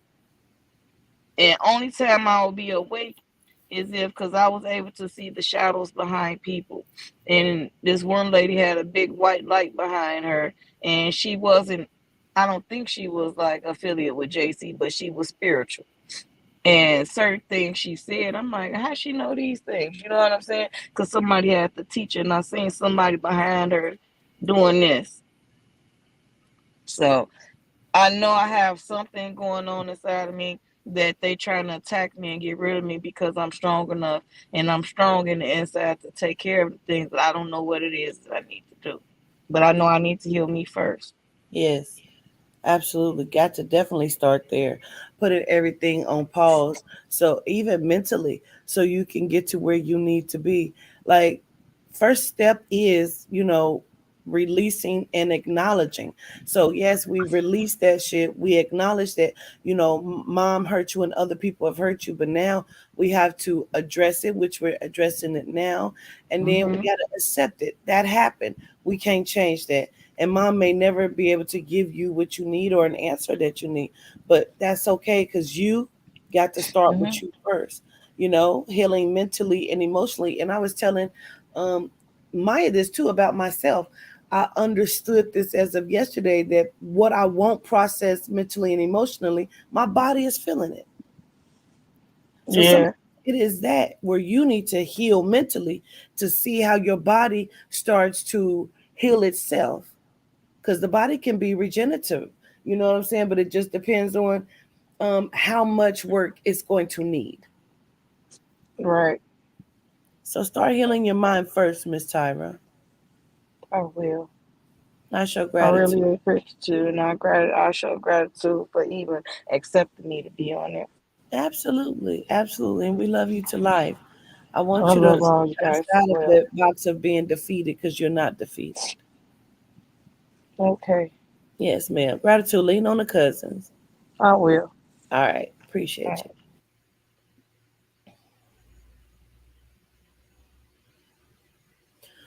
Mystic, I'm here. Ooh, greetings. How are you? greetings. I am good. How are you? I'm well. Yes. Well, gratitude one for um, allowing me to be up here and sharing my story. I'm nervous though. I'm gonna tell you. I'm not gonna lie to you. That's okay. We are here with you and to support you to come through and tell your story.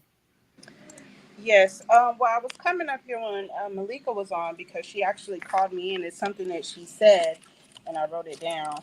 Um, because she said it's one thing to be in the chat versus actually being in the space. And it Mm. spoke volume to me because I have always been the type of person to not use my voice. I was complacent in being invisible in my Mm-hmm. um and then going back to the title of this where it says healing what the church cannot, it brings me back to I believe the last time I went to church, maybe between 14 and 16. I know I had went into the church and the pastor at the time when we went up to get praise, he said in the middle of the church to me out loud, talking about what did he say? Oh, I'm nervous. Hold on, my nerves are getting the best of me. He said, if you don't stop being sexually active, you will lose your life within the next 1 to 2 years. Mm. And that stuck in my head the rest of the church service, and I believe I walked out of church and never went back. It didn't dawn on me until I think the last time you did one of these healing sessions when that came back up into my life. And it was just like, how dare you judge me and you not even know where I came from. And when he gave me that message, I wasn't even sexually active.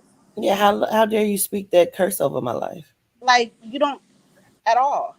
Um, and it goes back to me being maybe 6 or 7 when I was sexually assaulted by family members um, in my home that I remember. But because it's been so long and I suppressed it, I honestly can't even. I'm questioning myself. Did it happen? Did it not happen? Because I was uprooted and there's been so much trauma in my life, you start to question everything. Mm-hmm. And it's brought me to this point of I now have a 7-year old.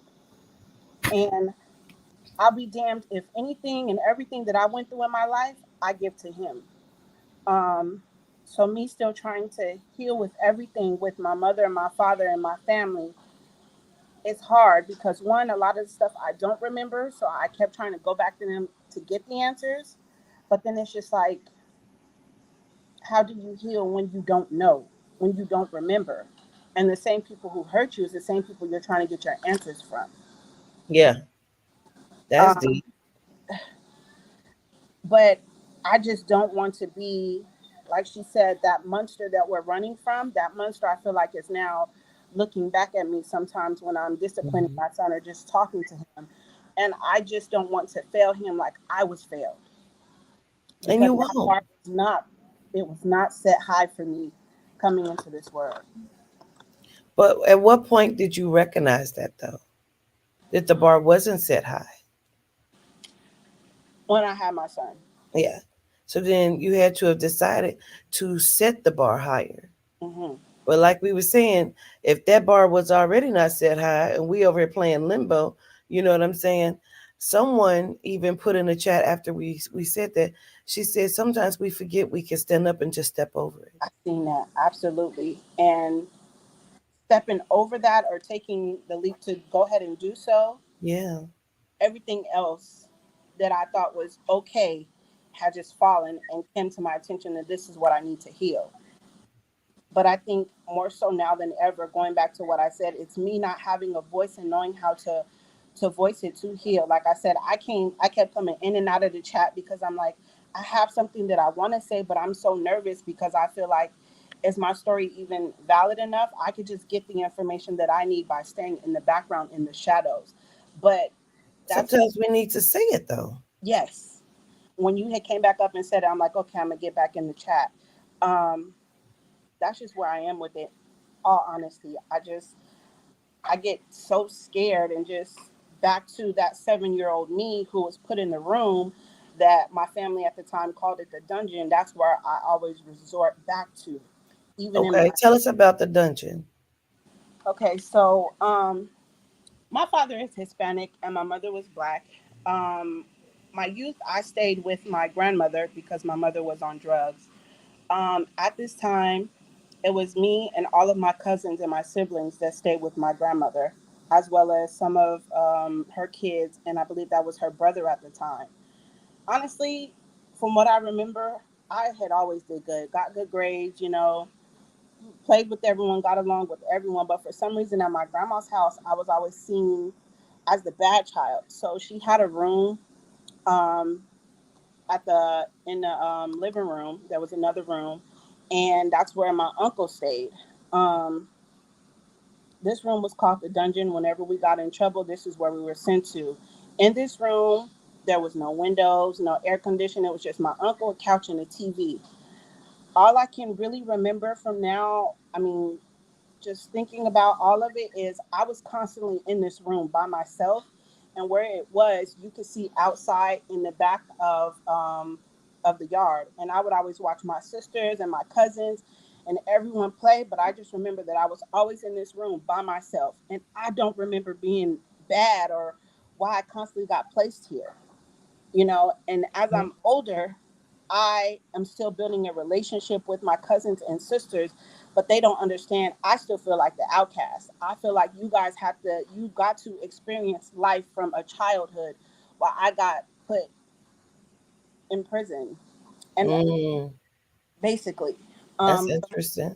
my mind is still there. Um, and then my grandma got sick years later and I got sent away. But when I got sent away, I was already still mentally in that place. So I just kept myself locked away in my room when I finally went with my dad. Um, Well, who did you? Okay, go ahead. I'm gonna let you. I'm gonna let you. Go no, ahead. go ahead, go ahead. Well, did you have a relationship with your Hispanic side? Not until I moved with my father when I was maybe about 8 or 9. And that maybe lasted 1 to 2 years, because then everyone disowned me because I was black. And they told me and my father there's plenty of times that they disowned me because I was black. So then there was Are him they coming in and unaware trying to that they're force a black? relationship. Huh? I said, are they unaware that they're black? No, not even a little bit. Oh, okay. Yeah. Oh, So, hmm. Some of them, but okay, it's okay. Go ahead. Because what I was trying to understand is because you have the trauma of the bad signal of um being molested, and when you know it, and sometimes we do that, like, well, maybe it ain't really, but it is. You know what I'm saying? And then the way I'm looking at it and I'm understanding it, Mystic, there's almost a two things. First one, I'm not good enough. Mhm. The second one is, who the fuck am I? Yes, both of them. Yeah. And I've been questioning this all my life. And now I have a son. So it's like, this I need to find out. But the molestation is like what I do and don't remember. Because I was molested by my uncle while I was in this room. But if you get it from my That's what I family was side, waiting to understand, because you called it a prison. And mhm, so you were very specific to keep saying that I was here by myself. So I'm wondering, when did he come in? Because someone came in there. that was his room. That's where he slept at. And for some reason, I was the only one that was ever in there all the time with him. Or even when he left, because he also did drugs as well. So there would be times that he would leave and go out on binges. I still had to stay in that room, not knowing why. My grandma would Hmm. come and check on me every now and then. I had an aunt who was wheelchair bound, so she couldn't come downstairs, but only my grandma every now and then.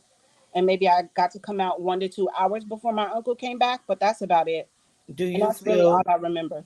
do you feel forgotten about? Forgotten about, abandoned, and not good enough, like you said. Where's the anger at? From not Wait, wait, feeling. wait, wait, wait, wait, wait, because I want to see something, Mystic. When I said where's the anger at, immediately Spirit says, ask her, does it show up to the fiance? It does. Mm, Um, it shows up in me expressing myself in love. It shows up with him. It shows up when I'm talking with my son, or just trying to fit in, shall I say, with other people. But the anger comes from not feeling protected by my grandmother, and then also not feeling protected by my father when I moved with him. mm. Understood. So when that anger shows up and then it subsides, and then see, oh, your bad signal is you're the abuser. You're abusive to people around you, because after the anger shows up, you feel bad about it. And then you have to caress the situation until that monster shows up again. It's abusive behavior Mhm. without even knowing it. And it's just because you were angry. And I'm sorry about that. The person who should have been, protecting you, the people, they did not. And so I feel like the people that love you are reaping that. Mhm. And it's just about you processing it. So we're going to process it today so you can let it go. So you don't have to keep saying, I'm sorry, I shouldn't have said it like that. I don't mean like, and then sometimes it's very hard for you to even do that. Mhm. Like, okay, let it go. Because what you do, I don't talk about what you do. Mhm. Girl, he gonna run over here and pick this phone up in a minute. I was about to say he in the background too. So it's actually his first time actually hearing it broke down like this. I don't like letting people in because it takes me back to that space of 7-year-old me sitting in that dungeon, feeling alone and unprotected. And then now that I'm older and I have my brothers and sisters in my life, and they talk about the past that they got to spend with grandma, and they have all these happy memories. I feel like it's a blow and slap into my face, like you weren't good enough to be a part of this, or grandma favored me, Mm. so she protected me, and I don't know where you were. You were with your dad, but So if you were going to acknowledge and address this, right, what would you say to grandma first? Let's go there. What's the worst to her? Because that's what you need to do. You need to address it, get this out. where were you when I needed you? I needed your protection, your love. Where were you? How come I wasn't good enough to be protected like my older sister was, or my other siblings? Why? Why did you let this go on for so long and you didn't fight for me? How does it feel if I say to you, Grandma was feeding you to her son?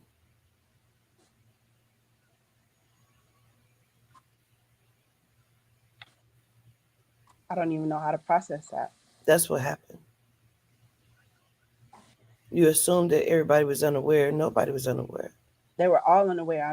I that came to me already. She's actually come to me before and let me know that she didn't know how to protect me, and so the only when she did, she sent me away. Yeah. Hmm. After the feeding, the Absolutely. damage is already done. And I feel like now that I'm older, it's because I resemble my mother. They say it now more than ever, especially since she passed. But I felt like they didn't have a good standing relationship with my mother. And I don't know, maybe if it was how I looked like her, it was just that cycle repeating itself again with me. So, w- how do you process those emotions? Um, are you eating it or are you smoking it? Both. Mm-hmm. Mm-hmm. Both.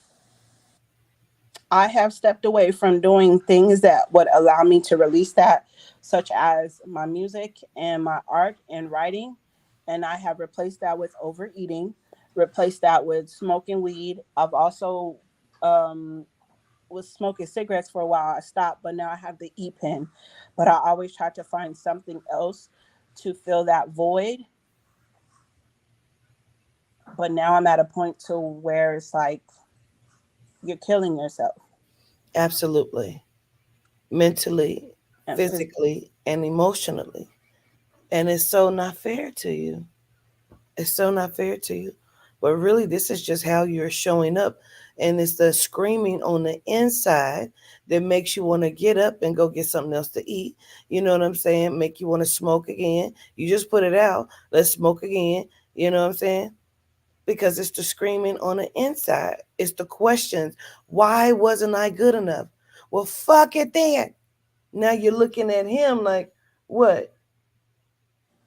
Tell me you love me. Show me you love me. You didn't tell me it all day. I know, but it's not enough because he's not the one. He's not that one. He doesn't have to fix it. Don't make him fix it, mama. He can't. Release that. Feel that. That right there that you're feeling. Feel it and release it. Because you really want to scream. I do. I want to scream. I want to shout because why? I mean, it happened at my grandma's, and then I go to my dad's.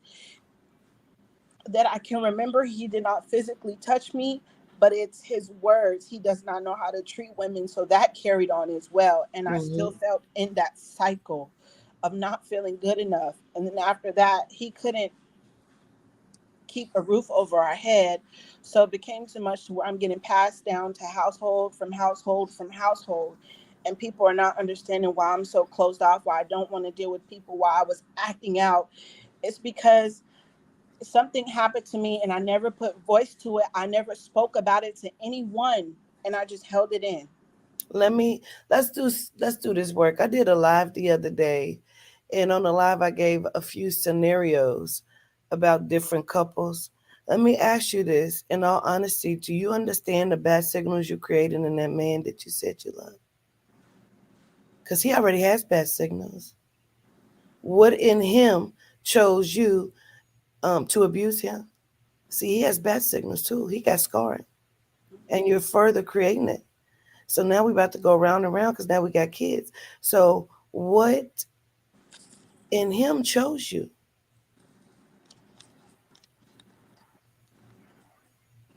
I have I do know trauma bonding. There we go. There we go. And it's not fair to him because you're further damaging him. You're not helping him to heal. You want him to help you to heal, but where is his pain at? You love him, and I could tell. He loves you because he back there fake cooking like a motherfucker. Oh, you can see it. Yeah. hear you. Yeah. You know, he loves you and you love him and you both are broken, but you don't have to be. So what made you choose each other? Why did you choose him?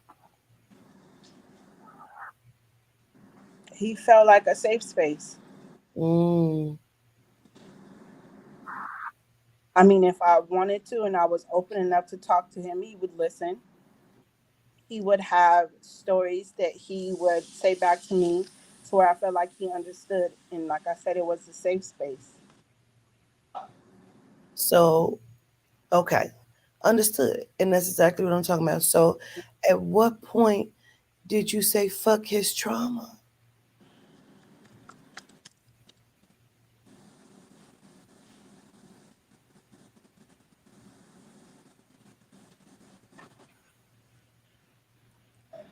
I have no idea. Yeah. How long y'all been together?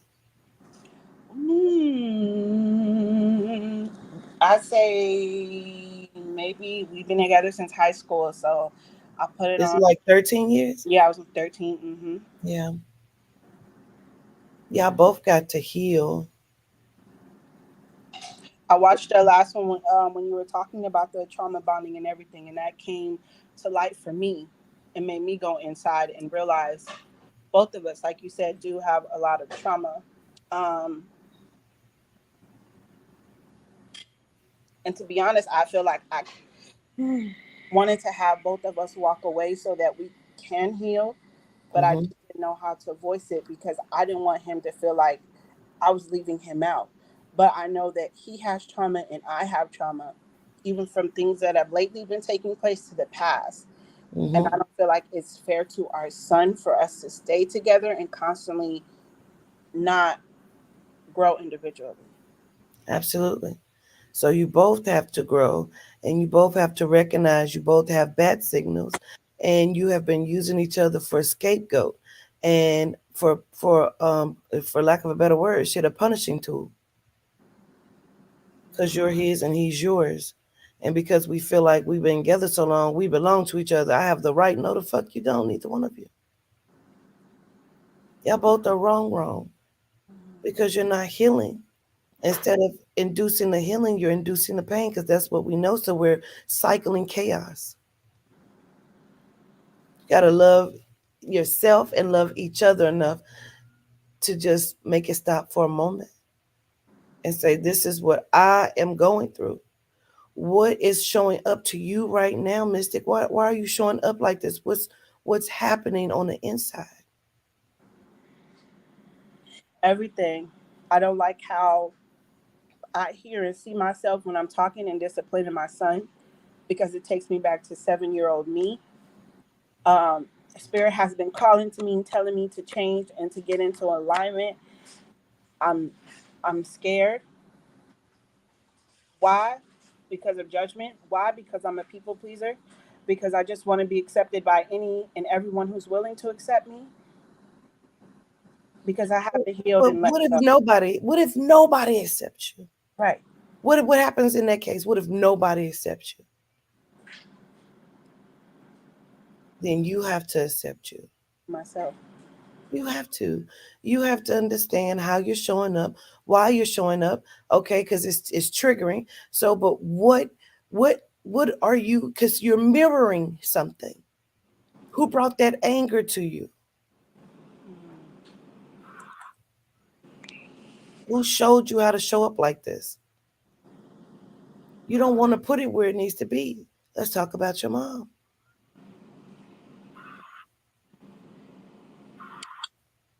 I Girl, you trying to shoot lasers through this with your eyes like that?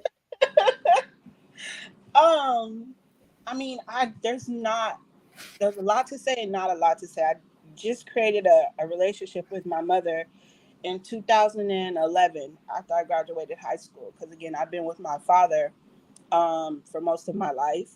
I disconnected from my mother's side of the family when my grandma released me to him before she got sick and passed. Um, so I found my mother again out of high school. Um, I've always told myself since I was a young kid, if I ever get the chance to see my mother again, I will do everything that I can to build and create a relationship with her. And I did that to the best of my ability, um, up before until she passed. No, process that, feel that, let that out.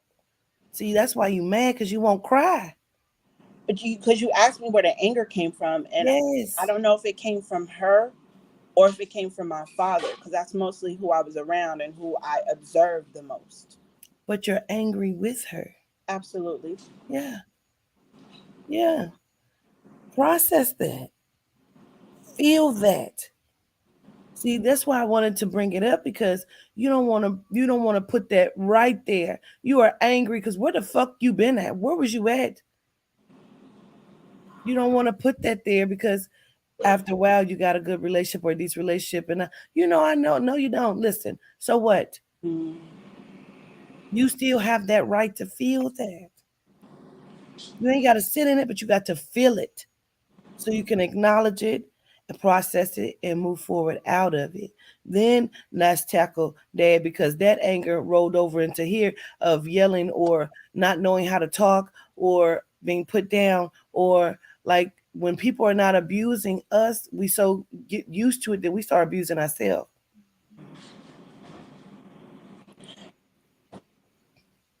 Absolutely right. I'll be doing a lot of writing. Dad was different. He was very strict. How he would quote it.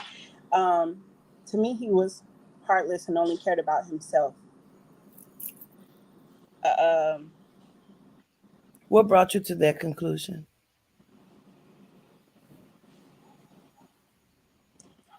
because, like I said previously, my dad could barely keep a house for us to stay in.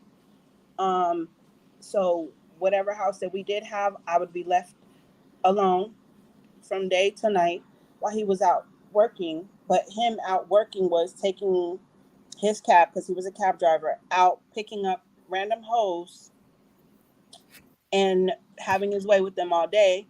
And I didn't know this until I get to school and I have all these people, because these are their parents, I have all these kids making fun of me.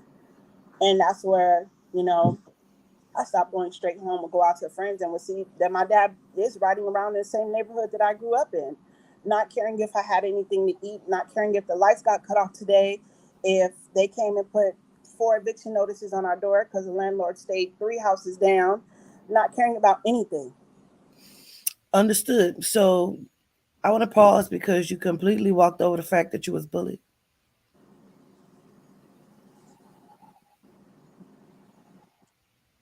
A lot. Yeah, you got to process that. And I You were bullied, and that's probably why you became a fighter. worried about everything. We didn't have it all. So whatever my dad could afford, I would go to school in. But if the clothes are too big, you know, and the zipper wouldn't stay zipped up because I'm getting my clothes from Goodwill or hand me downs from other people, people be like, "Oh, she got molested before coming to school today," but I didn't. I was going to school getting good grades, and then I just stopped caring. Yeah, understand what that is. I do. Because why should you care if don't nobody else care? Understood. I get that part. No, it's okay. That is okay. That's the part that needs to heal. Because you was gonna go right on past that, like you know. So you're angry because you were bullied. You were, he humiliated you and didn't give a shit while leaving you inside of neglect. And then where were you at anyway in the beginning when I was being molested?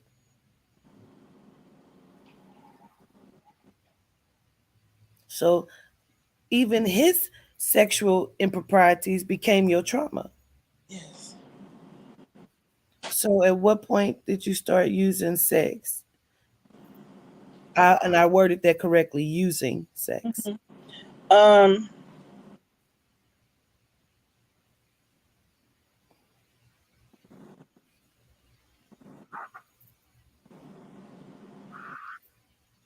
I would actually say at a young age, wherever I felt like I could rebel and get away with something, that's what I was doing it.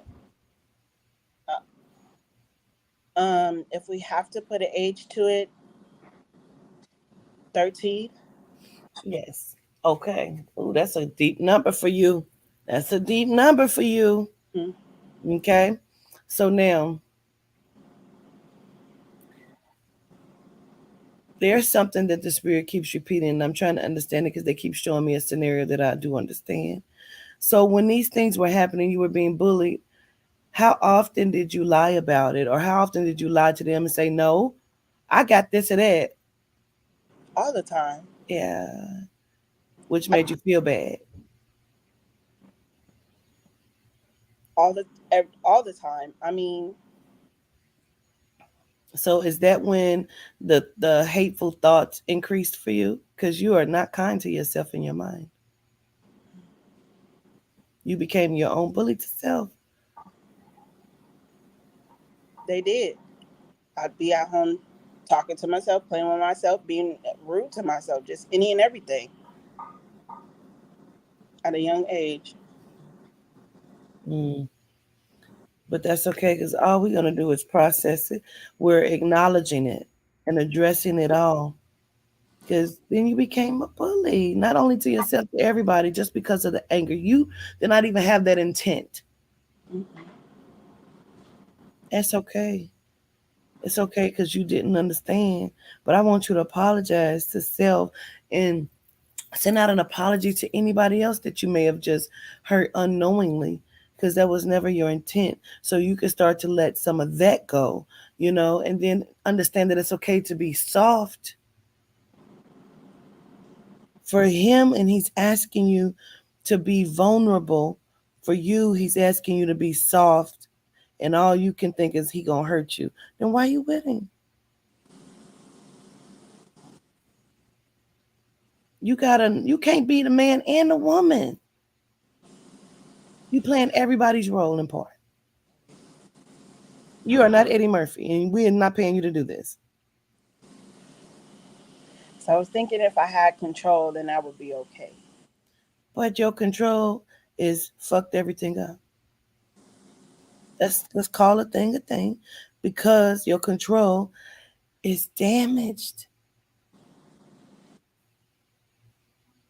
You got to process and start to heal some of this damaged energy that you carry so you can show up better. First to yourself, then to baby, then to man. Mm. Gratitude. Gratitude. You got to know that you're beautiful in every way, that your hair is beautiful, that you're not just your hair, or you're not just your body, or you're not just your pussy. You're not. You're a total package, and that's okay.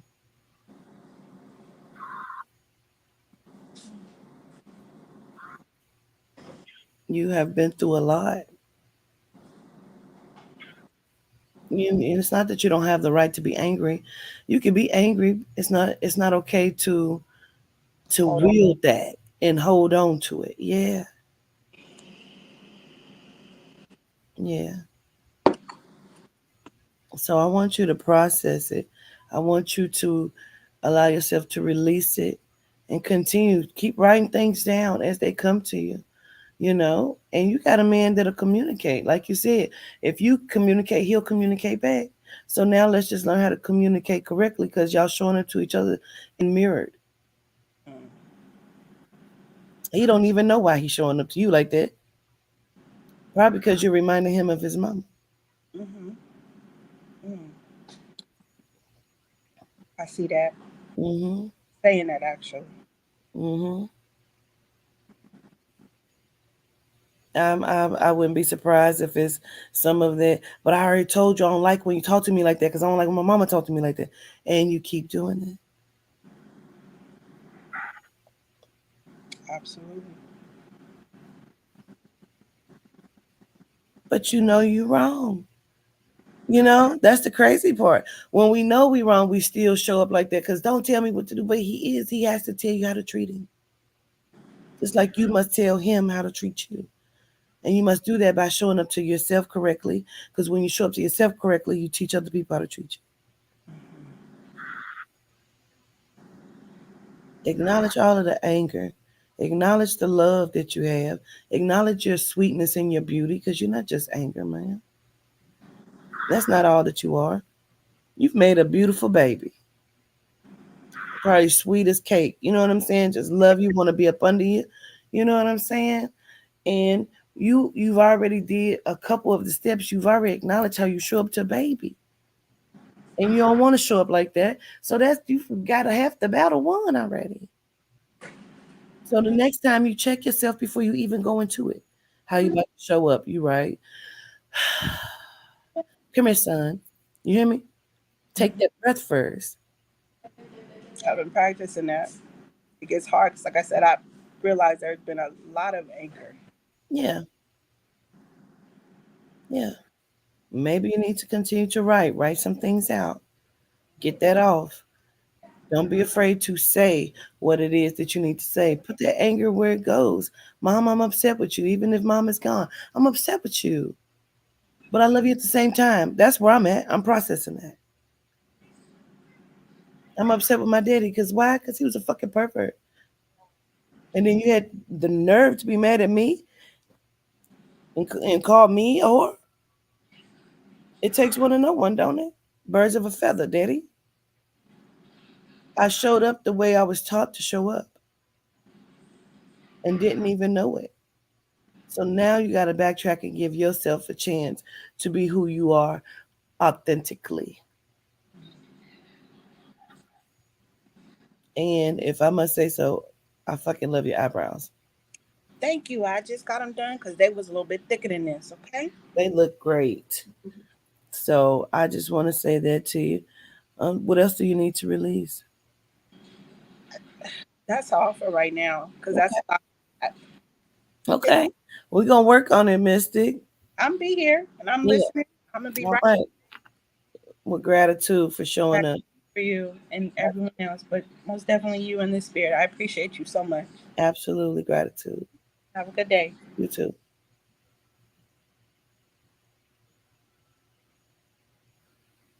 Greetings, Marlana.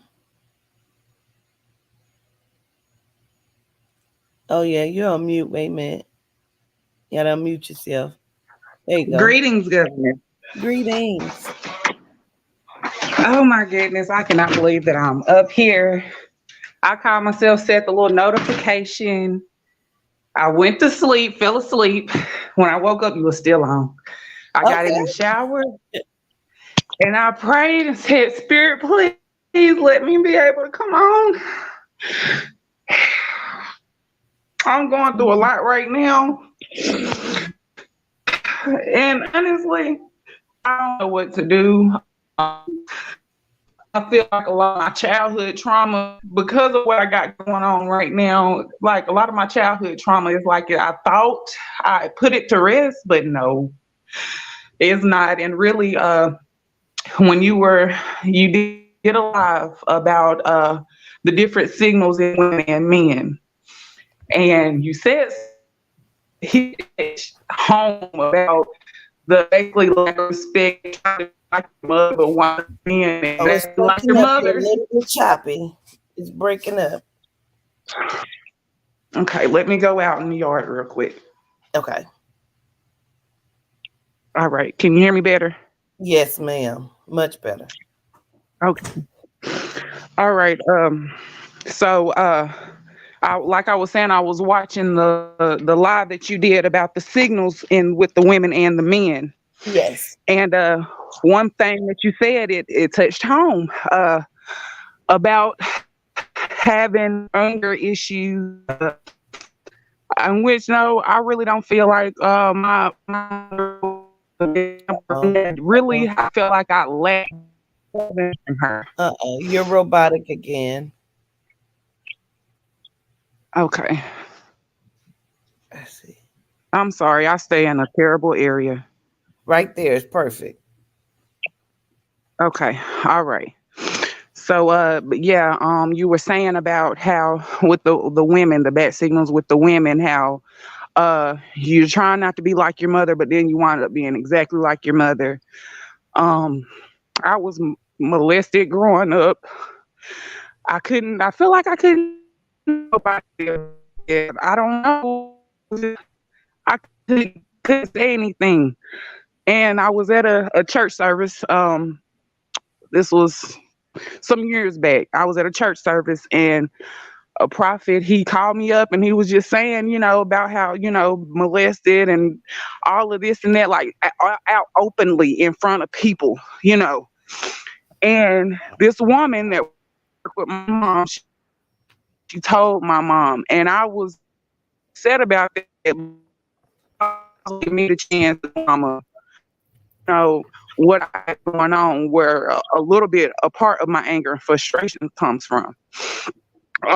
Which is why I don't too much deal with that anymore as far as that goes. But like I was saying, So you feel like it was kind of stolen from my you. child. Yes, it was, and I was like, "Is that the only reason why you came? Was just to hear, you know, what like what was your purpose there?" She was told some things, but I'm like, did you accept what was said to you, or did that just erased out of your brain once you heard him say what he said to me? And I got a lot of resentment behind that. Um, I still have not healed from that moment. I don't trust men at all. I have no respect for men. I don't know. It's just a lot. It's a lot, governance. It's just a Okay. lot. So then let's stop right there It's, for a second. You say you don't have any respect for men. That's something that I find myself saying quite often. So, like, are you currently in a relationship, or is it stopping you, preventing you from having one? no, the last relationship I was in, I was with an older man, and he passed away. Oh, And I'm that's still going through stuff with that as well. yeah, Because I feel like if he's still here, a lot of the obstacles that I'm facing, I don't have nobody. And it was like he was all I had, you know? The time so when I that's needed anger. somebody, he was there to step up, and I don't have that no more. And it's just the way how he passed and everything. I was like, I couldn't go to his funeral because his kids were not acceptive of me at all. And it's like all of that, I don't know how to handle all of that. It's a lot. It's a lot. And I feel like I can't talk to nobody. So I hold it in, and I know I can't keep holding it in because it's building up a lot of anger and frustration in me, like it really is, to the point where it don't take much to set me off. And I don't Understand. want to be like that. I don't want to be like that around my kids, my baby girls. I don't want that. But I don't know how. Like I don't And know then what let's to do. ask I this really don't. question, Milana. What was it about him that gave you the okay, far as men go? What made him different? Well, it's because when we first met, it was like he really catered to me. Like, I felt relaxed around him, like I could be myself. It was just, I don't know. I just felt this just calming, like protected. I just felt protected. Mhm. I've never felt that before in my life. I was the middle child growing up, and it was just like, for one, to find out that the whole reason why you're here is because your dad, my biological father, he raped my mother right after she Mm. had my oldest brother. So me and my oldest brother, when my birthday comes around, we're the same age because of that. And I felt like she did not want me, and I felt like it was a lot of resentment, because growing up, I looked like my daddy. I didn't just start looking like my mom until I got in my adulthood years. And I felt like, because she was lost, she didn't know basically how to deal with it. And my thing is I just don't want to basically follow in the same footsteps, of what she did and how she handled being a parent, because I mean, I don't want to believe that she meant it, but she did tell us one time that kids are a disappointment. So I mean that Mm. really hurt my feelings, Okay, so that hurt my feelings. let's stop for a second because you said some very important things. That being one of them, that basically she ain't like kids, basically. Basically, And then you found out you were a product of rape. yes. Sit with that. How do you feel about that? That makes me like I'm disgusted. Like, Mm. like it took me a long time to at least try to love myself, to not look at myself and find flaws within myself. Like, it took me a long time. Like, even now, I still struggle. Is me trying to get that out my head because I don't know. It's like I got talked about for being big. I was big bone growing up, and I had to hear, well, you didn't get that from me. You got that from your daddy because I was slim and I was this and I was that when I was young. Mhm, mhm, mhm. But at the same time, you ain't feeding me what I need to be fed. I'm eating pig feet, hog maws, stuff like that. Yeah. And I mean, I've always felt like a piece of shit. I ain't gonna lie to you. It brung out a lot of anger. Like, I do not like walking Okay, around like process this. that. Yeah, but you got to let that go. Let it out. Process that. Release that. Release it. Because that's kind of what you're carrying. Like, it's a lot of I didn't ask to be here kind of Yeah. energy. You know what I'm I saying? used to pray. Like, why am I here? Like, I mean, I ain't gonna lie. I felt like even still to this day, like I was accidentally brung into the wrong family because I feel misunderstood. I speak my mind, and my views. Of course, my views are different from theirs. We were raised in the church. Um, Mhm. so I mean, my mother was right. Her daddy, my granddaddy, he's a pastor. And basically, like it trickled on down. But still, is like I'm not afraid of voicing my opinions. I'm not afraid to let it be known how I feel. And I feel like that is shown. Like I've literally been told that I'm losing my mind. Like I'm going crazy. Sometimes And we feel that way. I'm like, to the point where I don't know who to trust. Like it's like I can't talk to nobody. I feel like that at least. I feel like I cannot. I just come outside and I look up at the sky and I be like, Spirit, this can't be the life that you meant for me. This can't Mhm. be. That's just how I'm like, what is it? Like this can't be it. Why am I having, is it feeling like I can't have no good days? Like, why is it feeling like my life is a product of bullshit? I Now don't let's stop right understand there it. because perhaps this is all true in fact. Because perhaps what Quatita's been saying this whole time, that we are the deities sleeping, and this is not the life that you were meant to live. But now we have to process this shit and just roll with the punches as they have been given to us, but make the best out of it. So how are you showing up to yourself and showing up to people? You say you have anger. What does that look like for you?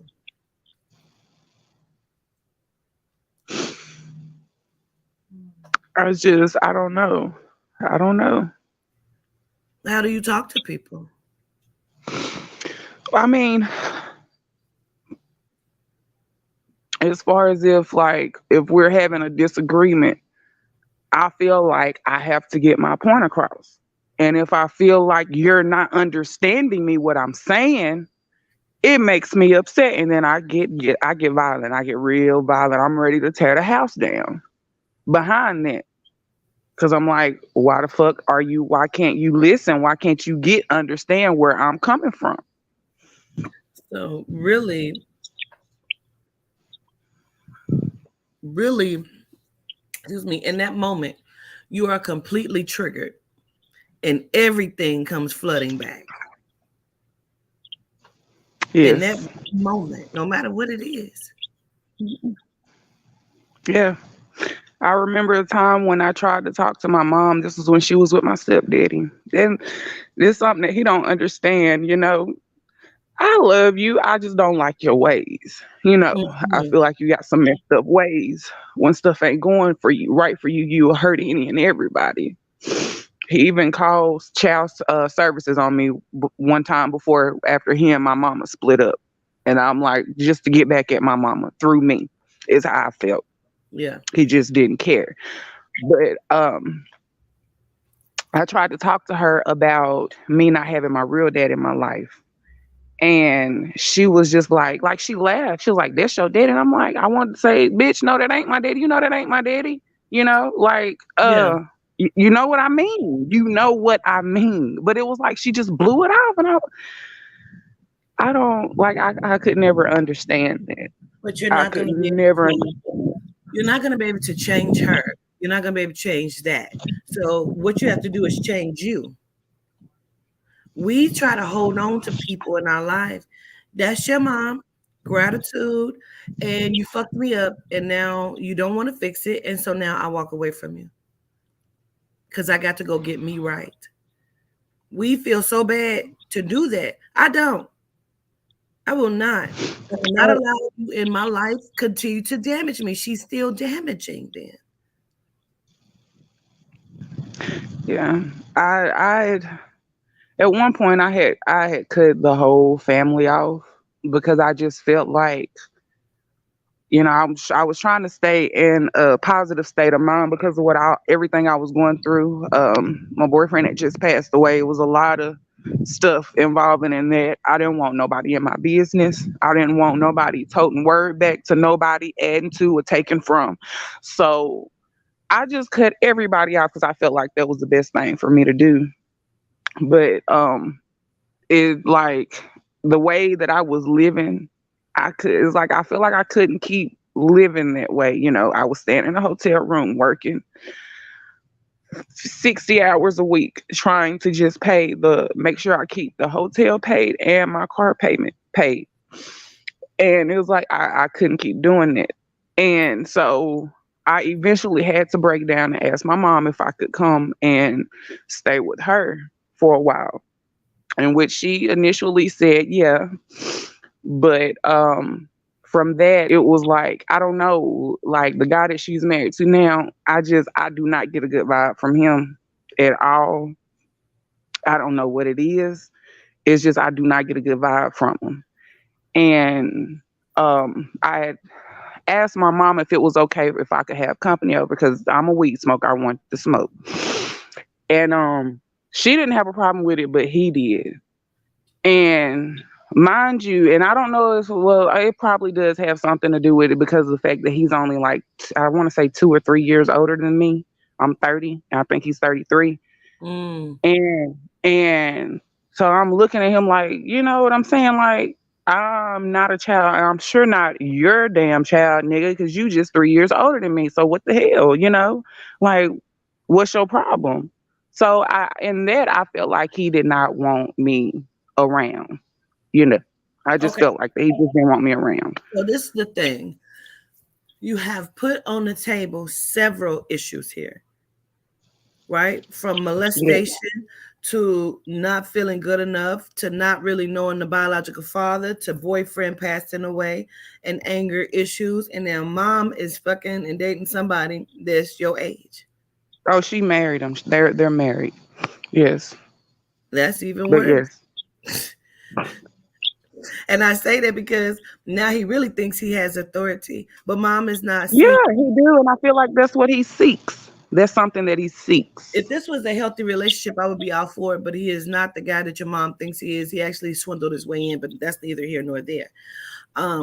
But you, Thank you. I'm glad you said that because I feel that in my bones. I feel it, yeah, and I want to call his whole card so bad, but I don't want to do it out of disrespect toward my mother. Well, I'm just like I'm praying, please reveal the situation spirit that is at hand that I see because I yeah, just don't feel like it.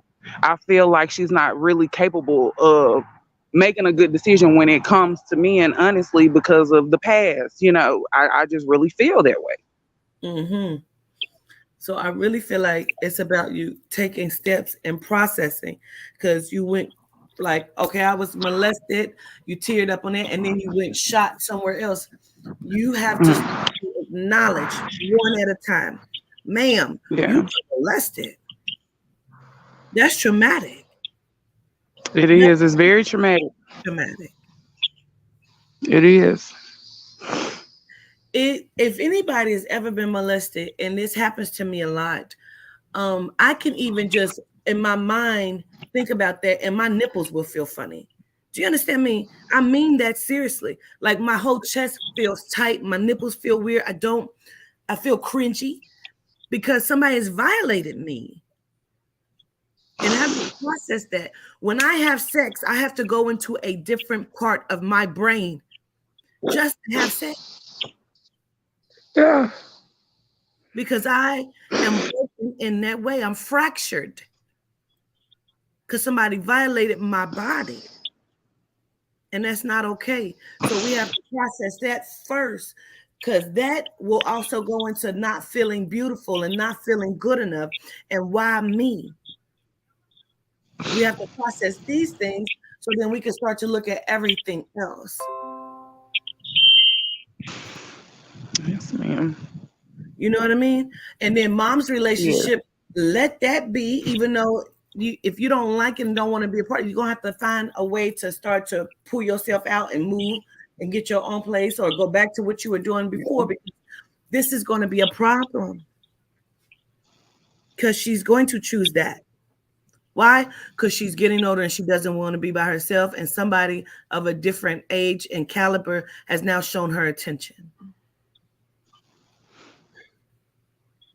And yes, I'm asking the spirit reveal that as well, because he's a liar. Please. He is. He is. I cannot tell you the things that I really want to do to that man, because Mm-hmm. I know that it's like I see it. Why you don't see it? Yeah, she does see it. And again, she just doesn't want somebody showing her attention. She doesn't want to be by herself.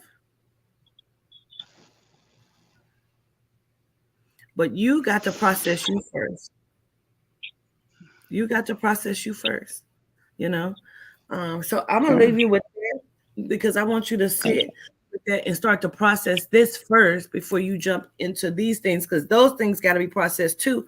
But you got to sit with some of this and start to work through All right. that, because your Okay. boyfriend in the past was your safe space. He made you feel safe in a place where Yeah. you felt like nobody ever made you feel safe. He did.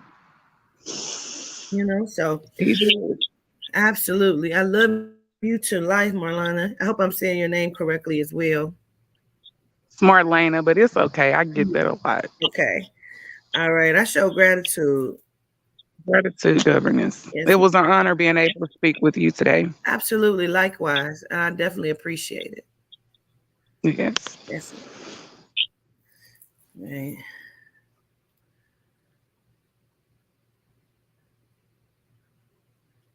Ivory.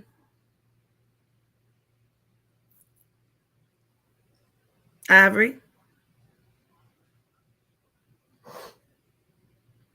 Ivory.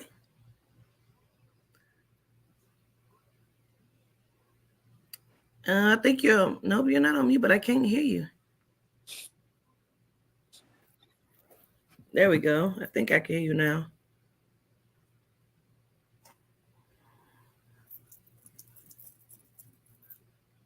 Uh-oh. I don't know why. Oh, you're on mute, Ivory.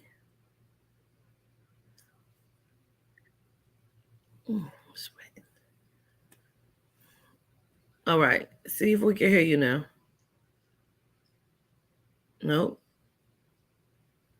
Can't hear you. Still can't hear you. Don't know what's happening. Oh, hell, Ivory. You got to, you even got the picture working, now the sound ain't working. I'm going to let you see if you can fix it. Christina? Yes, ma'am. Greetings. How are you? Greetings, governor. I'ma just say spirit made me get my butt on here because I remember telling. I know you probably remember me telling you the whole story with birds. So literally, I walked on my front porch and it was two red birds on my tree. I came to sit on the back porch and it was a black cat right here and literally two red birds on my fence. And I told you when my mom passed, I would just sit outside with, in nature and just think about everything. I don't talk to people. I'm a closed out person. I don't trust people. Main issue, to me, is my anger. Because like I said, it's like you letting things go, but the littlest thing can make it come back and have you more mad than you were before. And it's like, I've been dealing with this for 34 years. I was trying to think of a way to make the story somewhat smaller, but it can't get no smaller because it's been hell since birth. But my main issue, as far as with the anger, is my childhood because of the way everything went. That's why I don't like the little CPS crap. I come from a family with no sense, shall I say. Okay. Basically, they were getting mad. See, another red bird. I'm getting nervous. That's why. Okay, so they were getting jealous about whatever was going on in the past, and my mom had her addictions. My father, biological father, whatever was going on. I was the youngest of 6 kids. My oldest sister called CPS on my mom. She was a young little hoe, basically.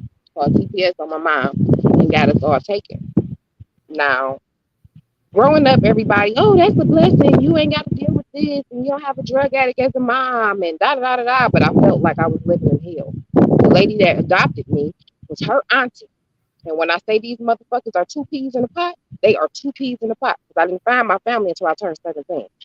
But the lady who adopted me basically called CPS and got me taken because I didn't get put in neither one of their hands.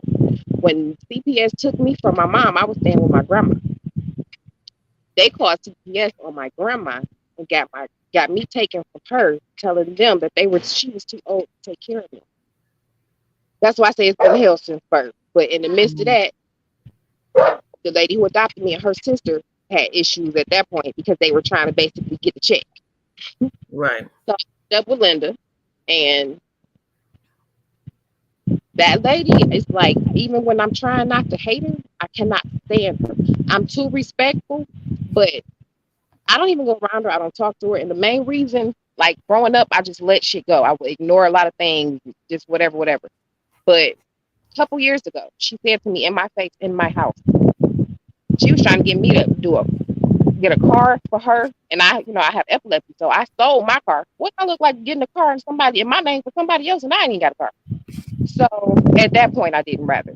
So I guess she was mad because I told her exactly what I just said. I said, I ain't even got a car. Don't nobody come and take me to take my kids places. No, I ain't getting nobody no car. And that's how I said it. We don't even talk. You don't even know my kid's birthday, name, nothing like that. So I would be a damn fool to even do it, right? Yeah. She had the nerve to say to me in my face, in my house, this is why I drew the line. Because bitch, you don't cross that motherfucker. I think it's time for me to just go and adopt me another baby. I need some more income. And I was in the midst of doing my hair.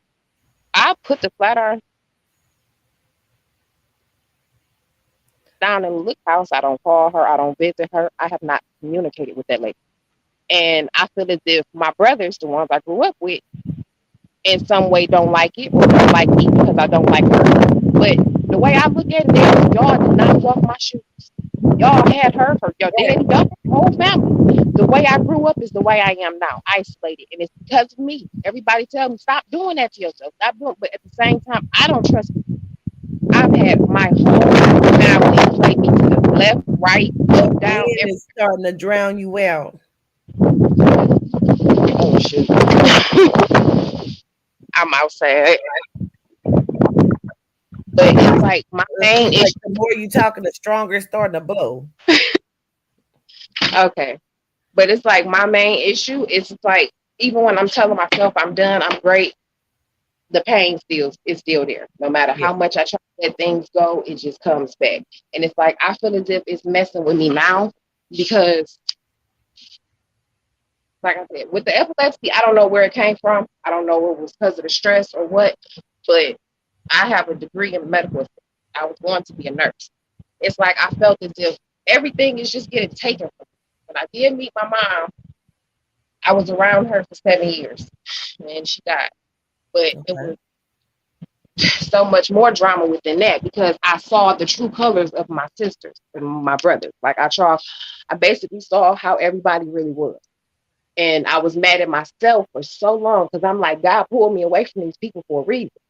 And it's like I kept telling myself, oh, you wanted to be around them, so it's your fault. Yeah.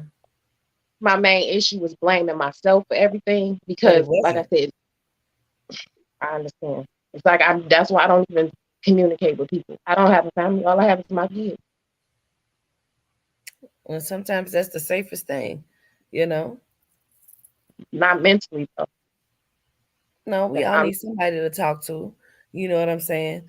And so that's where you're going to have to start to step outside your box and allow other people in your space. But you got to have people that you feel like you can trust, you know?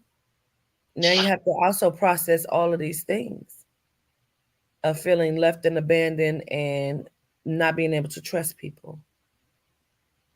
And then the secret, it's like once I became 30, I just started hearing all the family secrets in the world. And it's like, even though I don't care about it, it just made me so mad to where, like I said, my main issue is the anger. I know all of them ain't worth shit. I'm just tired of, because I get anxiety because I be thinking I'm gonna end up having a seizure because if I get too mad, I end up passing out. But it's like, even when you don't communicate with them, it's like, I don't know, but the energy is always there. I haven't spoke to this lady in years. I seen her on Mother's Day at my cousin's house. I went home and cried like a baby, and I couldn't understand why. What? Okay, I was gonna ask you what brought you to that though. I didn't speak to her. I said Happy Mother's Day to everybody, and I left. I went in the basement. I told her I couldn't talk to her. So besides the fact that she wanted you to get the car and that kind of thing, how did she show up to you? Because you're still going past that, even past the secrets. You know what I'm saying? You got to go into it to release it. Like I said, I was basically used for a check. I woke up every day on birthdays to a house full of people with nothing. Like I was never celebrated, acknowledged, or wanted, basically. Her husband's birthday is the 27th and mine is the 30th. Every year, there was not one year on his birthday where they didn't have a gathering with a bunch of people at the house. And 2 days later, I didn't even get a damn birthday card. I slept on the basement floor until everybody got a new bed. I ended up getting one of their old beds. All my clothes and shit came from churches and Salvation Armies. Like I said, it was basically her using me for a check. And what made me so mad about a lot is because everybody, like the lady said yesterday, always got them people there. Oh yeah, they was wrong. They shouldn't have did that. Where the fuck was you at and why you ain't say nothing? Right. And then you got in your ears swearing they there for you and they helping you. As soon as you tell them something, they go back and tell the next person so the next person can tell her. Yeah. Like she used to beat the shit out of me. My sister, I was 13, if I'm not mistaken, and she literally beat the crap out of her. I literally remember waking up. Honestly, I can't even remember saying waking up. I laid there the whole night listening to it. And when I seen my sister run past me and go to the basement, that was my last time seeing her. When she woke up and left out the next day, she didn't even say bye to me. And me and her were blood sisters. She didn't even say bye to me. She just left.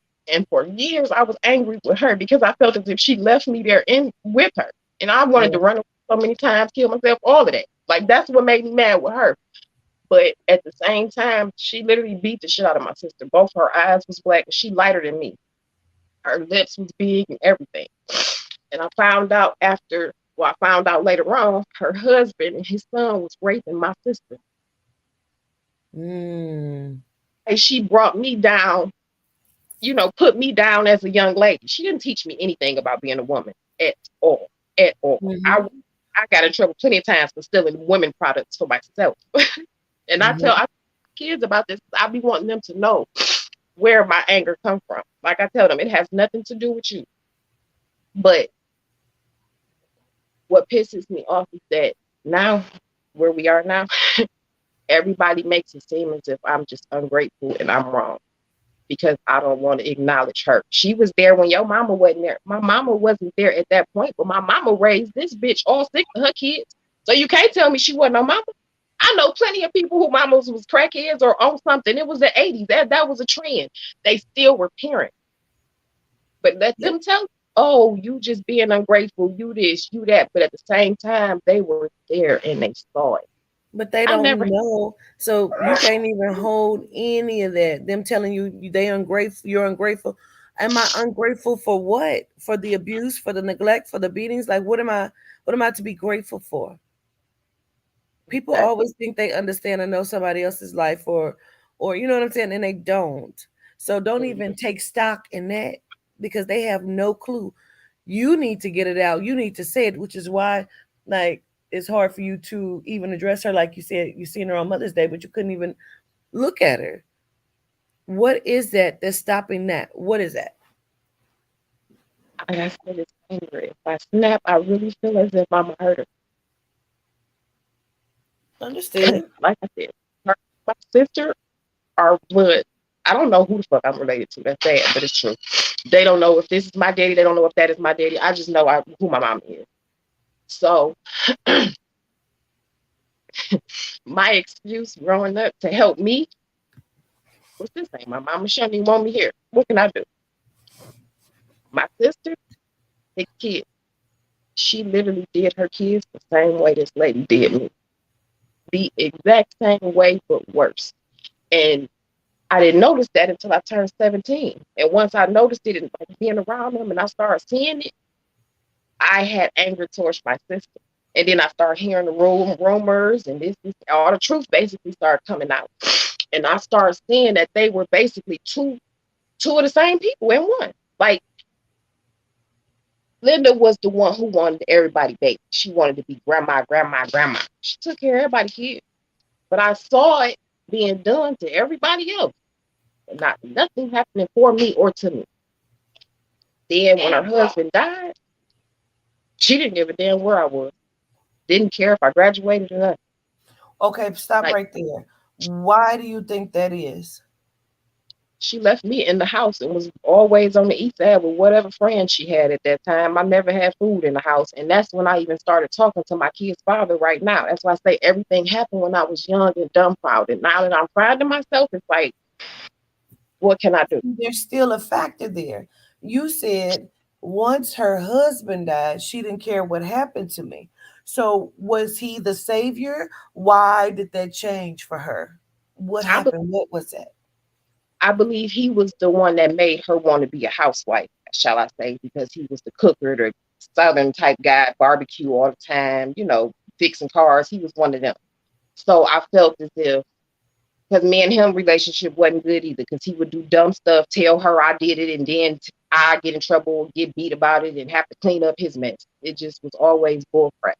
Now, the fact that oh, my mind keep going everywhere. Go ahead. Let's go into it though. Because She there's kept there's getting, a lot. it's like she kept getting a different boyfriend after different boyfriend after different boyfriend once he died. So that part I can truly say she just wanted to be with somebody. Like I told, she didn't want to be alone. But the next boyfriend, I was in 12th grade at that point, and literally by myself because her kids had left. They already seen that she wasn't shitting, wasn't doing nothing. They left. He went and moved with my oldest brother. This next boyfriend was just funny to me. My school was down the street from where we stayed. I literally would still have to walk, even though she had a car in the driveway. If I wasn't walking, I was catching a bus. So one day she had to take man somewhere. I got in the car with her. The whole car smelled like pure fish. And he would come, drop her off, leave with her car. So I still laugh at this to this day. It was blood tissue in the seat of the car. She instantly went off on me. Instantly. Do you hear me? I don't even drive the car. She had us clean the car out, all this. I don't even think we went to school on time that day. But instantly she blamed me. That's why I knew she never wanted me. Right. And Understood. I do some stupid. It's like she just wanted to blame me for anything that was messing up in her life. Let's go back to something that you said because you said it again and then you went right over it. Like, I know you want to just get everything out. That's why so many things going on in your mind because there's so many things you want to say. But we have to hit these key points. Mama, you said you was in the basement on the floor. Everybody else had beds. Yeah. She always got new furniture. Always got new furniture. So for a while, she had got a new furniture set. For a while, I had one of the end set. You know how you get the little the sofa, love seat, and a chair. The chair part that she didn't throw away. I was using that for a while. And then that's why I'm literally afraid of bugs to this day because of that.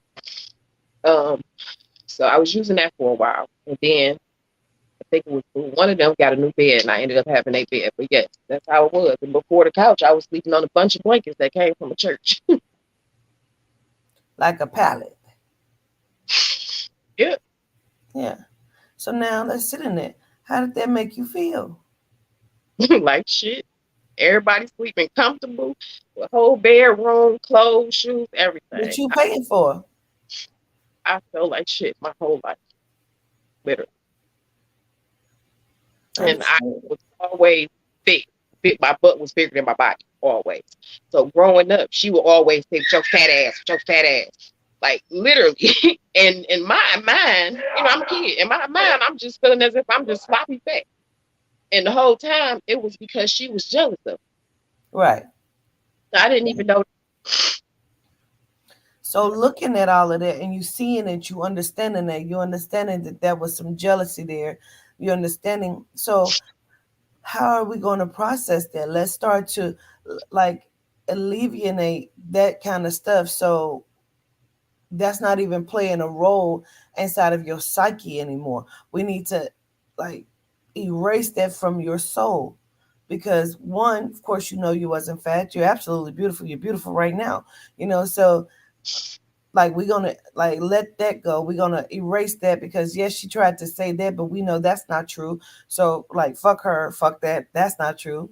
You know, I'm a most beautiful woman in gratitude. So what else? Okay, she made you sleep on the floor, and honestly, you were paying for probably a lot of the shit that was in the house from the income that she was receiving from you. Okay, so she's a fucked up person. I'm trying to understand some of the family lineage because you said somebody was sisters and then your sister had kids. So are you a product of an older mother? They not related. My sister dad is her brother. Understood. And then how old is your sister? What's the difference in age there? 41. She the oldest out of all of them. So I believe she's about 40, 41. So she had kids young. Yeah. Okay. Told everybody in our family that my mom sold her friend.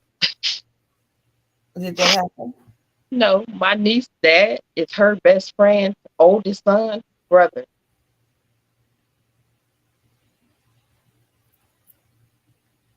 And that was the reason we got taken. And she made it seem as if she was being sold for crack to PPS. But maybe she was. Oh, you said she was? I said maybe she was. Sure. Now I know one of my sisters did tell me about when she was on it heavy, putting them out, making them look for bottles. That was one story I heard from one of my other sisters. I didn't know if it was true or not, but I never spoke on it. With her, I don't believe nothing she say because in my eyes, she made my life a living hell. And in reality, you had every opportunity in the world to do something with yours. Yes. And literally, she does her kids the exact same way, but worse. Like me and my niece were like this, because she a Libra too, and her birthday is the day before mine. So you have she to would cuss her out. You act just because she is damaged and fractured in her mind as well. Is this the sister that got beat up, or is this a different one?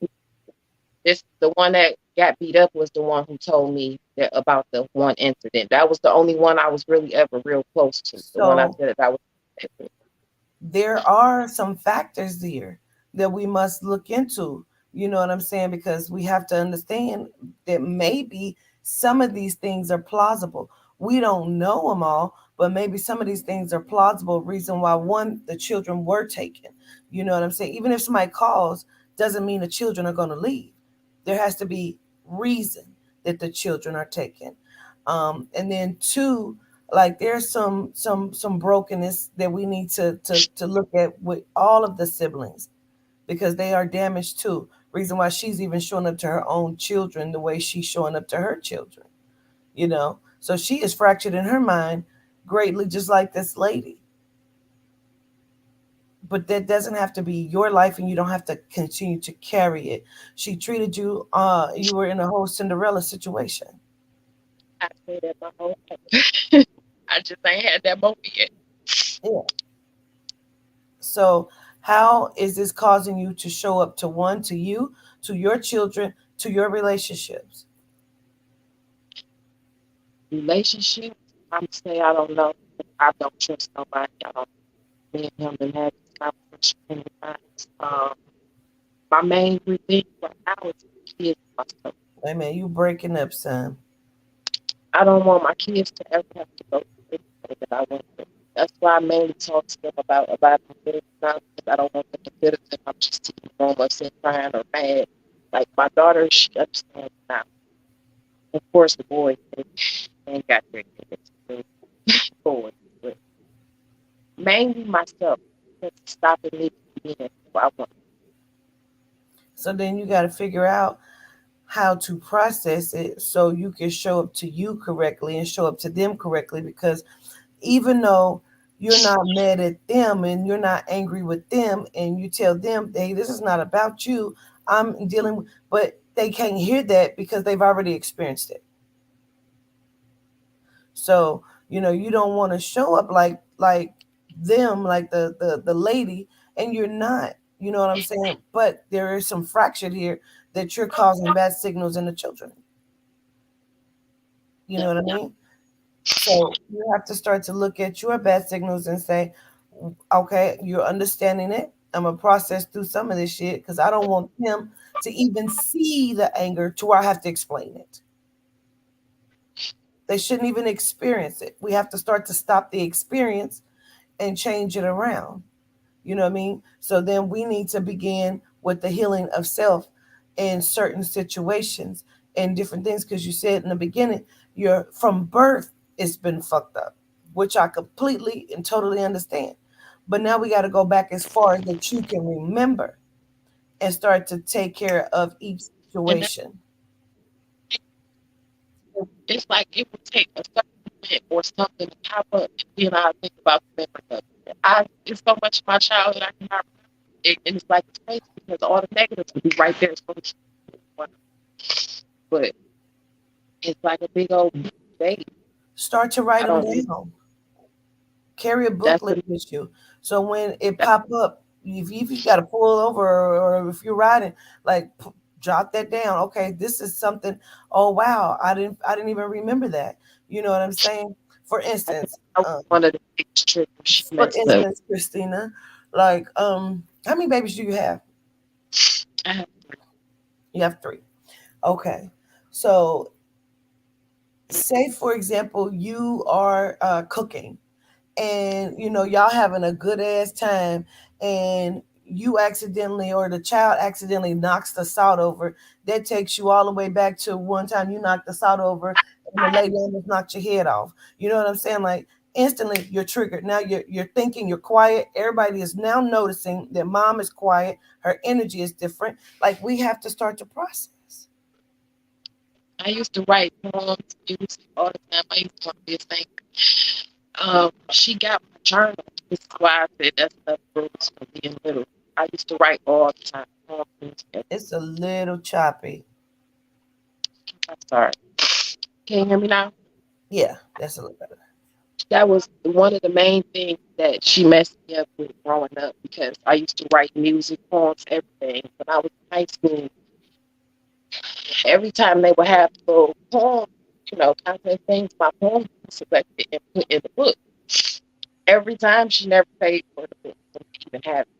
So one Mm-hmm. time, um, I was I was outside on the porch, and all I know is I heard her scream my name.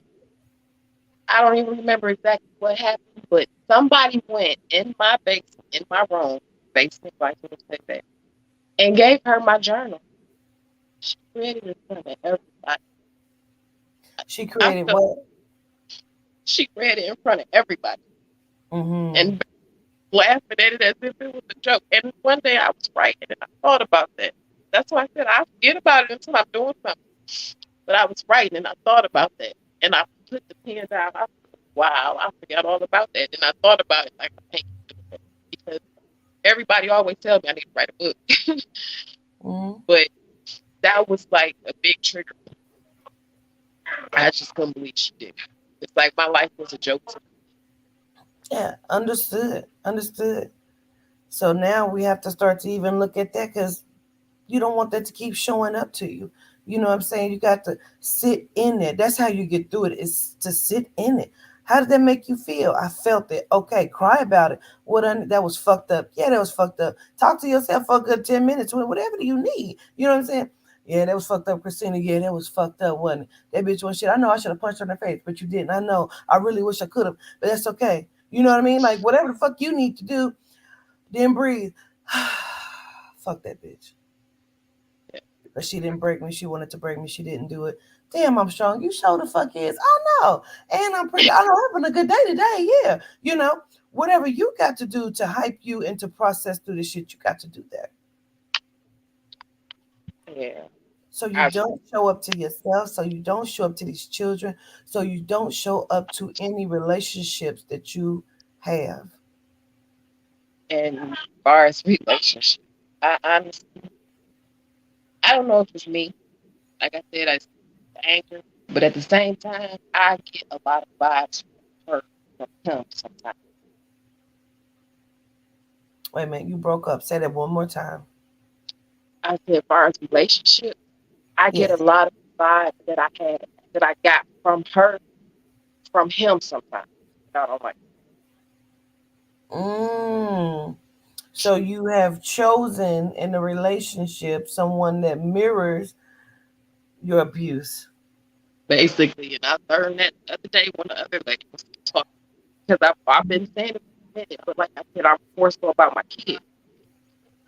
But I asked myself one day, like, why is to compare? Why is it so much? Like, it's not far as what he said, it's the things that come out his mouth, things that he said, it's shit that she has said to me all the time.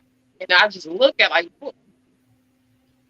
That's why I said I don't know if it's just me, my attitude, or my temper. But Sometimes I, it's energy. And that's why a lot of times you hear me say, I don't like people to touch me. Why? Because energy jumps. yes, yes, That's an energy, probably. But it's also how you have manifested this back in your life. Because why? Because there's something that you haven't healed from that you have now called back into your life and it's come back into your life so you can go on and process it because that's a lesson. You know what I'm saying? Well, I really wish he would be better. But if was a fifth, we would all be drunk. exactly. Drunk as But he's not. He's not different. And if you're recognizing him as being something similar, you got a lot of energy behind you. That's crazy. my Um, dog is around me like crazy all day, and I because say you can that. see the Oh my, energy. There's a whole bunch of energy behind you. Yeah, it's all over you. Matter of fact, yeah, it wasn't doing that at first. So you have to start to process and know that you're okay. That's the one thing I want you to repeat to yourself. You're okay. What can I do to process through this anger? So when you even feel yourself getting angry, sometimes you got to stop. Why are you this fucking mad? You know what I mean? You have to ask yourself that. And even okay, say you're in traffic because I do this a lot. Bitch, this bitch didn't cut me off. Well, you didn't cut off 6 people driving up here and you thought you could. You know what I mean? They better not have cussed you out, you know? Oh, you're right. Damn, I'm wrong right there. All right. Have a good day, lady. that. You know what I mean? Start checking yourself. Yeah, that's me too. You know, it's an everyday process. Every day. And writing things out helps. Writing music helps, understanding and just going through the situations. That's why I say unpack it, wash it, and rinse it, and repeat until that shit is clear, till it does not hold no weight, till you can say, fuck it. You know, I don't like no religion, but I had went through Scientology one time. They was downtown Cincinnati, and I said, well, let me see what they can do for me. I don't know. So I go into the little place, Christina, and this the one process that I took away from, I felt like was valuable. You know what I'm saying? They had me sit with like 6 or 7 people and tell the worst story of my life that made me feel a certain way. So by the time I got to that 7th person, I could tell it without crying. Right. They took They the showed power out of it. everybody that came up with showed her.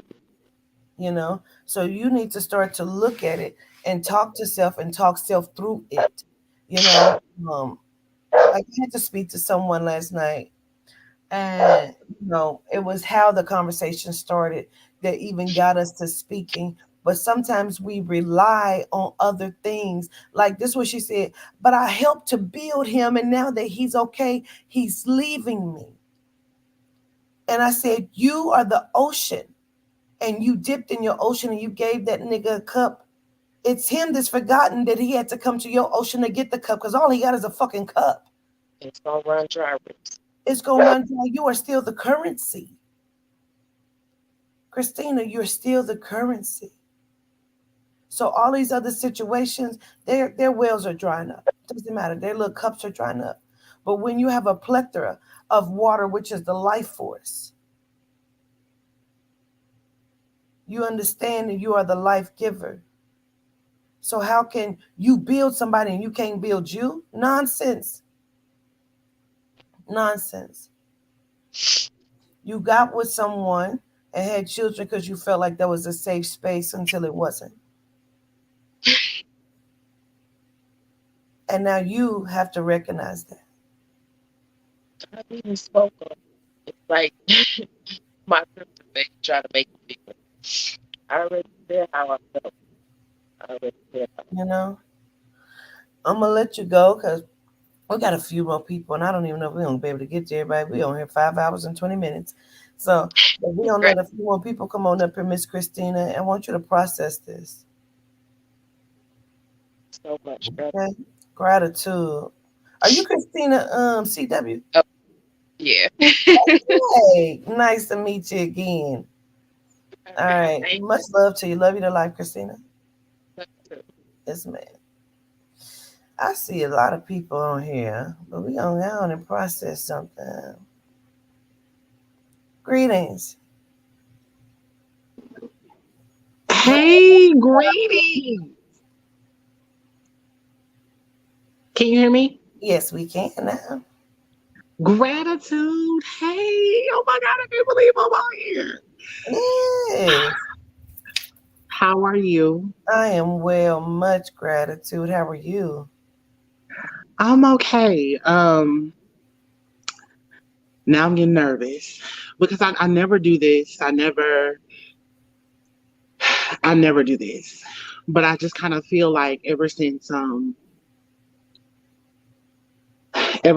your live the other day when you first started doing the healing process, there was a lot that was speaking to me in that moment.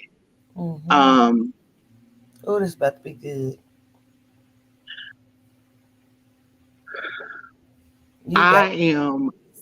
I'm trying to breathe because it's a lot. I have a lot of trauma that I just feel like that I've suppressed, put up in a chamber and just let it just hide. And I just try my best to try to take care of me, We're gonna pull this trigger.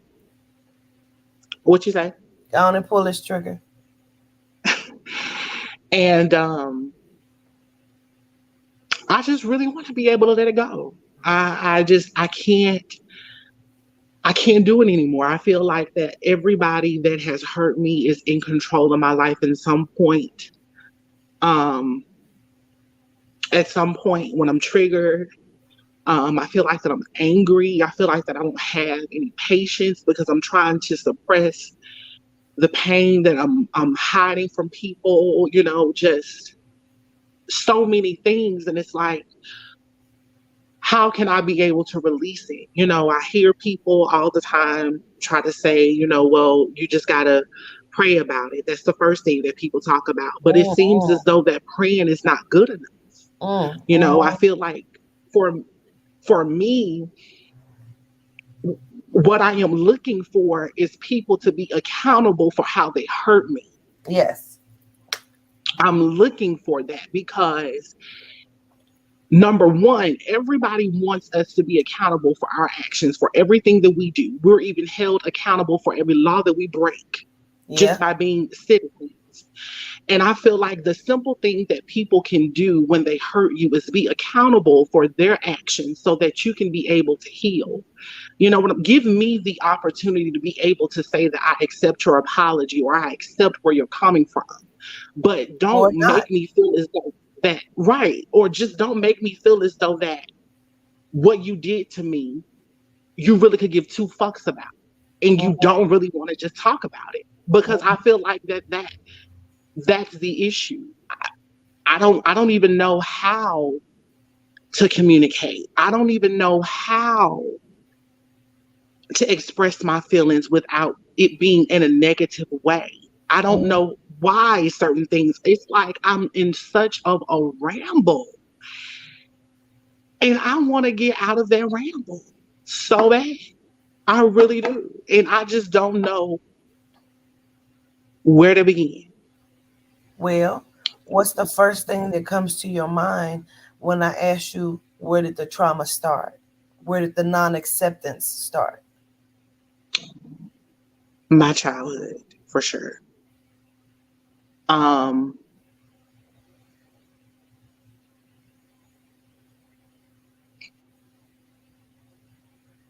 hate my mother so much. Oh, there was a lot for you to say. Breathe in that. That was a lot for you to say that alone. Breathe. Because that's okay. I hate her so much. Because all I wanted her to be to me was a mother. That's all I wanted. Because I felt like the times where she was getting her ass whooped and the domestic violence that I witnessed as a child, I was there to try to console her as her child. And she pushed me away because she felt as though that she was getting embarrassed for a child that was just being themselves and coming into terms of who they were. And it hurt me to the core to feel as though that the people that I felt that could protect me during those moments where people would try to bully me or belittle me. Was it the name protector?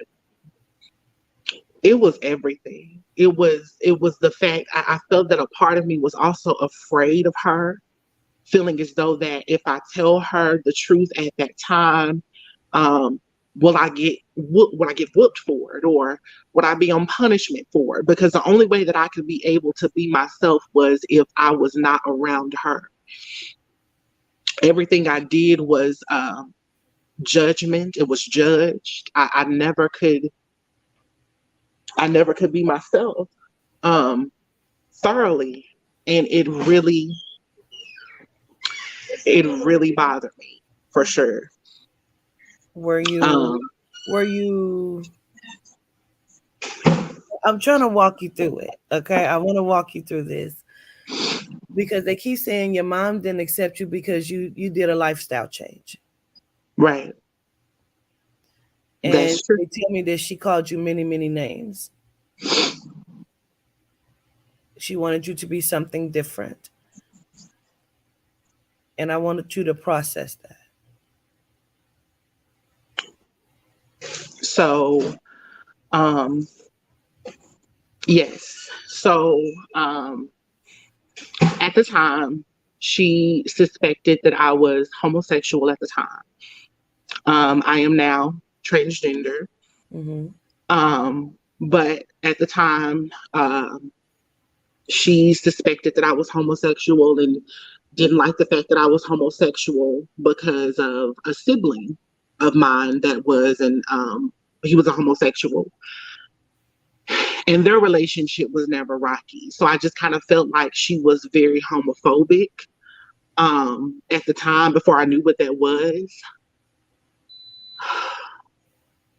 It just was a lot. Like I don't even know where to begin to even just to tell you. It was a lot to process as a child to feel like you That you weren't were thrown wanted. away.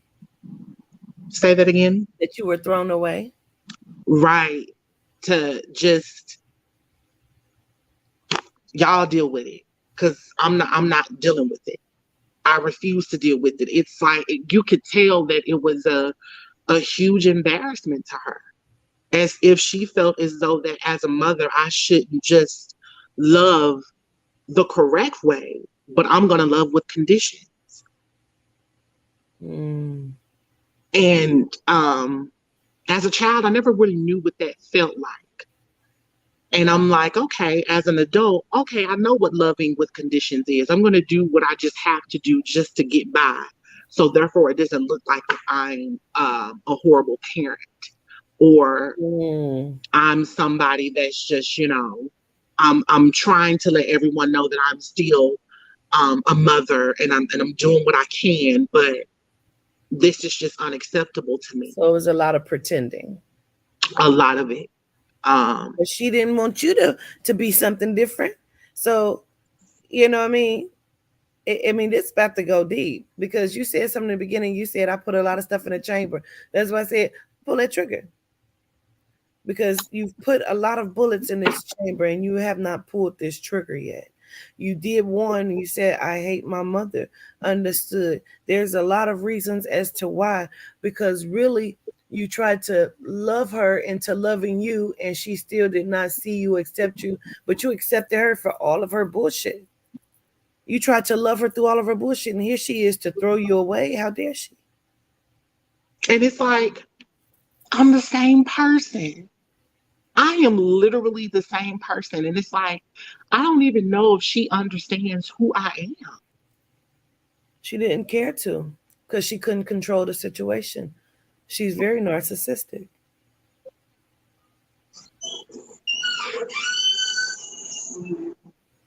What's the first damaging memory when you go back to being a kid? Say that again. What's the first damaging memory when you're going back to your childhood?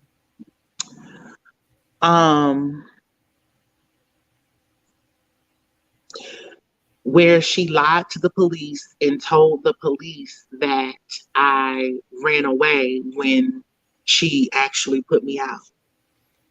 Mm-hmm. I was gone from the house 3 days. We had someone staying with us at the time that she was pretty much using for her government assistance. And a situation had transpired. And so with that situation, she decided to say, okay, well, if this is what you're going to do, then I'm just going to put you out. Go and put on old clothes, get you some gym shorts with some holes in them, get some old shoes, get a jacket, and you get the fuck out of my house.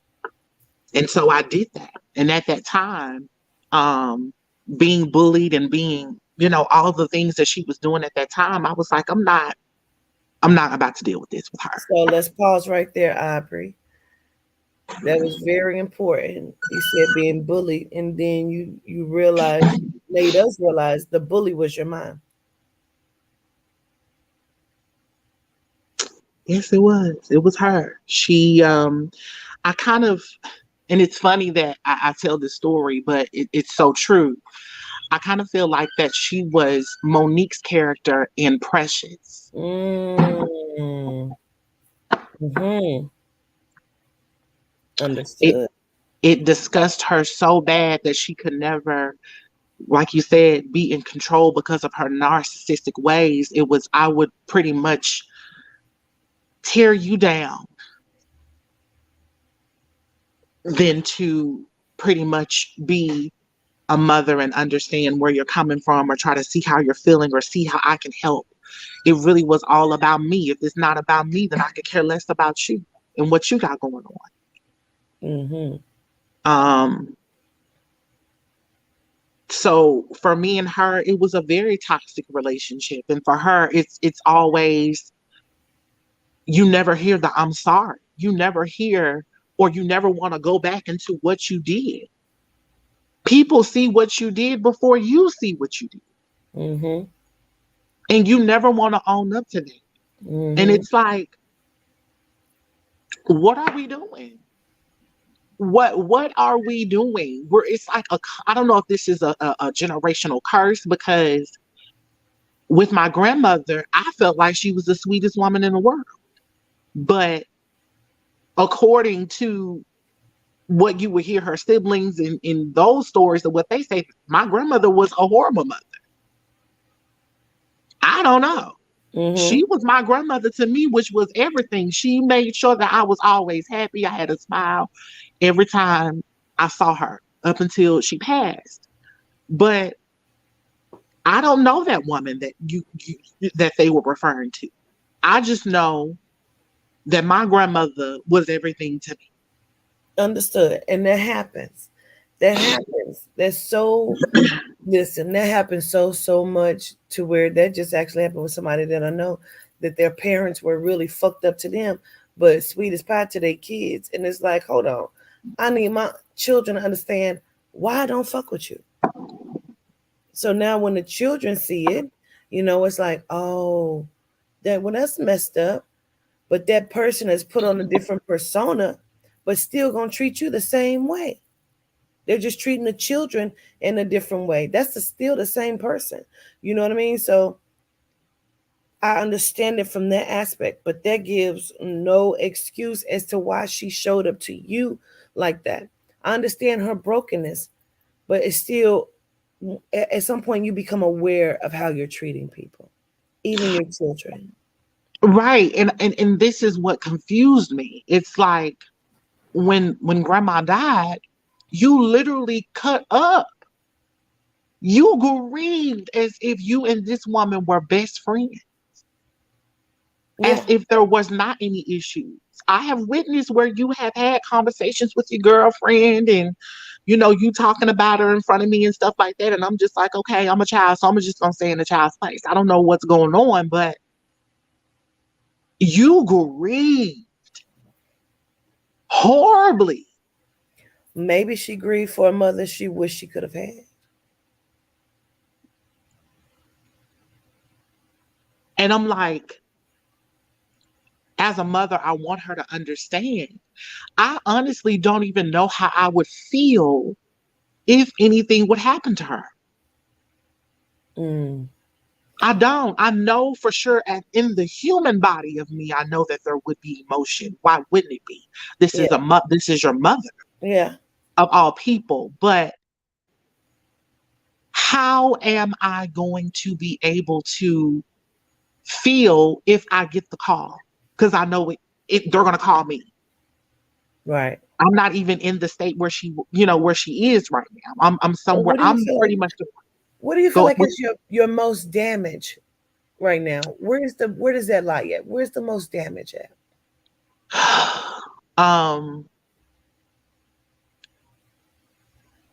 I feel like that, and I also feel like the molestation from my brother. That's what I've been waiting on. I mean, I thought I was gonna have to get a pair of pliers and pull your teeth. Like, my goodness, I needed you to say that. That is the one where I connected with you so deeply, because it's like, Aubrey, you are numb. Yes. I am so numb to the fact of that, because it's like I could. Mm-hmm. I could have the flashbacks now. So fucking disgusting. I can have the flashbacks of him telling me to do these things, and I don't even know what I'm doing. don't even know what I'm doing. I'm young. I don't know what I'm doing. I don't know what I'm doing. And he is okay with it. And it's like we've never had a relationship. I've always just wanted to be distant from him, and hearing the stories of how he was jealous of me and he didn't like me and he wished I wasn't a part of his life, but he dealt with molestation. And I remember my mother saying, uh, you don't have a reason to be a homosexual at the time. You don't have a reason for that. Jeffrey has a reason because of his molestation. Mm. And to feel as though that she felt that that was validation for her to say that and not even understand the own trauma, which she does not even know to this day. I just told my father maybe a year ago about this whole ordeal because nobody knew. How often did it happen? I felt like it was more than once, but I can't even remember to tell you how many times it was. It was so many things that he would try to do to me um, when no one was there. It would just be us. It would be him there and me in my room. You know, he would always be on punishment because he stayed in trouble, from what I can remember. Okay. But it was definitely more than one. Okay. And even if it was once is a lot, you know what I'm saying? But I feel like you both are on two different ends of the spectrum, though. I feel like he pretends that he's something else where you live your life the way you feel like you are, how you recognize self. But I feel like he hides. I have not talked to him. He tried to call me and stuff a couple weeks ago, and I'm just like, why do you have my number? You know, like this we don't know. This is what we're doing. This is not any. I don't know. I don't want any type of relationship with you because it's always when you call somebody, you want something. You want something done. And it's like, call your mama. Yeah. Your mama is in support of you. I am out here on my own. Okay? Whoever has walked into my life and that has helped me, throughout this process of my life and taught me those lessons were not family members. Right. These were absolute strangers that I hold dear to my heart. Yeah. So when your mother, which is my mother as well, but we're talking about me being out here on my ass, on my lonesome. Why are When you protecting him? Why haven't you told her? Why are you protecting her heart? Because I knew that it was going to hurt her. But I already knew that she's already hurt enough. You have a transgender daughter that looks just like you. You're already hurt. Don't hate her. Huh? So then you don't hate her. It's like want her to see you and love you. That's it. And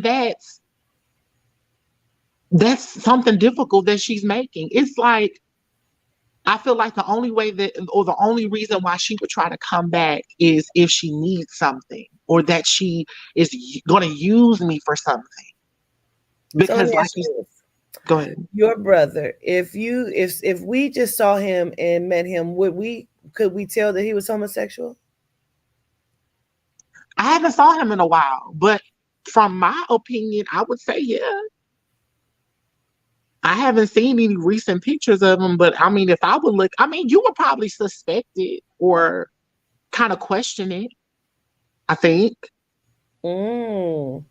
Because I feel like as long as people only suspect it, they don't know for sure she's okay with that. But they know. Open. Yes. And it's like people that knew who I was back then now know the new me, but it's hard for people to adjust because they see that new me. It's like, what do I do? How do I approach the situation? And it's just like, I'm the same person. It's just a respect thing. It's the pronouns for me. You're not going to misgender me and make me feel uncomfortable because you want to be comfortable. You don't have to respect it. You don't have to do that, but you don't have to agree with it, but you will respect it. Yeah, you don't have to mistreat someone because you don't agree with something. Correct. If I say that my proper pronoun is she, then that's what I feel. That's me. Yeah. That's what I feel that you should do. That the same for you. If I'm not disrespecting you or coming to you at any, left corner to make you feel uncomfortable, then why should I have to be the one to feel uncomfortable for you? No, I'm not doing that. Respect is something that we are taught at a very young age, and we know what it is. If you are the one that decides to not use that characteristic, then you are the problem. I would like for you to keep and continue to unpack these things because, like you said, it's so much you didn't know where to begin or where to start. But I feel like you're in a decent starting place. But if you're not going to go deep into it, you're still going to be fragmented because there's so much here. Um, even when it comes to mom's personal life, you know what I'm saying? There's so much here with you. Like, I don't understand what that is, but that's what the spirit tells me. Like, there's a lot here. Yeah, it's definitely a lot. It's so much. It's like it's just I don't know where to begin, but it's like I've tried to, tell myself or try to help myself with certain situations. And it's like maybe you do need a little bit more help with these things and these topics and figuring out how you can be able to pretty much get to the next level. Okay. But it's just like I don't know what to do.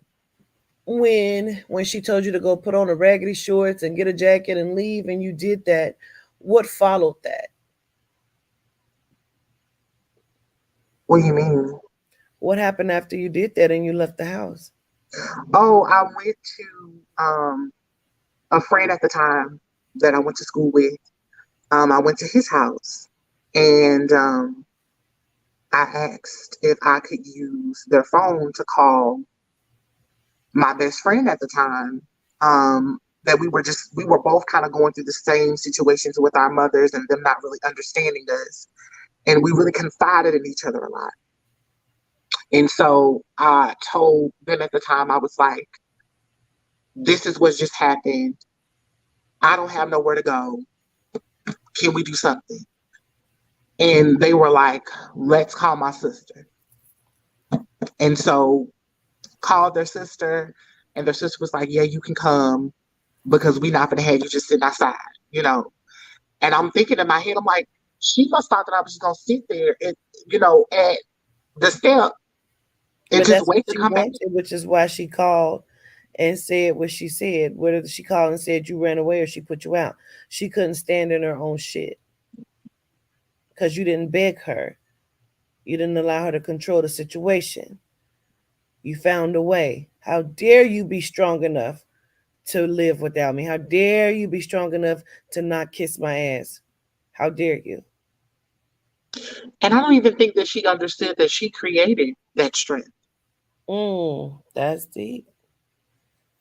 I don't even think that she understood that. It's like, I don't remember, the loving, consoling, affectionate, that probably was the factor when I was 2 or 3 years old. But as I got older, that went out the window. I felt like all of her hurt was the transitions with my father and what he had going on. Mm-hmm. And it's like, you had 2 children in the house. 2. I wasn't difficult, but I was bad because I didn't know no better. Yeah. I didn't know no better for certain things. And I'm like, I'm figuring out life by myself. And I'm like, oh, what does this do? What does that do? Along with finding her to be so beautiful and admiring her beauty. And in the back of my mind saying, oh my God, I wish I could be this beautiful as her. Watching her do her hair, being infatuated with her dressing up and getting cute, going out with her friends, going into her room and putting on her shoes and just fantasizing.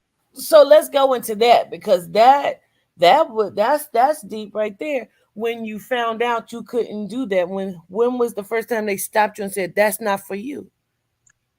The first time was, I remember I had a friend over.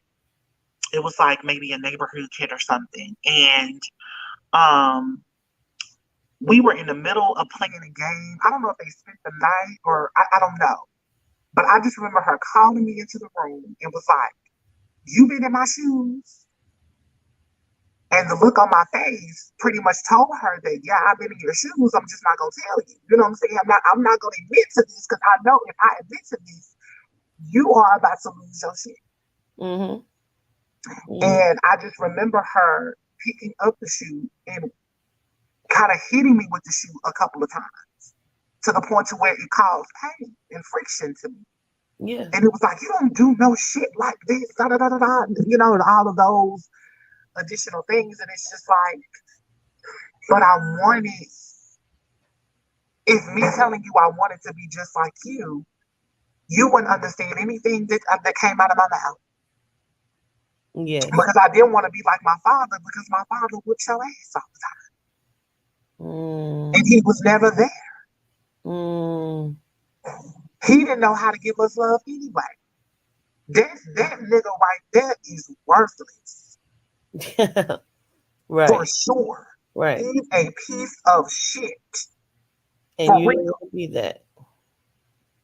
And it is sad. And it's like, the part that really bothers me, that makes me angry for the both of them, is like, you guys took in somebody else's child as older adults to raise, but y'all couldn't even raise your own kids.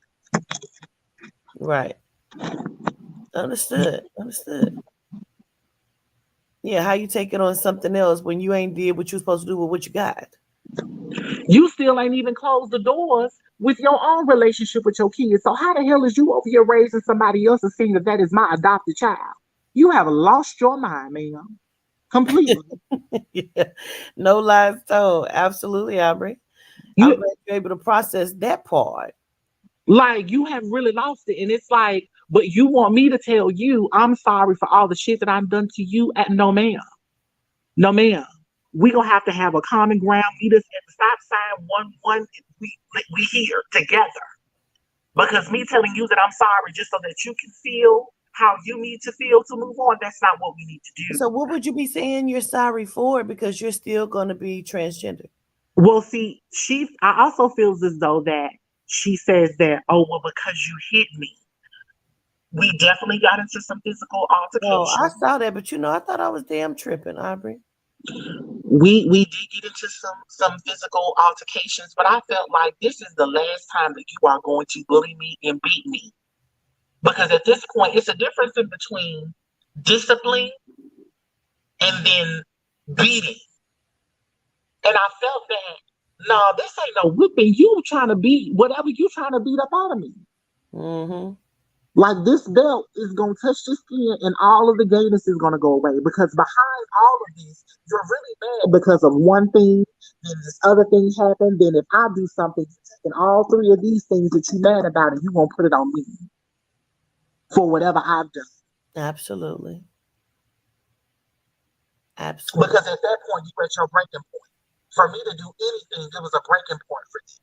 Because you're a single mother. You're out here by yourself. Taking care of me is so hard. When I didn't do shit. I mean, what did you get me, ma'am? But food, clothes that I didn't want, a shelter. I didn't have the best of the best. You had to have the best of the best because you felt like that you made the money to do so. You're right. It was all about you. And I was your doll. I was your boy baby doll at the time. That's interesting. So to make shit look good, You gave me the Coogee, you gave me the Jordans, all this shit. I didn't want that. I was a simple person. Because in school, I wasn't that Jordan Coogee, all that extra shit. I wasn't that type of individual. I didn't give a fuck about name brands. I just wanted to be happy, live, and do what the hell I wanted to do, and just be happy and thrive in that. And you still shall. It's just about you processing some of this trauma, because you say you don't know where to start at, but we're breaking it down. We're going inside of it, from the molestation to even the physical things of feeling bad about it. You know what I'm saying? And just not even wanting her to hurt in that way. Like, that is a lot to even unpack in this moment, and still own it, because you're still just wanting to be accepted for the beautiful person that you are, without having to, try to make somebody else comfortable with you living your life unapologetically, when really there's a whole bunch of shit that's being hidden that we really need to bring to the table, but we can't bring it to the table because we don't want to hurt her feelings. But fuck that. Like, that's fine. You may not never speak to me again, but because you don't, like, that's fine. But before you go, let me tell you about your son. This is who he is. Okay. And this is what he did to me. Yes. And you got to, sometimes you got to go there. And however she unpacked that, it don't even damn matter. Because you've already stated, you lived in your truth, you saying your truth.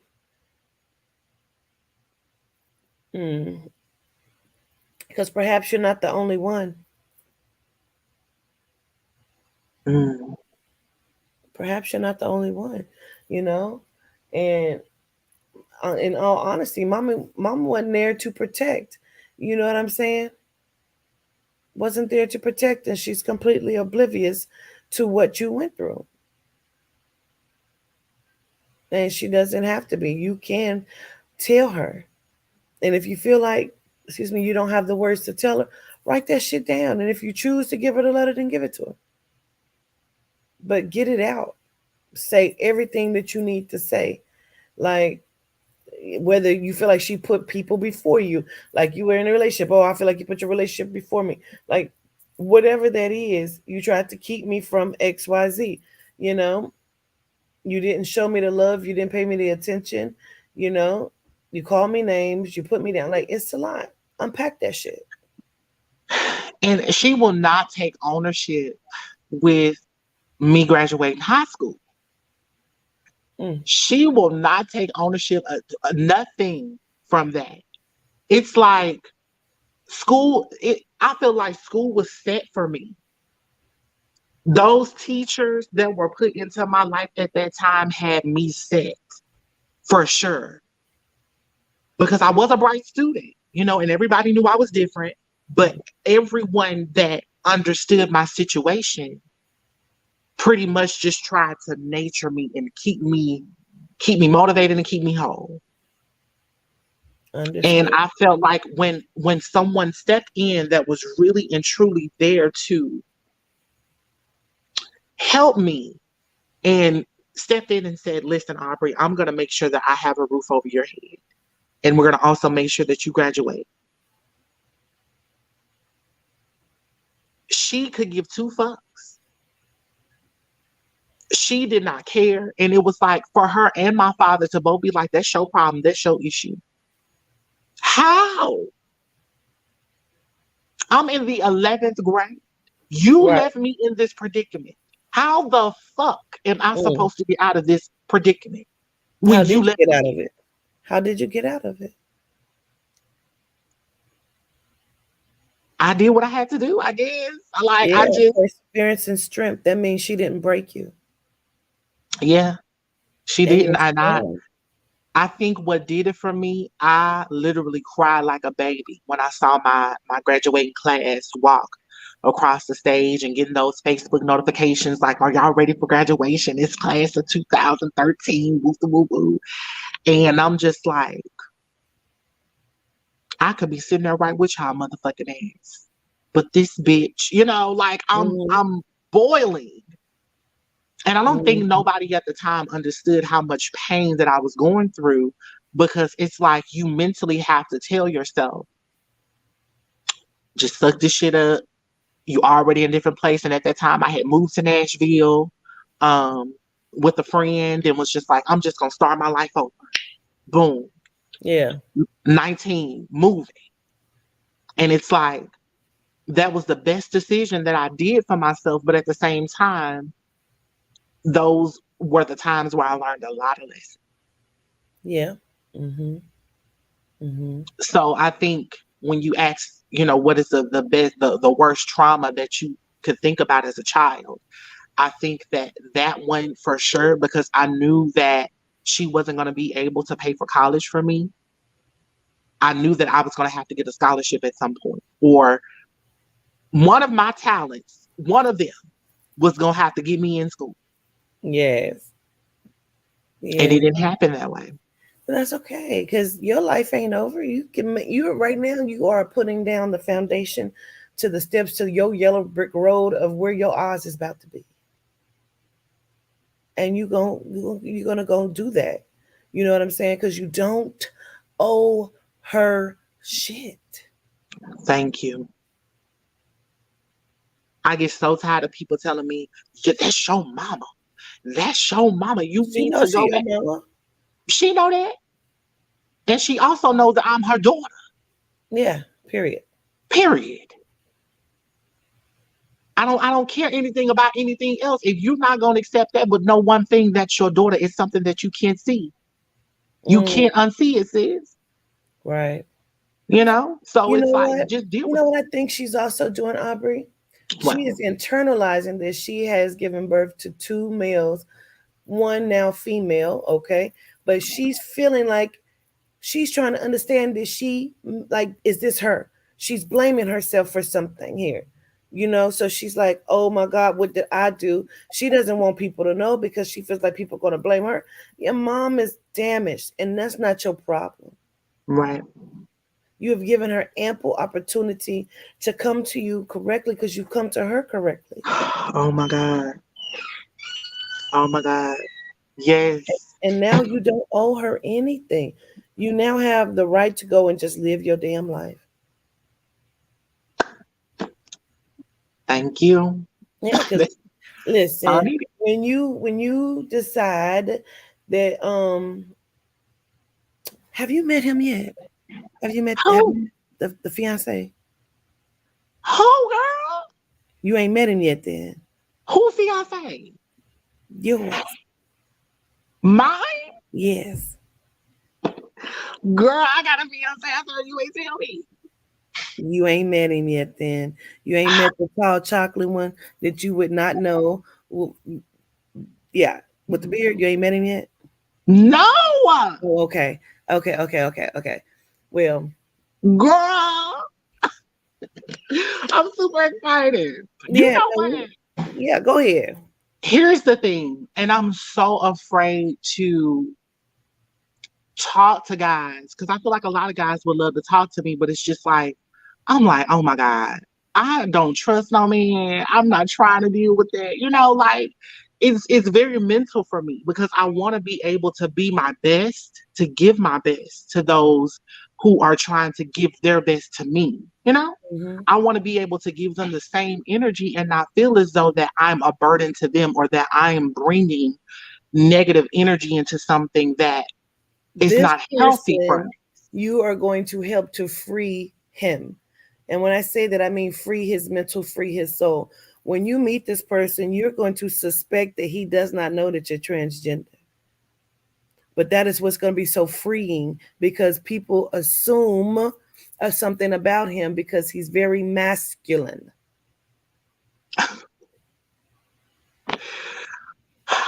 And that's going to be freeing for him in a sense of you would almost be what he needs.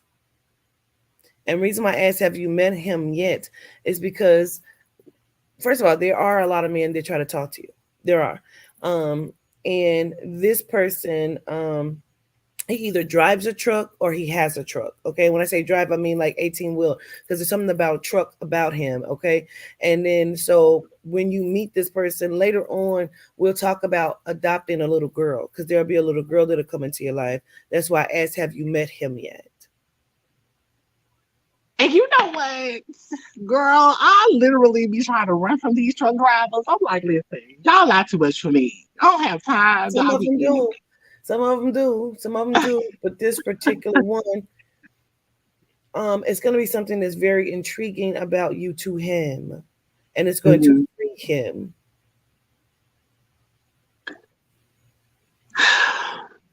Here I am thinking I'm gonna be single because he all my doesn't life. really he doesn't like women, and he knows that he likes men, but he doesn't want to like men, and it's going to be something about you that will bring him peace within himself.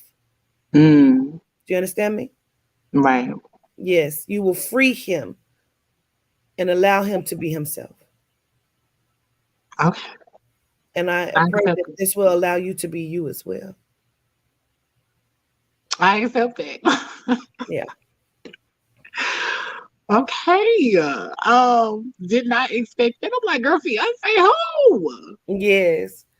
So I didn't know if you met him yet, because I feel like there'd be a daughter there.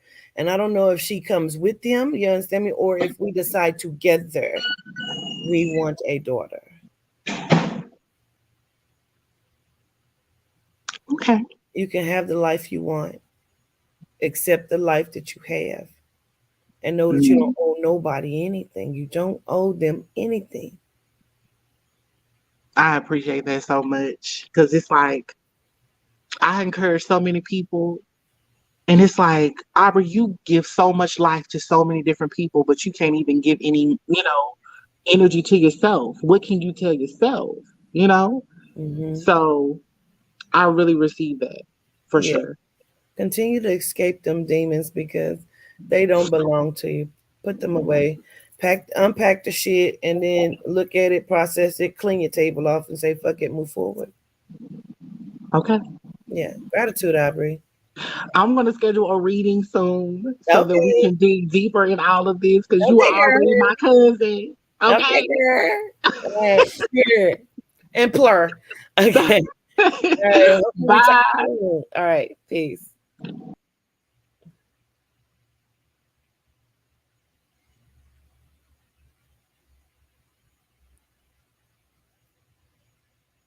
Hold on. Miss Christina.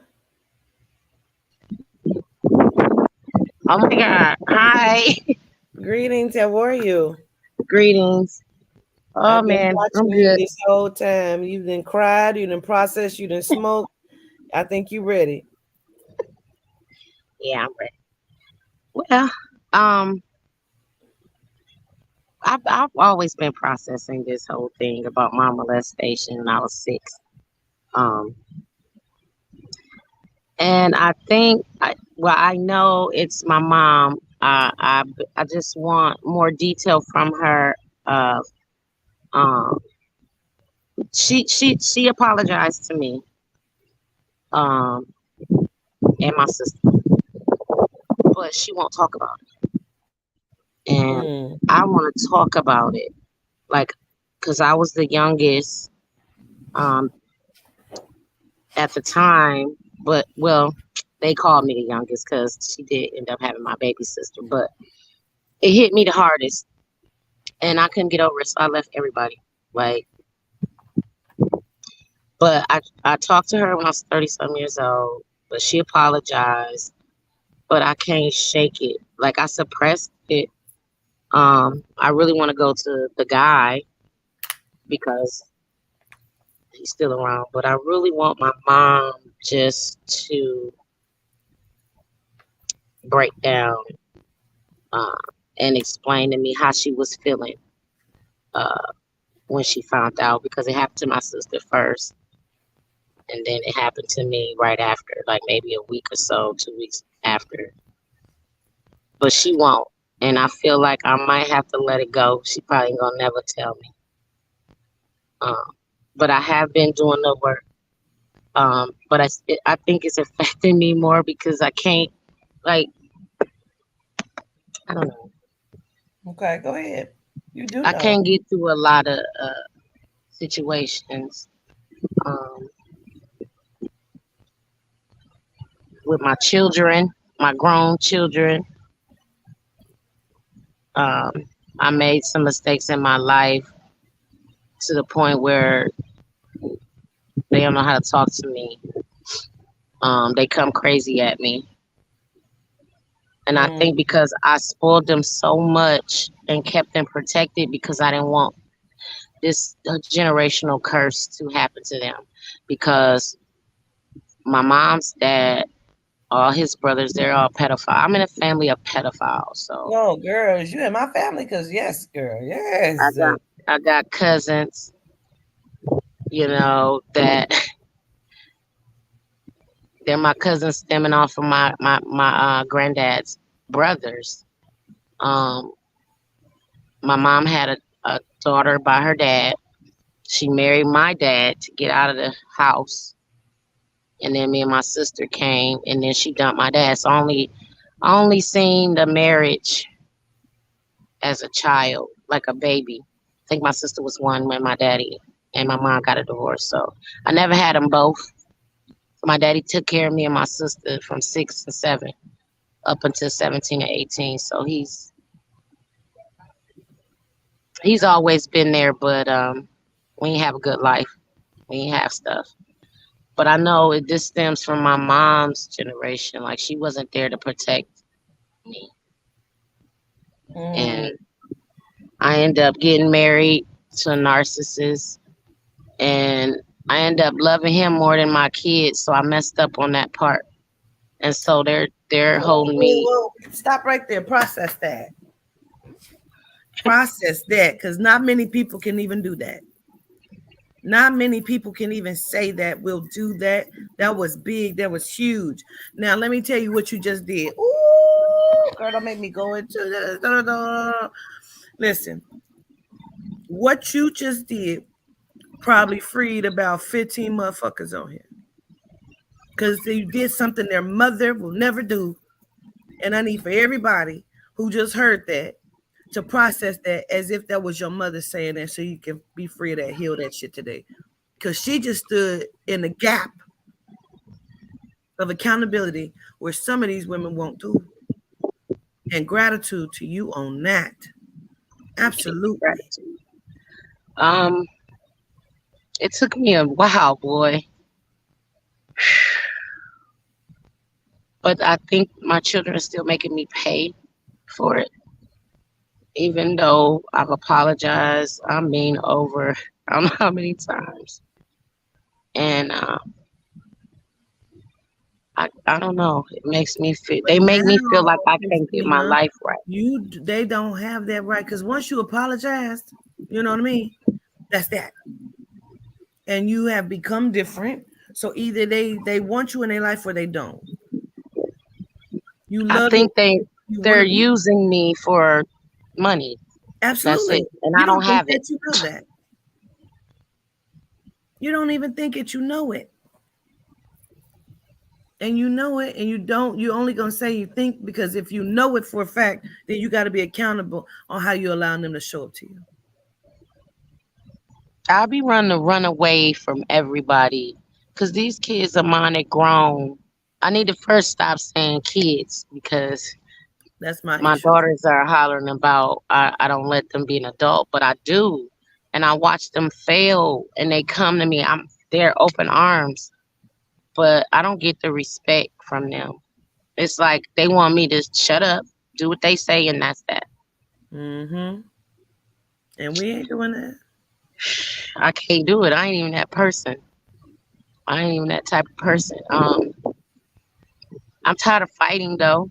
I'm tired of expressing the love. Um,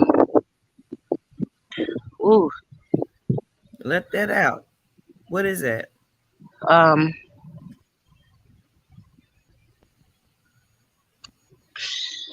Mm-hmm. Process that. What is that?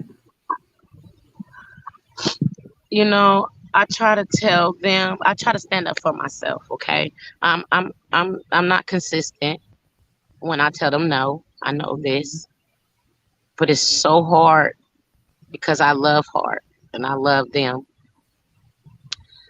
And I'm talking about the three because I have four. So I'm talking about the three Virgos that I have.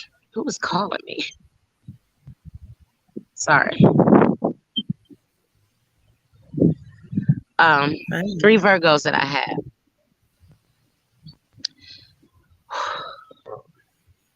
Mm-hmm. I'm I don't know what to do for them. I feel like if I let them go, then I've abandoned them. Um, I don't know what else to do. I'm in a Well, situation you've done now. all I need that to you get out can of it. do. I feel like they gonna dog me. I mean, because they've been dogging me. I mean, I don't know. So let's go into that. When you say that, what you mean? Well, um, because my son, he locked up right now. I guess he want me to do the time for him. You know, they all three of them actually got things that they dealing with. You know, as far as jail stuff goes. But they want me to come out pockets. I don't have no money. I can't help them. I feel like they want me to carry them, like hold their hand and take them to this job. Please hire my daughter, or please. I, I don't know. I feel like I've been getting over the whole molestation thing. I got one more thing I need to deal with, and that's with the guy. I felt like I was gonna go to where he was, knock on the door, and we have a conversation. And I don't even want to hear why he did it or nothing like that. I just want him to apologize and or listening to me, and then I can let it go. Some is affecting my children. I don't know. I don't know if it's me. Okay, well, why do you say you don't know? But you do know because some things have happened. And you see it and you recognize it in your kids, because we all recognize that shit in our children. You know what I'm saying? So what is it that you're recognizing in your children that's making you understand there's something going on? Well, I'll say this. They tell me that I don't uh, take the responsibility to own up to how I talk to them, how I treat them. Um, and it's weird because it's like, okay, when I say no, that's not a bad thing. I'm just standing up for myself because I've been doing for y'all. I've been there for y'all. But I'm the wrong one. I'm not taking accountability or whatever for them. But it's like I've told you everything that what not to do. They know most of my life traumas. Me used to dance, things that they shouldn't even know. I've told them for them not to do the same things. But I watch my girls going down the same path almost. I don't know what they want me to say. What more do they want me to do? Because I feel like I've done my part. And have. It's like they want me to raise their kids. They tell me I'm not a good grandma. I'm not a good grandma because I won't keep their kids. What is happening? What's everything okay?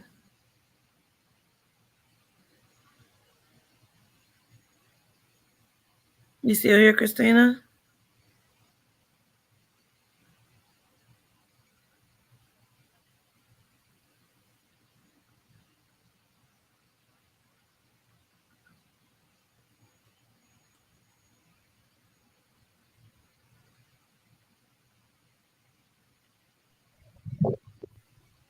You here? Can you hear me?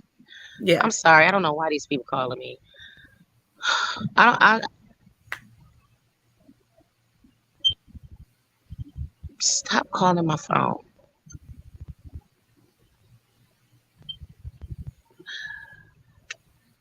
I can't even see it.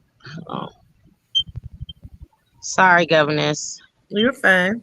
So when you say to me, you say I'm processing my molestation, but it's pretty much the children that's kind of giving you the issue. So what I'm trying to understand is how have you processed the molestation, because you really overcompensated on some things and you got with someone and you said you put them before the children, and then that ended and you recognize that, and so you put the children back in place, and so now you feel like this is happening. Well, I don't know. I've got back You in another situation in a okay, relationship that we don't let's talk like. about it. Okay. Another narcissist. So there's They don't something like about it. you that keeps making this energy show up. He So came who at was a time where I was hurt. He was hurt. but who was the I was. narcissist to you when you were growing up? Who was the narcissist? Yeah. My stepdad, the one that molested me. Like, he would hang us upside down by one ankle and beat us with a belt, a big thick leather belt. We was always threatened. Um, I just So feel like you I was haven't processed it, mama.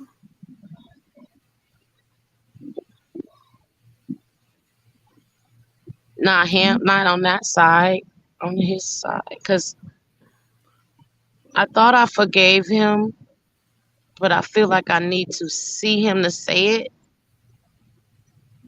Why?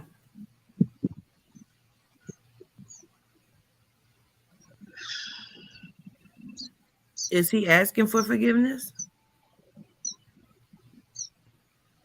No, he's suffering. How does that make you feel? I don't think I even feel a certain type of way about it. I felt like he should have been gone, dead a long time ago Then you're because numb. he's Why still do you on need to crack. apologize? What do you want to say you forgive him? Then forgive him and move on. You don't need to tell him, because the forgiveness is for you. Like, I forgive you for what you did to me because that was not my fault.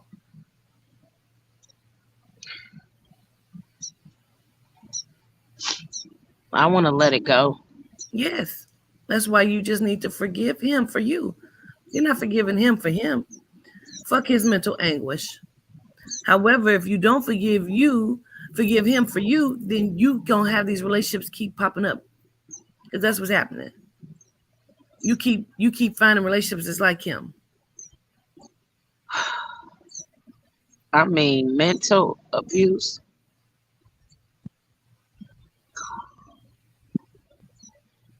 verbal abuse. I get dogged every day. Because there's something about you that makes you feel not good enough, but you are. That's how I know you haven't processed the molestation.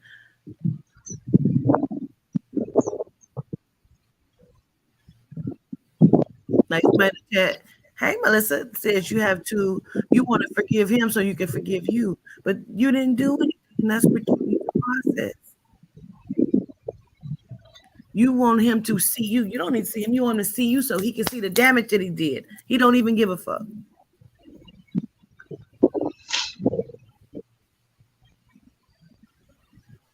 He kept trying to friend request me on Facebook so many times I would never do it.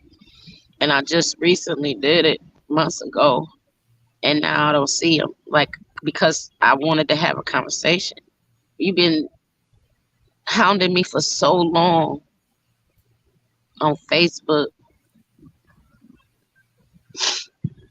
He You see know, me because mine's public. So he always see me. He see my stories. He see me. I just felt like I needed to get it off my chest to him. Um, the hurt. well, let's go through that. Let's go through it. So perhaps I'm gonna be him. I want you to say what you need to say to him, say it to me.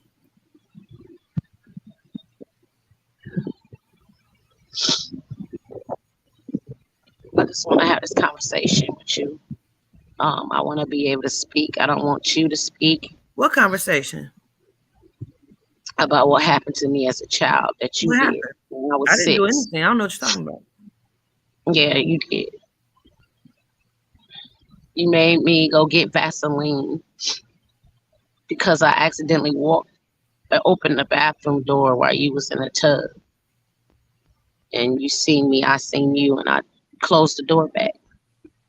You decided you was gonna get out of there, had me go get Vaseline. I don't remember that. I don't know what you're talking about. You remember? I was good to y'all. It was never good to us. Every time we get in trouble, my mama handled it, and then she would call you.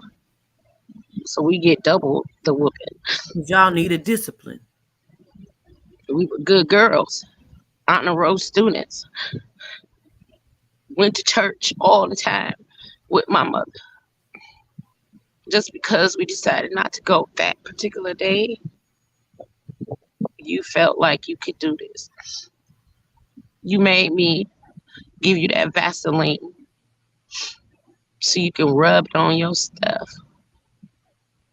and put it inside me. Stop made right me there. bleed all over. Tell me how you feel. Process that, mama. Process that. Release that.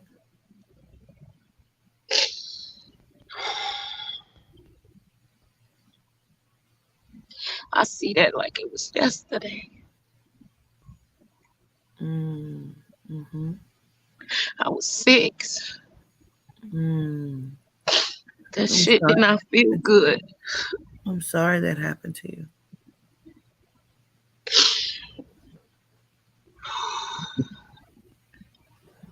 And you threatened me. You told me if I told my mom, you was gonna beat me again. That's so terrible. I'm so sorry. I hid them panties behind my dresser drawer, bloody. I told my mother, and I told her not to even say nothing to you because you was gonna beat me. And what she do? Leave right out the kitchen, go in the living room and tell you. What you say? I was checking to see if you peed on yourself. I'm 6.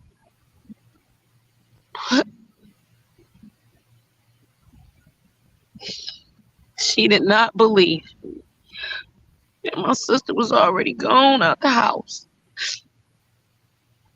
You did not believe me. So my daddy came and got me. And we didn't even hear from you for so many years.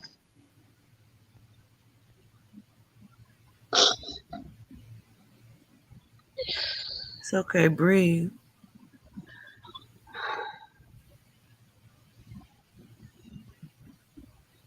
I understood that my mom had issues because it happened to her. When I got older, I understood. Because I have a sister out of the deal. So I understood. But you wouldn't protect us for what? Why? You just let our dad come get us. You didn't care. You didn't try to fight for us.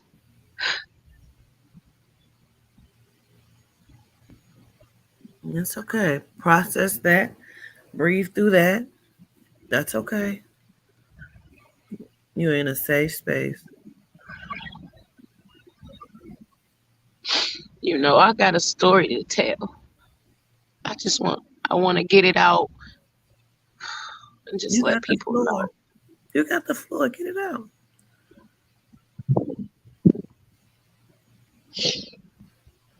I made it through it though. Mm-hmm. I struggled. I did become promiscuous. I did become a stripper. I did have kids. But I fought through all of that stuff. I made it out on top. Do your children know the trauma you experienced? They don't know in depth, but they do know what happened to me. They know you were molested. Yes, they know my sisters was. They know, but my whole family know. Like we have a huge family, so many people, but it's everything was swept under the rug. Like, and then I had to deal with it with my dad when he took us, and then living where we lived. Um, Back then, you didn't see a black man with two young kids, young girls at that age, 6 and 7, him trying to raise us. So we were bullied, tortured at school. Like everybody said my daddy was molesting us. Like I had to deal with this double time. Like, But that didn't happen, did it? nope, my daddy was a soldier. Even Yeah. though he struggled, he got scoliosis, but even though he struggled and we didn't have, you know, he's a soldier to me. He my hero. I couldn't have a good relationship with him as far as communication growing up because I wouldn't really talk to him. Um, because that man thing,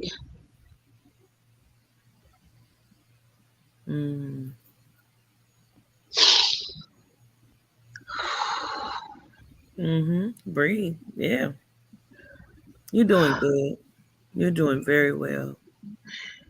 oof, you know, I'm a survivor. Hmm. I just want to get that out and just shake this off because I feel like I'm running. I feel like I want to pack up and run from Because you got to put everybody. yourself first, and that's what needs to happen. You need to make a decision about this toxic relationship that you're enduring, and then you need to sit your children down again once more and give them full details and say, this is what happened to me. It caused me some damage to be fractured to where I was not being accountable of how I showed up to y'all. And I put things before you, and I've apologized, and I'm trying to fix it. So either we will fix it together and you'll allow me to be what you need of me now, or I have to step away so you can go and heal, so you can come back to me and understand where I am. But I can no longer allow you to show up to me like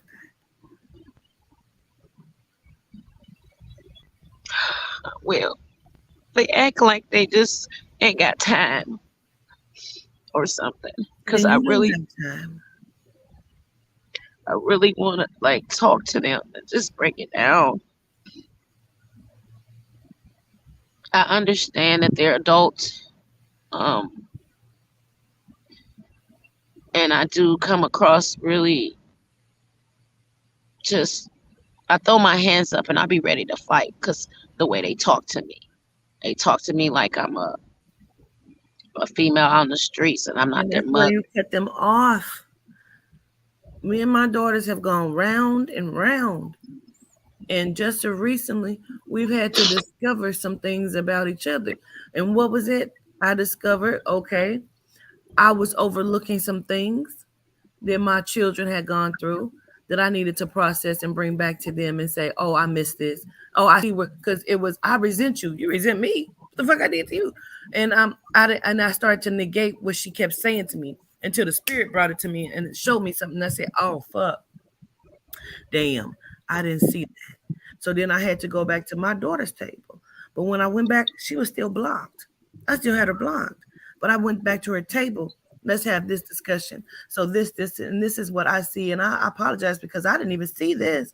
And you're right. So now I've been speaking life into her and we're feeling different. So I unblocked her. But we're still taking stair steps because, listen, I still refuse for you to talk to me like that because I'm your mother. Yeah. You're still not going to show up to me like that.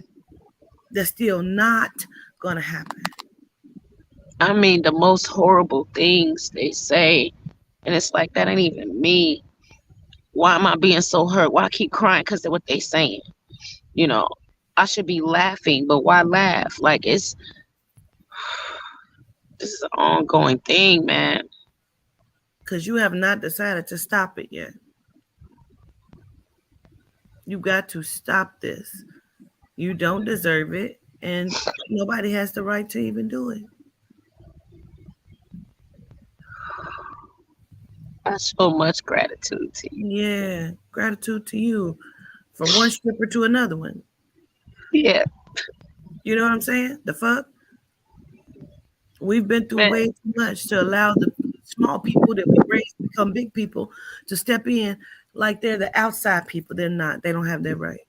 Right. Either they will meet you where you are, understand and accept, or hey, we got to acknowledge that we got to cut this off.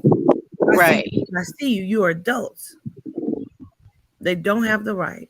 You still processing and trying to heal. But at the same time, mama, when they sit down and they decide to have this conversation, whatever pill they bring to you, swallow it. I know, because it's going to be Discount it. ugly. Don't discount it. However they experienced you and how they feel like you showed up, swallow that shit. Okay. Don't, I did the best. No. Obviously not. Because that's not what they experienced of you. Right. You're okay. I understand that. I understand. I didn't even see it that way. I apologize for that. I know my two youngest, they're like Siamese twins, the boy and the girl. And they both Letitia recently. Smith, I've already told you about reading the room. If I have to ask you that one more time, I'm going ahead just dismiss you from here. This is a safe space. Gratitude. They recently told me that they didn't have anything.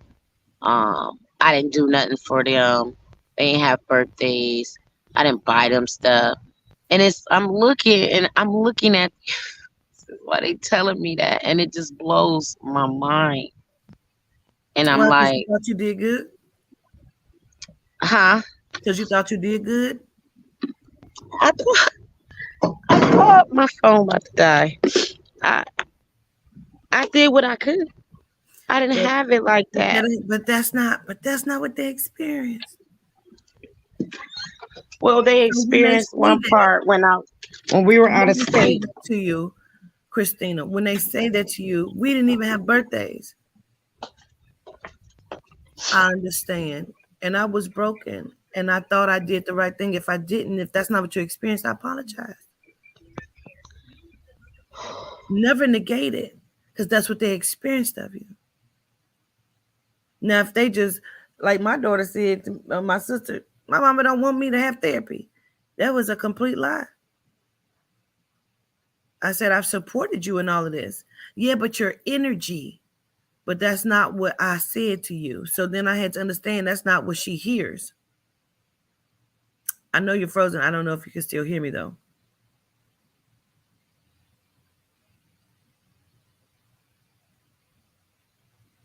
Yeah, Goddess K, they're severely damaged as well.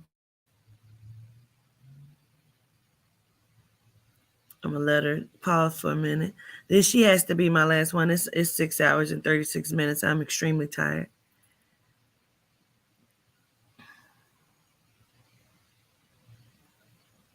Her phone must have died. I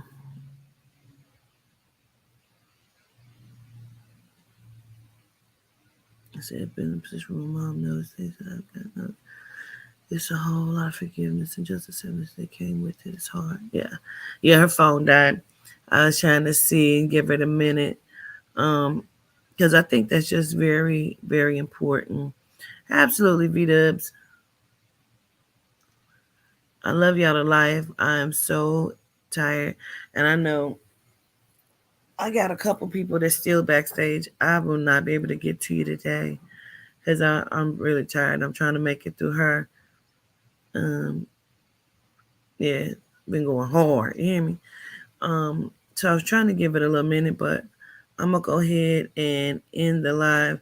I show gratitude for all of you for coming on, telling your story. And again, I know it has not been easy Gratitude to Malika because she was the beginning of this. She started today, and she did all she could. Malika lasted 4 hours and almost 5 hours. So, and maybe I think over 5 hours actually, if I'm being honest. So I show gratitude to you, Malika, for everything that you have done, and because of the great things that we have done over the last 2 days, I got granted something. So I am waiting on my Hooters shrimp to pull up, and gratitude. Gratitude to all of you. Enjoy the rest of your day. Love you to life.